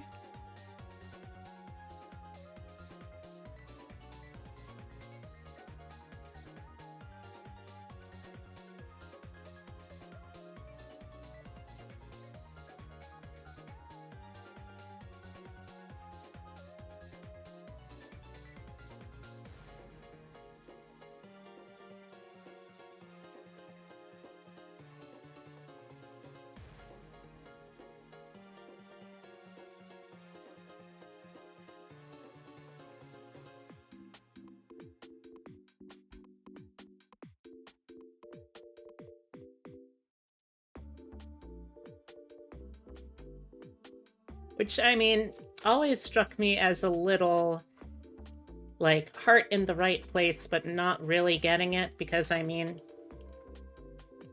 are mutants oppressed in the series? Absolutely.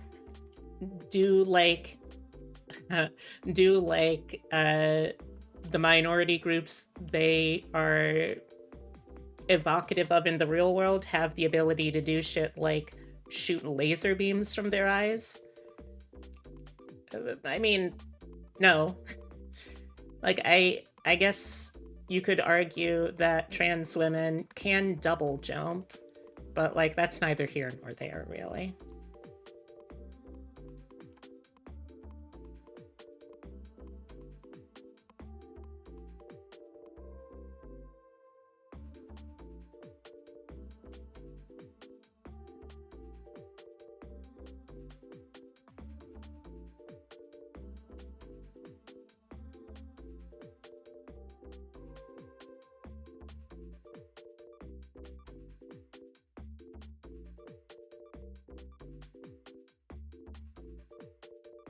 working on it. Okay. It's like...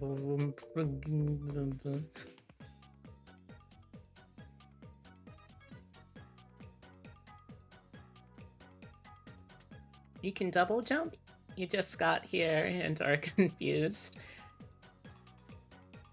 Great time, ads. What a great time for you to run.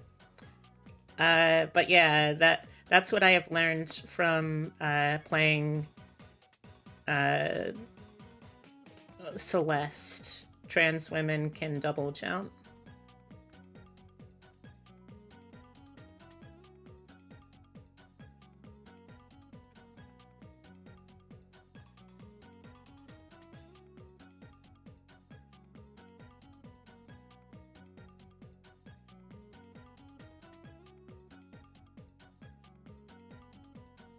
Oh. I'll just have to tell her again when ads end for her.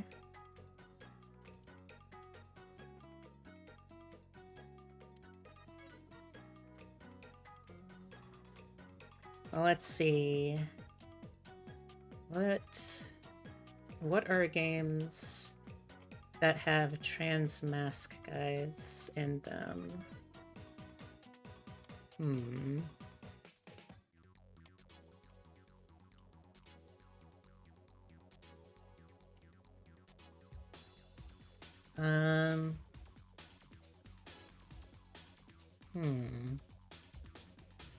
I actually can't think of too many that are, like, canonically trans mask.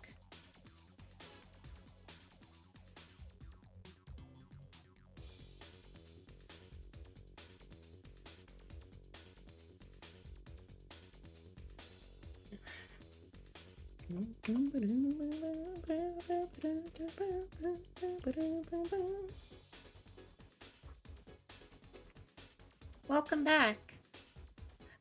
Yes, Mama, I was talking about Celeste, how the thing that I took away from Celeste was that trans women can double jump.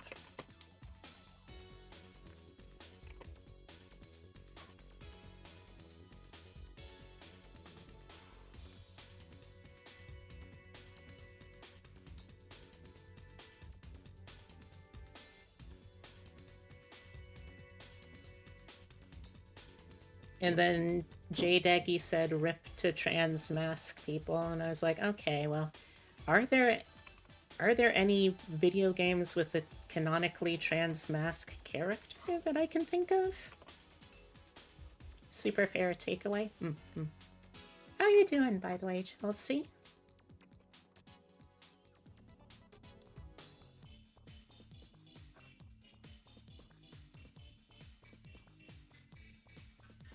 Like, if I had watched The Umbrella Academy, I'm sure I could do something like that for Elliot Page's character, but I didn't. I've never seen it, so I don't know what his character's power is. But I guess that's something that trans mask people can do, whatever it is.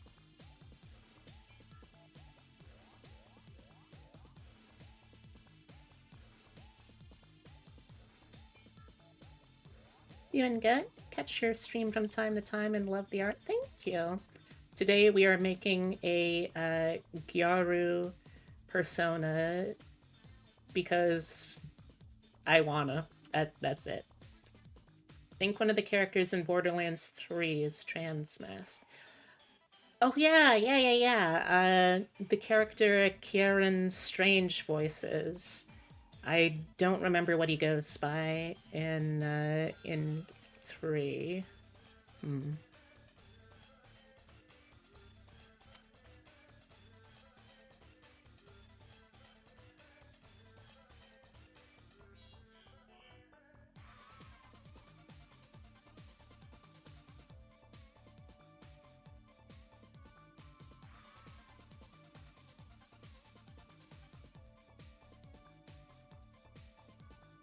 Has anyone here watched The Umbrella Academy? Maybe one of them could tell us what Elliot Page's character it does. I know that it has something to do with a violin, but that's about all I know.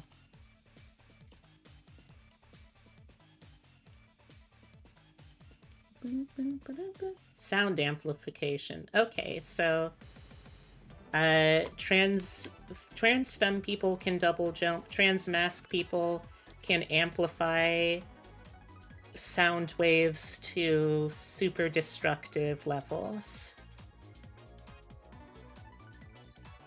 That seems reasonable.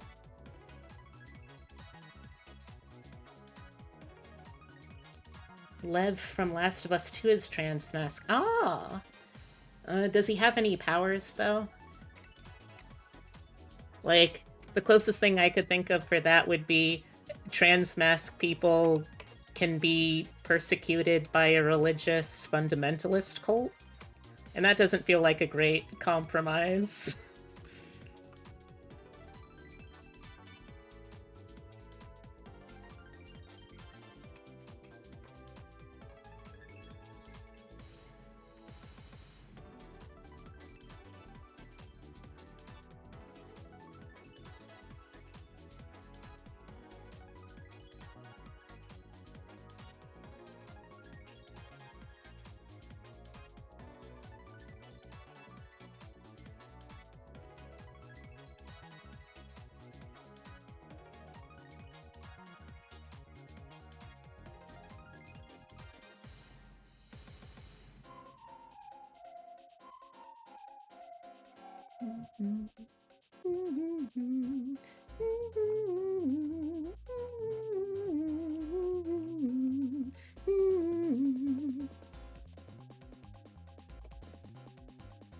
It's kind of sad, though, that it took us as a group this long to think of a trans mask character in any kind of, like, a medium that gets to have powers.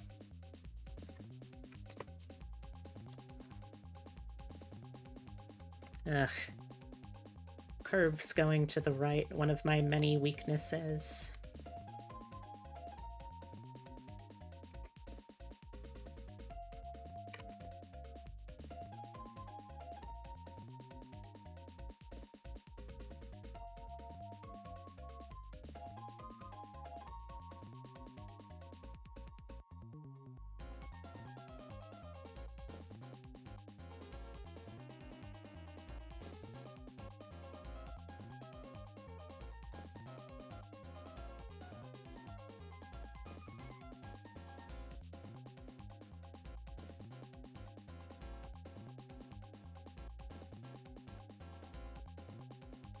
Weakness or feature?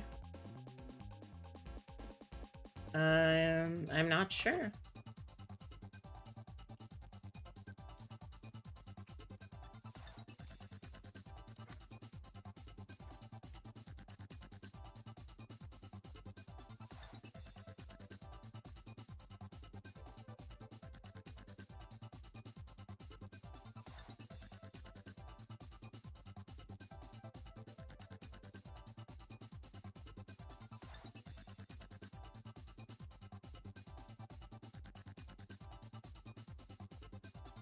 The sun curving to the right is very natural, even desirable. Oh, that's what you meant. I see, I see.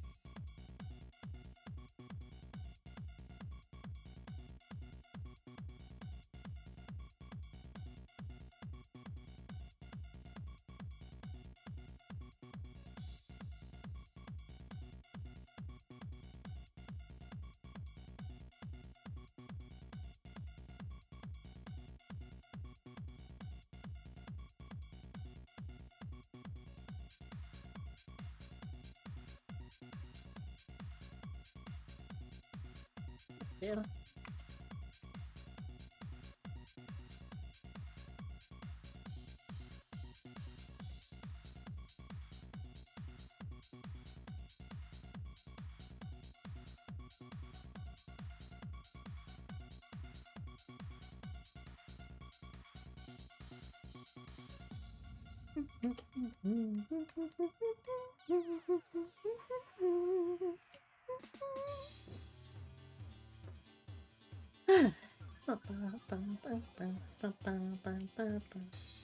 Oh yeah, I'm glad to hear you're doing well, Chelsea.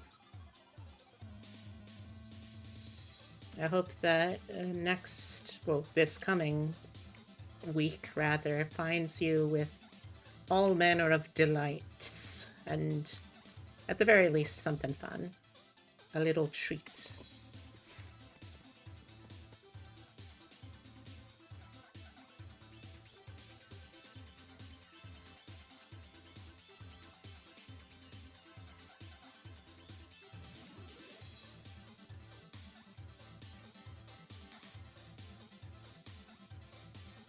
Yeah, this feels about right.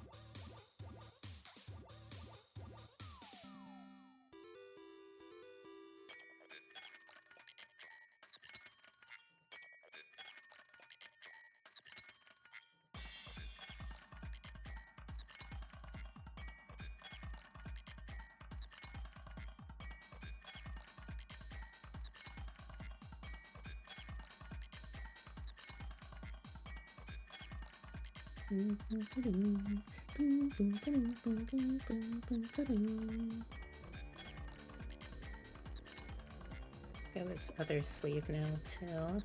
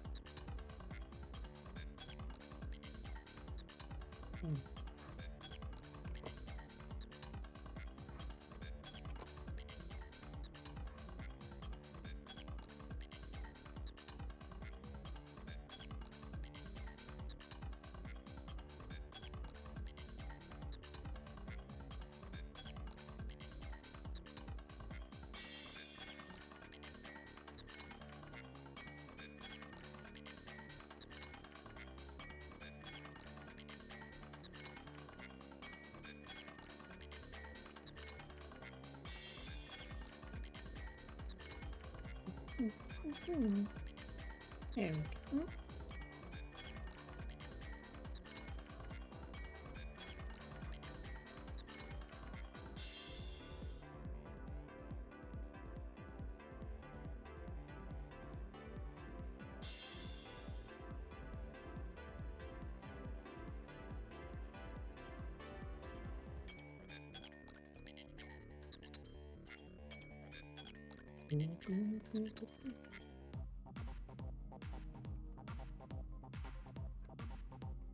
Wait.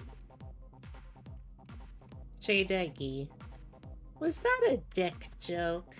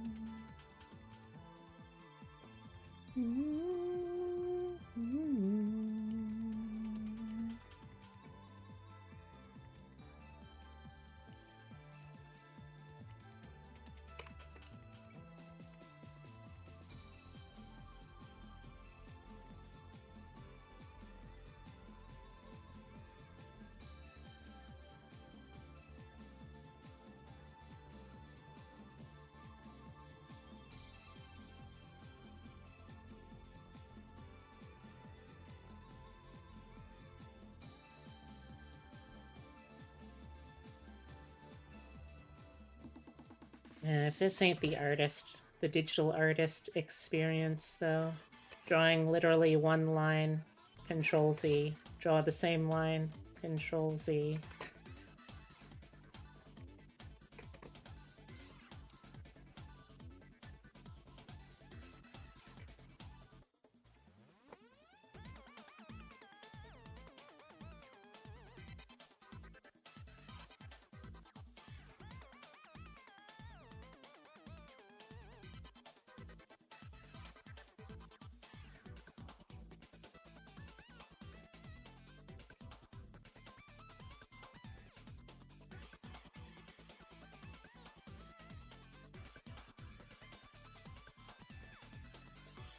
There we go.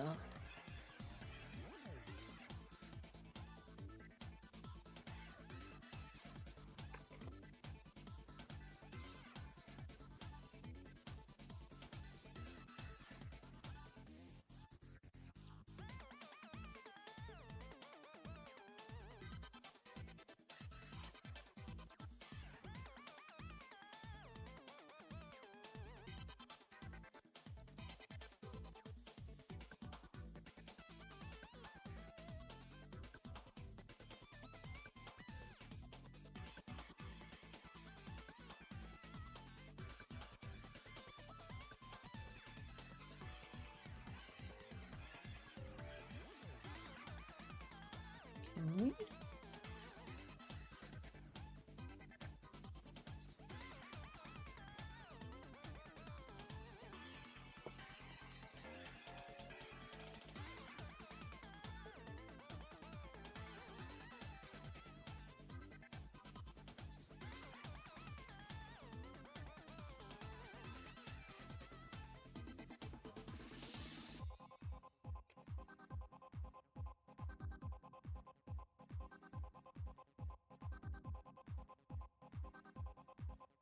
There we go.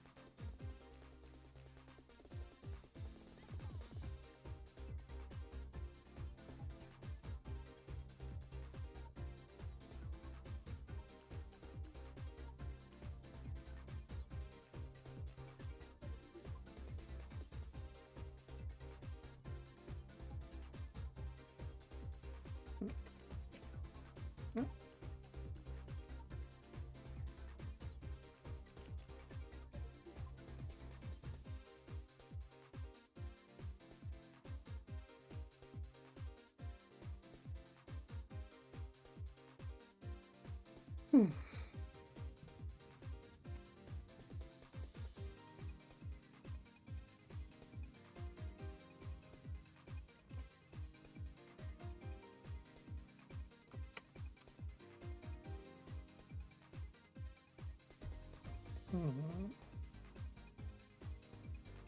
Let's see what those puffs go over these or under these.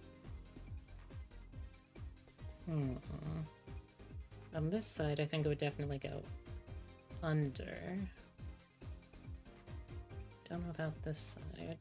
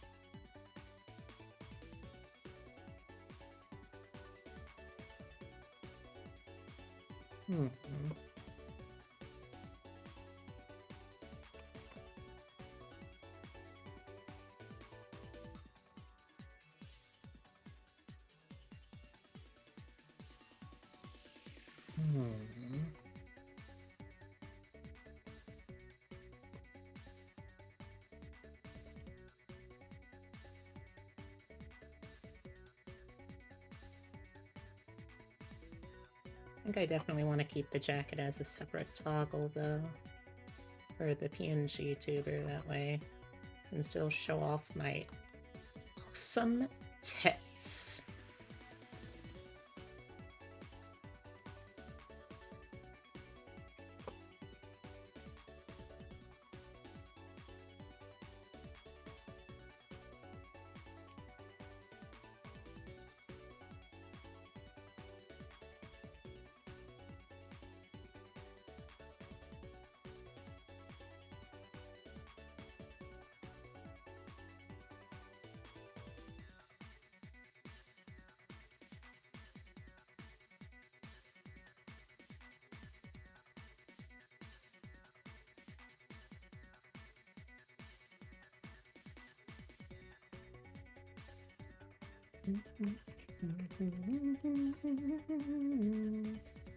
All right.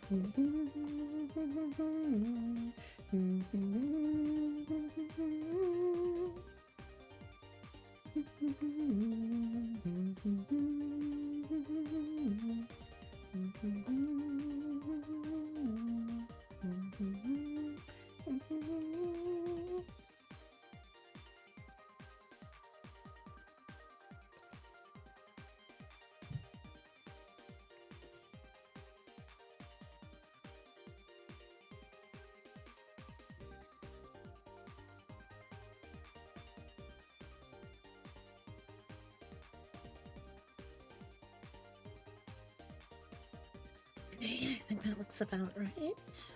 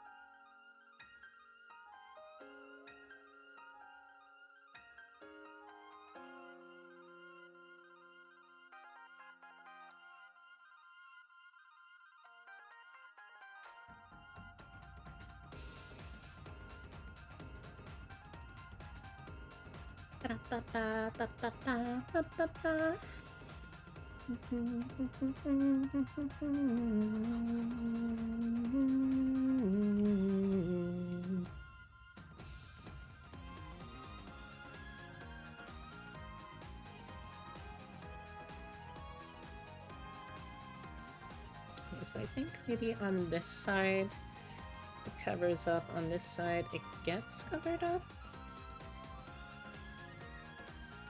So I could also just do it not covered up on both sides. That probably wouldn't look too bad, honestly. Okay.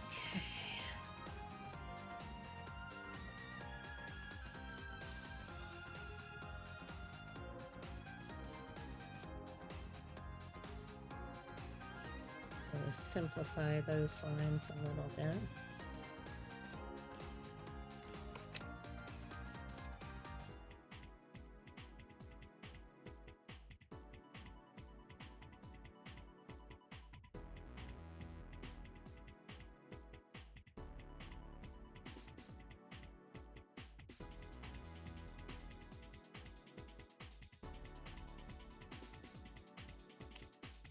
Okay, yeah, that looks good to me.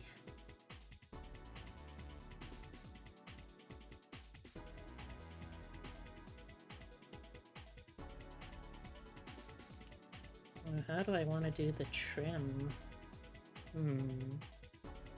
Well, I can try using one of my brushes.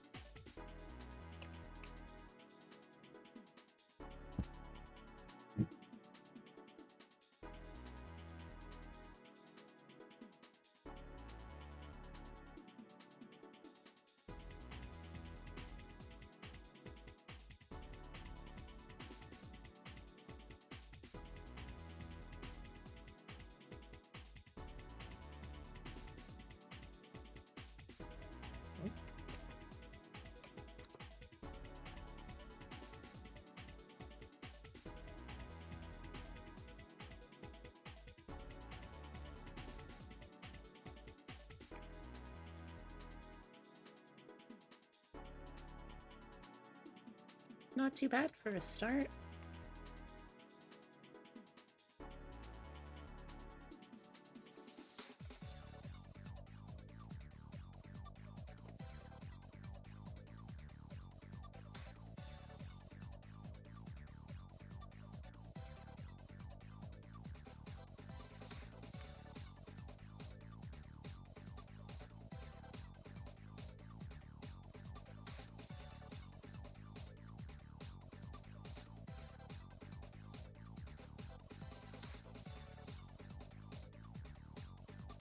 Yeah.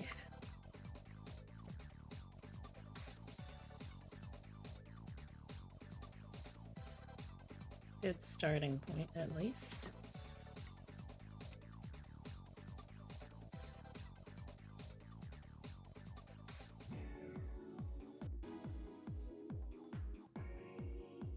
Now let's go back in with the finer effect.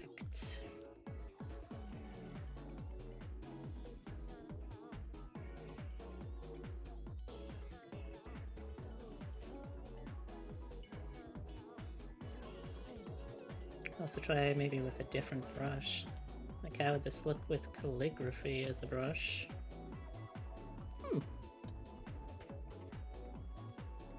It's not too bad.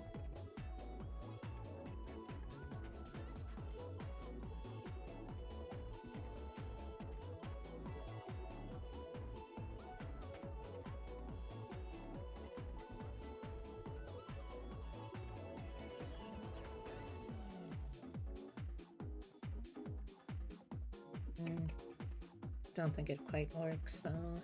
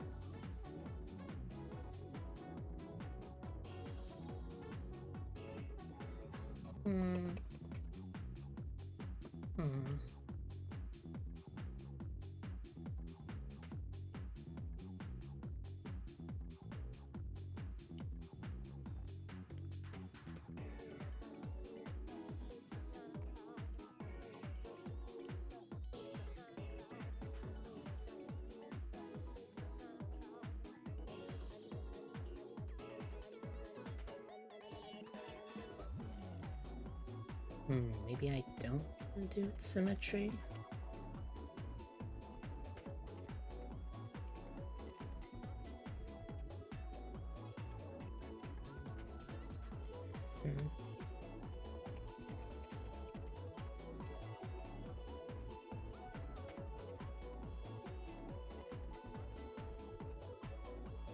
It's gonna take much longer, but let's see how it feels.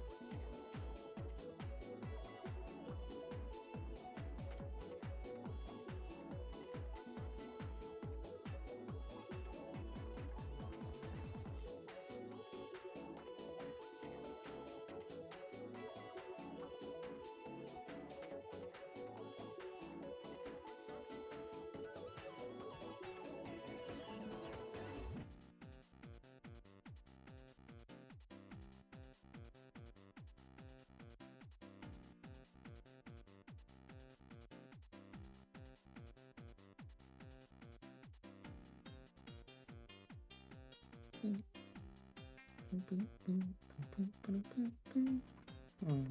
that doesn't quite feel right either.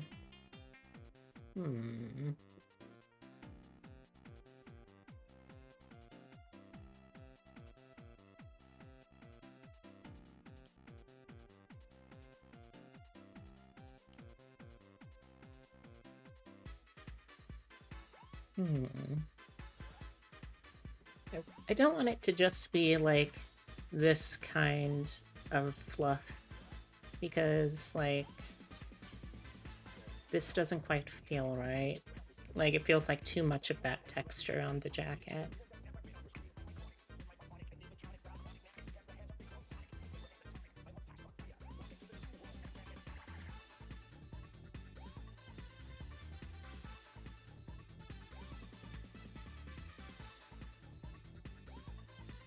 Plus, then I feel like it would just blend in with how the hair is shaped.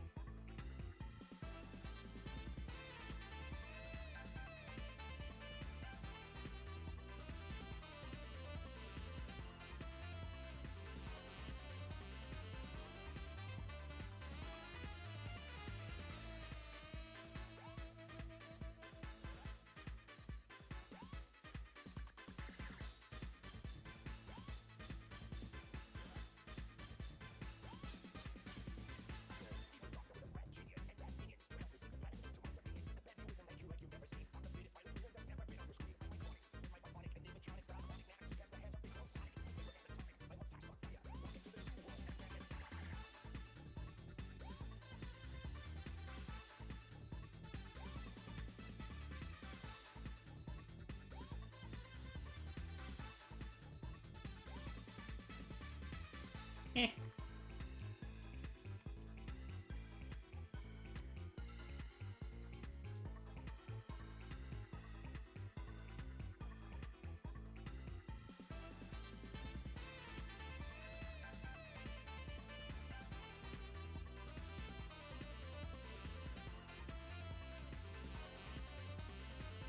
There we go. So far, this method feels okay. Man, it's wild how much of art just ultimately boils down to if you feel like something vibes with you or not.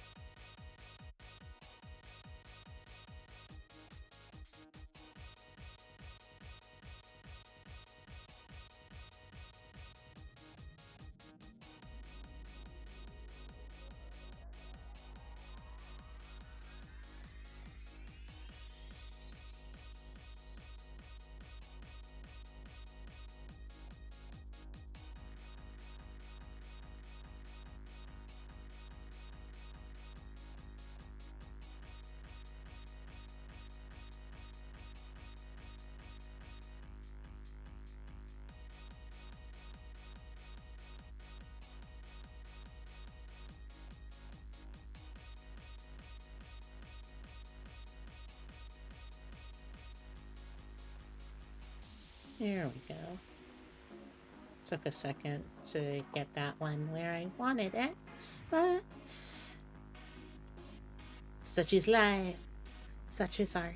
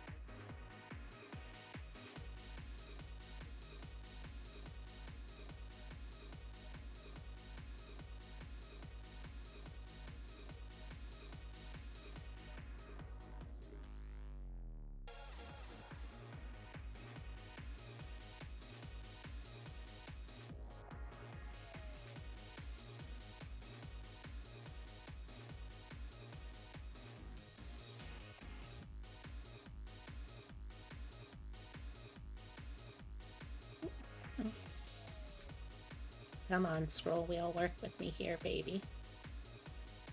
Come on, you silly little scroll wheel.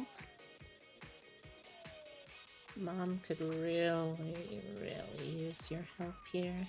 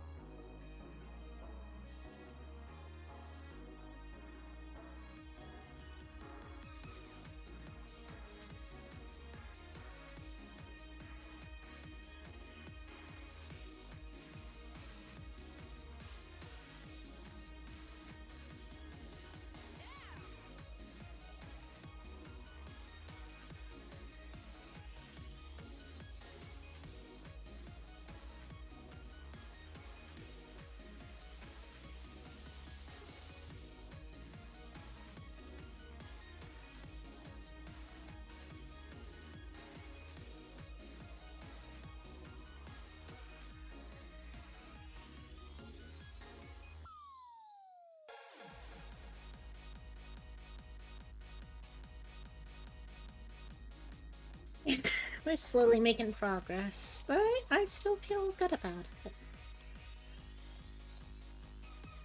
I really have gotta divorce the ideas of going fast and going well in my head. That's something that's really hard to do as an artist, though. At least it has been for me.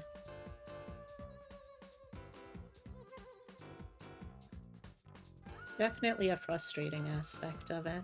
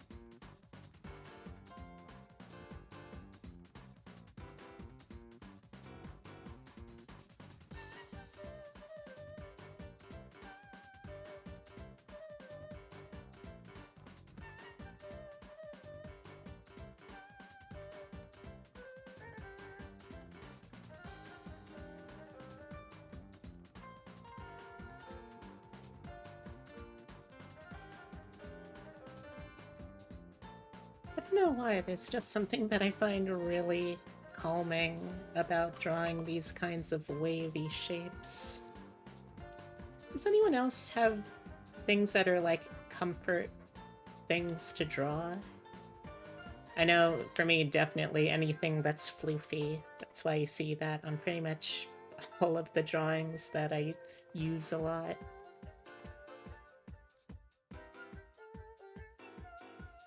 It's just something about looking at the texture of it that it's like, oh, yes, this soothes the brain.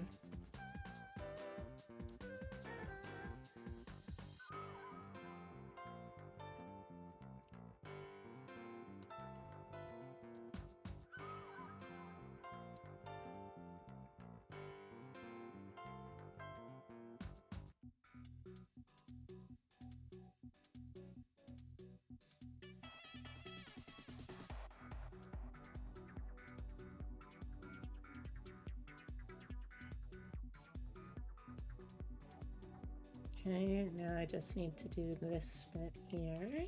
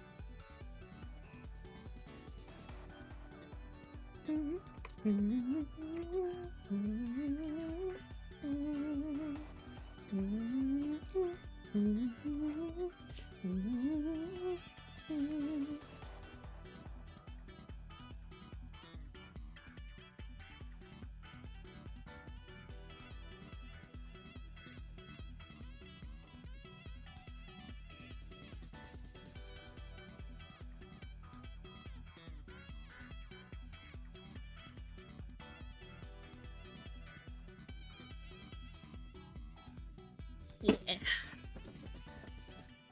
Looks good.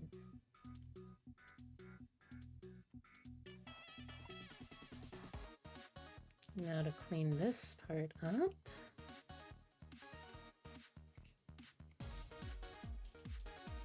Oh wait, no, I still need to complete up to here, don't I?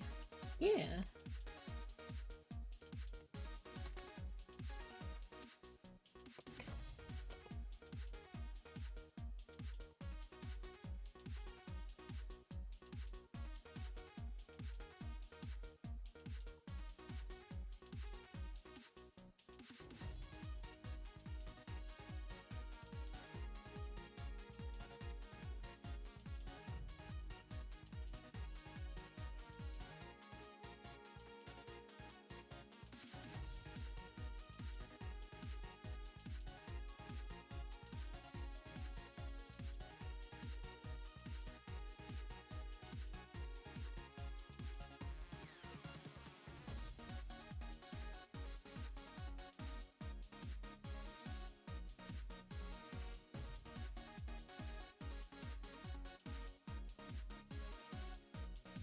There we go.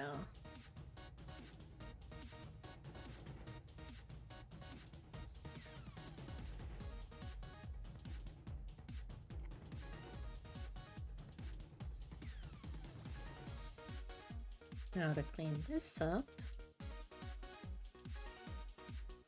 Really shouldn't have even been on the same layer in the first place.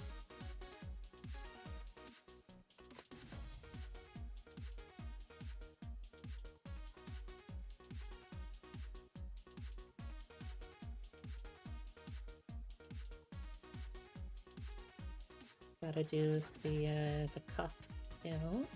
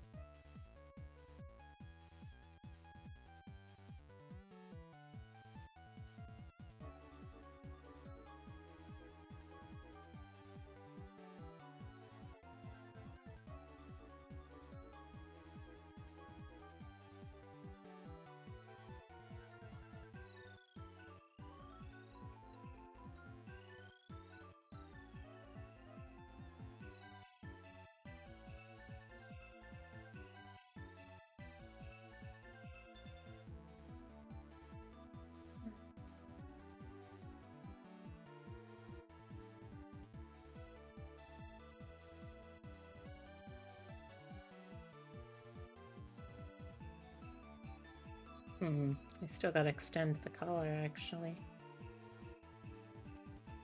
Silly me. Oh, thank you for the posture check, Heavy.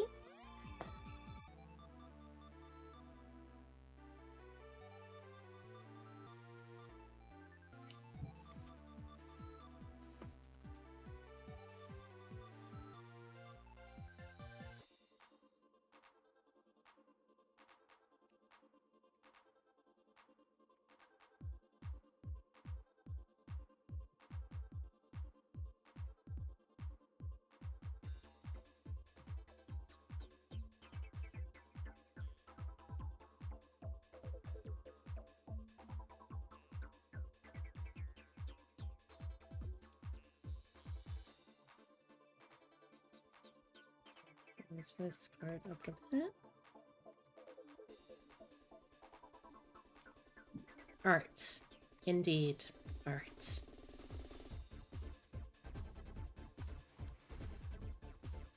Hmm.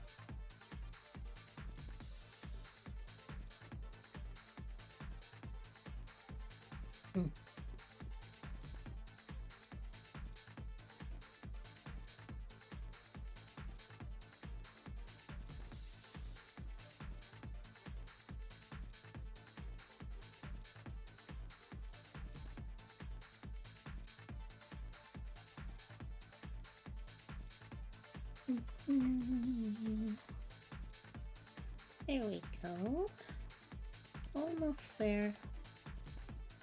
Well, not really, but it's better to tell myself that.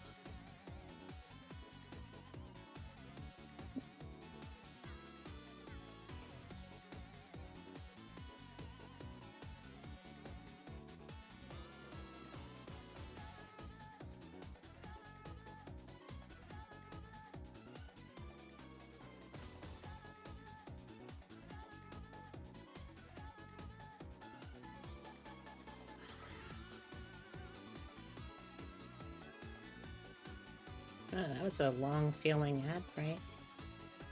Welcome back, everyone.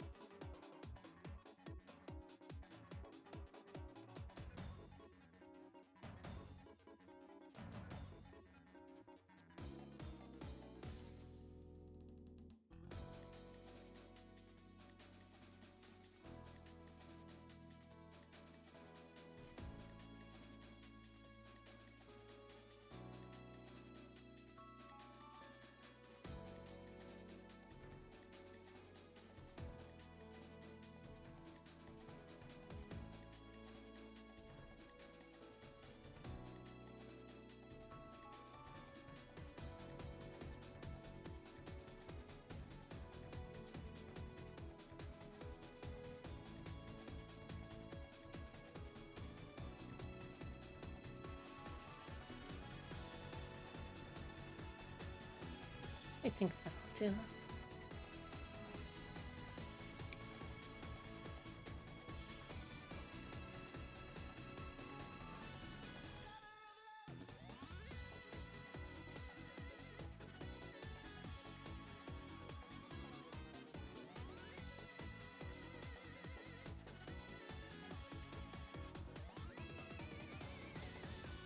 Okay.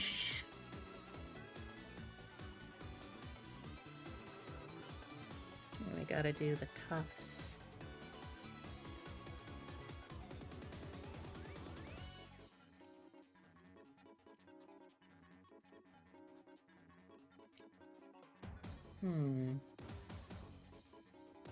With something kind of like maybe? Yeah, let's give it a shot.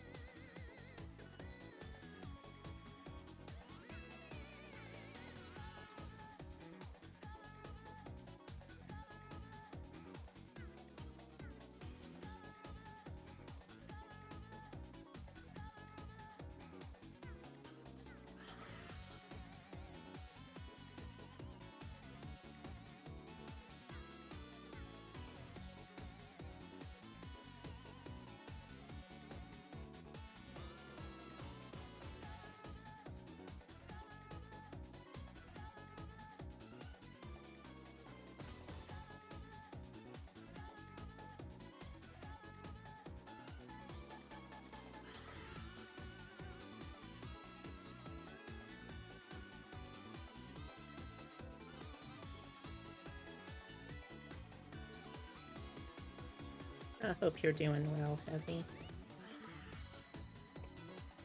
Same for everyone else, too. Y'all have been very good to me with the company today. I appreciate it.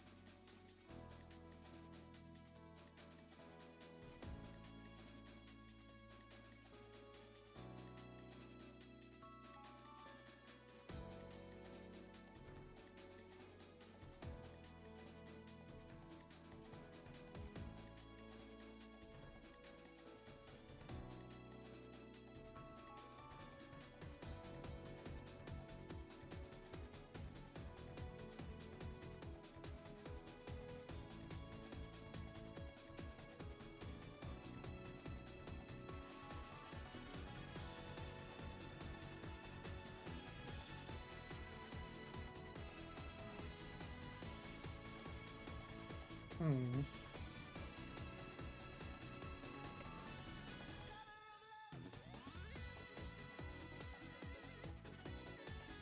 Just to give myself some general guidelines here.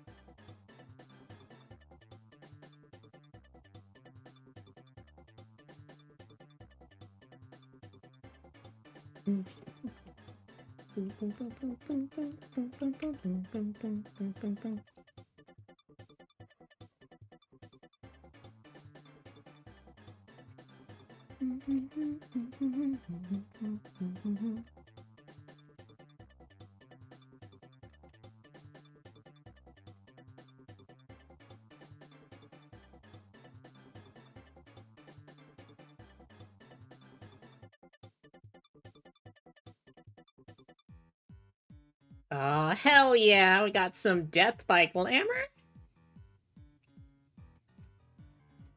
Damn, Toby Fox. Damn, Toby.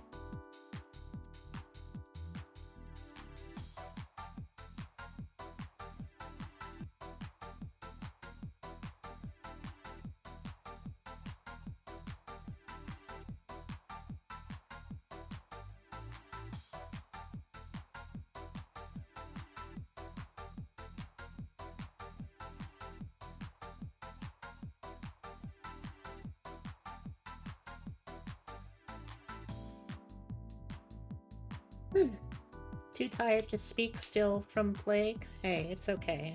Take care of yourself, okay?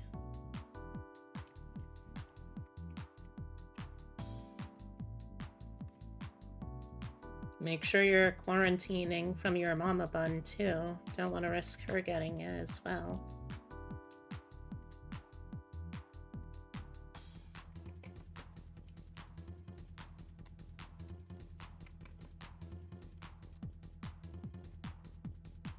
Oh. That's unfortunate.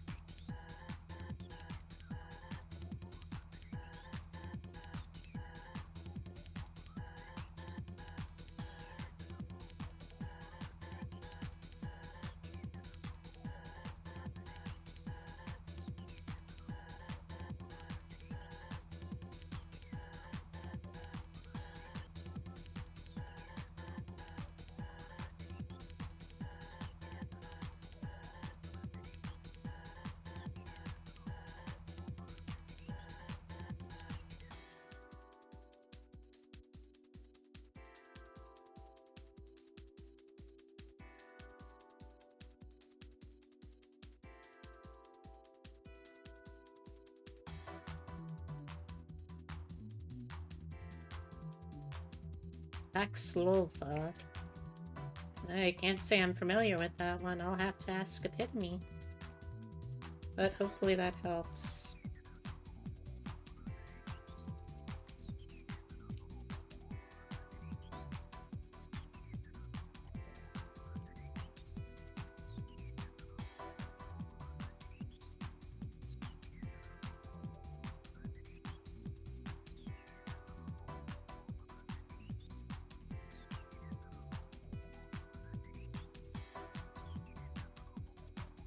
Six pills a day for 5 days. Oh gosh, that sounds pretty intense.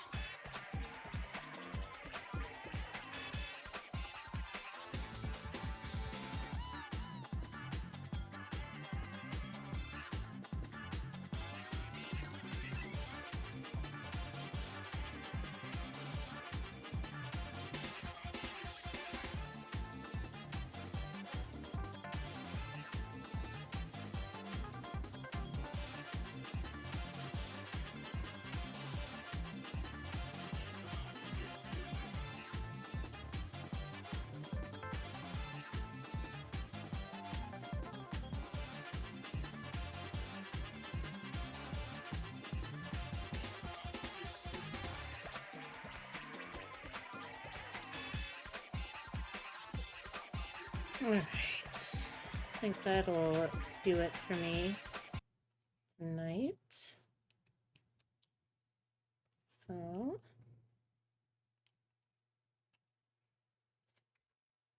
let's head on over here. Thank you all very much for keeping me company tonight. I always feel way more productive when I'm able to do it with y'all's company, so thank you for that. Let's see. Gonna start looking for a raid target. Yeah, I'll see you later, J-Deggy. Let's see.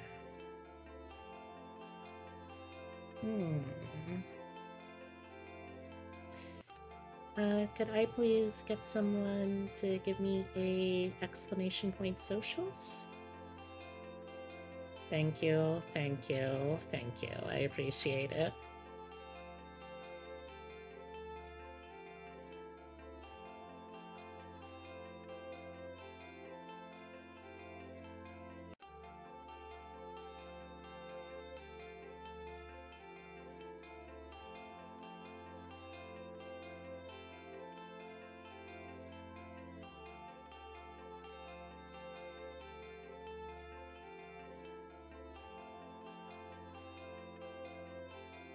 So the first link there is my card.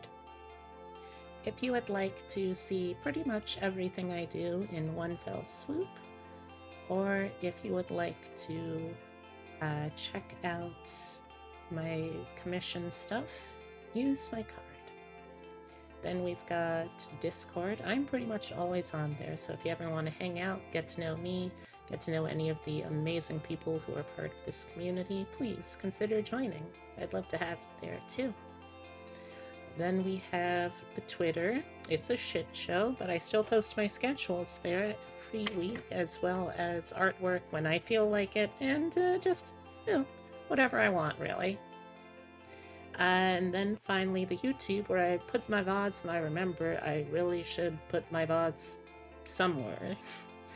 Alright, so my next stream is going to be tomorrow at 4 p.m. EST. I hope to see you there. We're going to be continuing with our Baldur's Gate 3 playthrough, which of course is 3 gay femme folks playing Baldur's Gate, so if you want to see that, I hope to see you there. That again is tomorrow at 4 p.m. EST.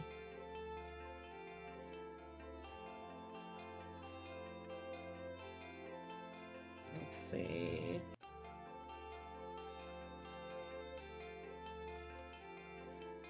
Let's keep things simple.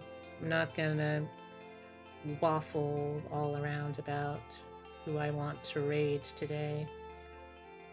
We're gonna be raiding a friend, Fawnlace. If you're coming along for the raid, here are some messages you can use. Anyone can use the first one. If you've got a subscription, you could also use the second if you prefer. And again, thank you all so much. I had a wonderful time. I really do hope that you did too, okay? Alright, take care of yourselves. Here is a hug. A smooch if you prefer. I'll see you tomorrow at 4 p.m. for Baldur's Gate 3. But for now, take care of yourselves and remember, some bunny really cares about you.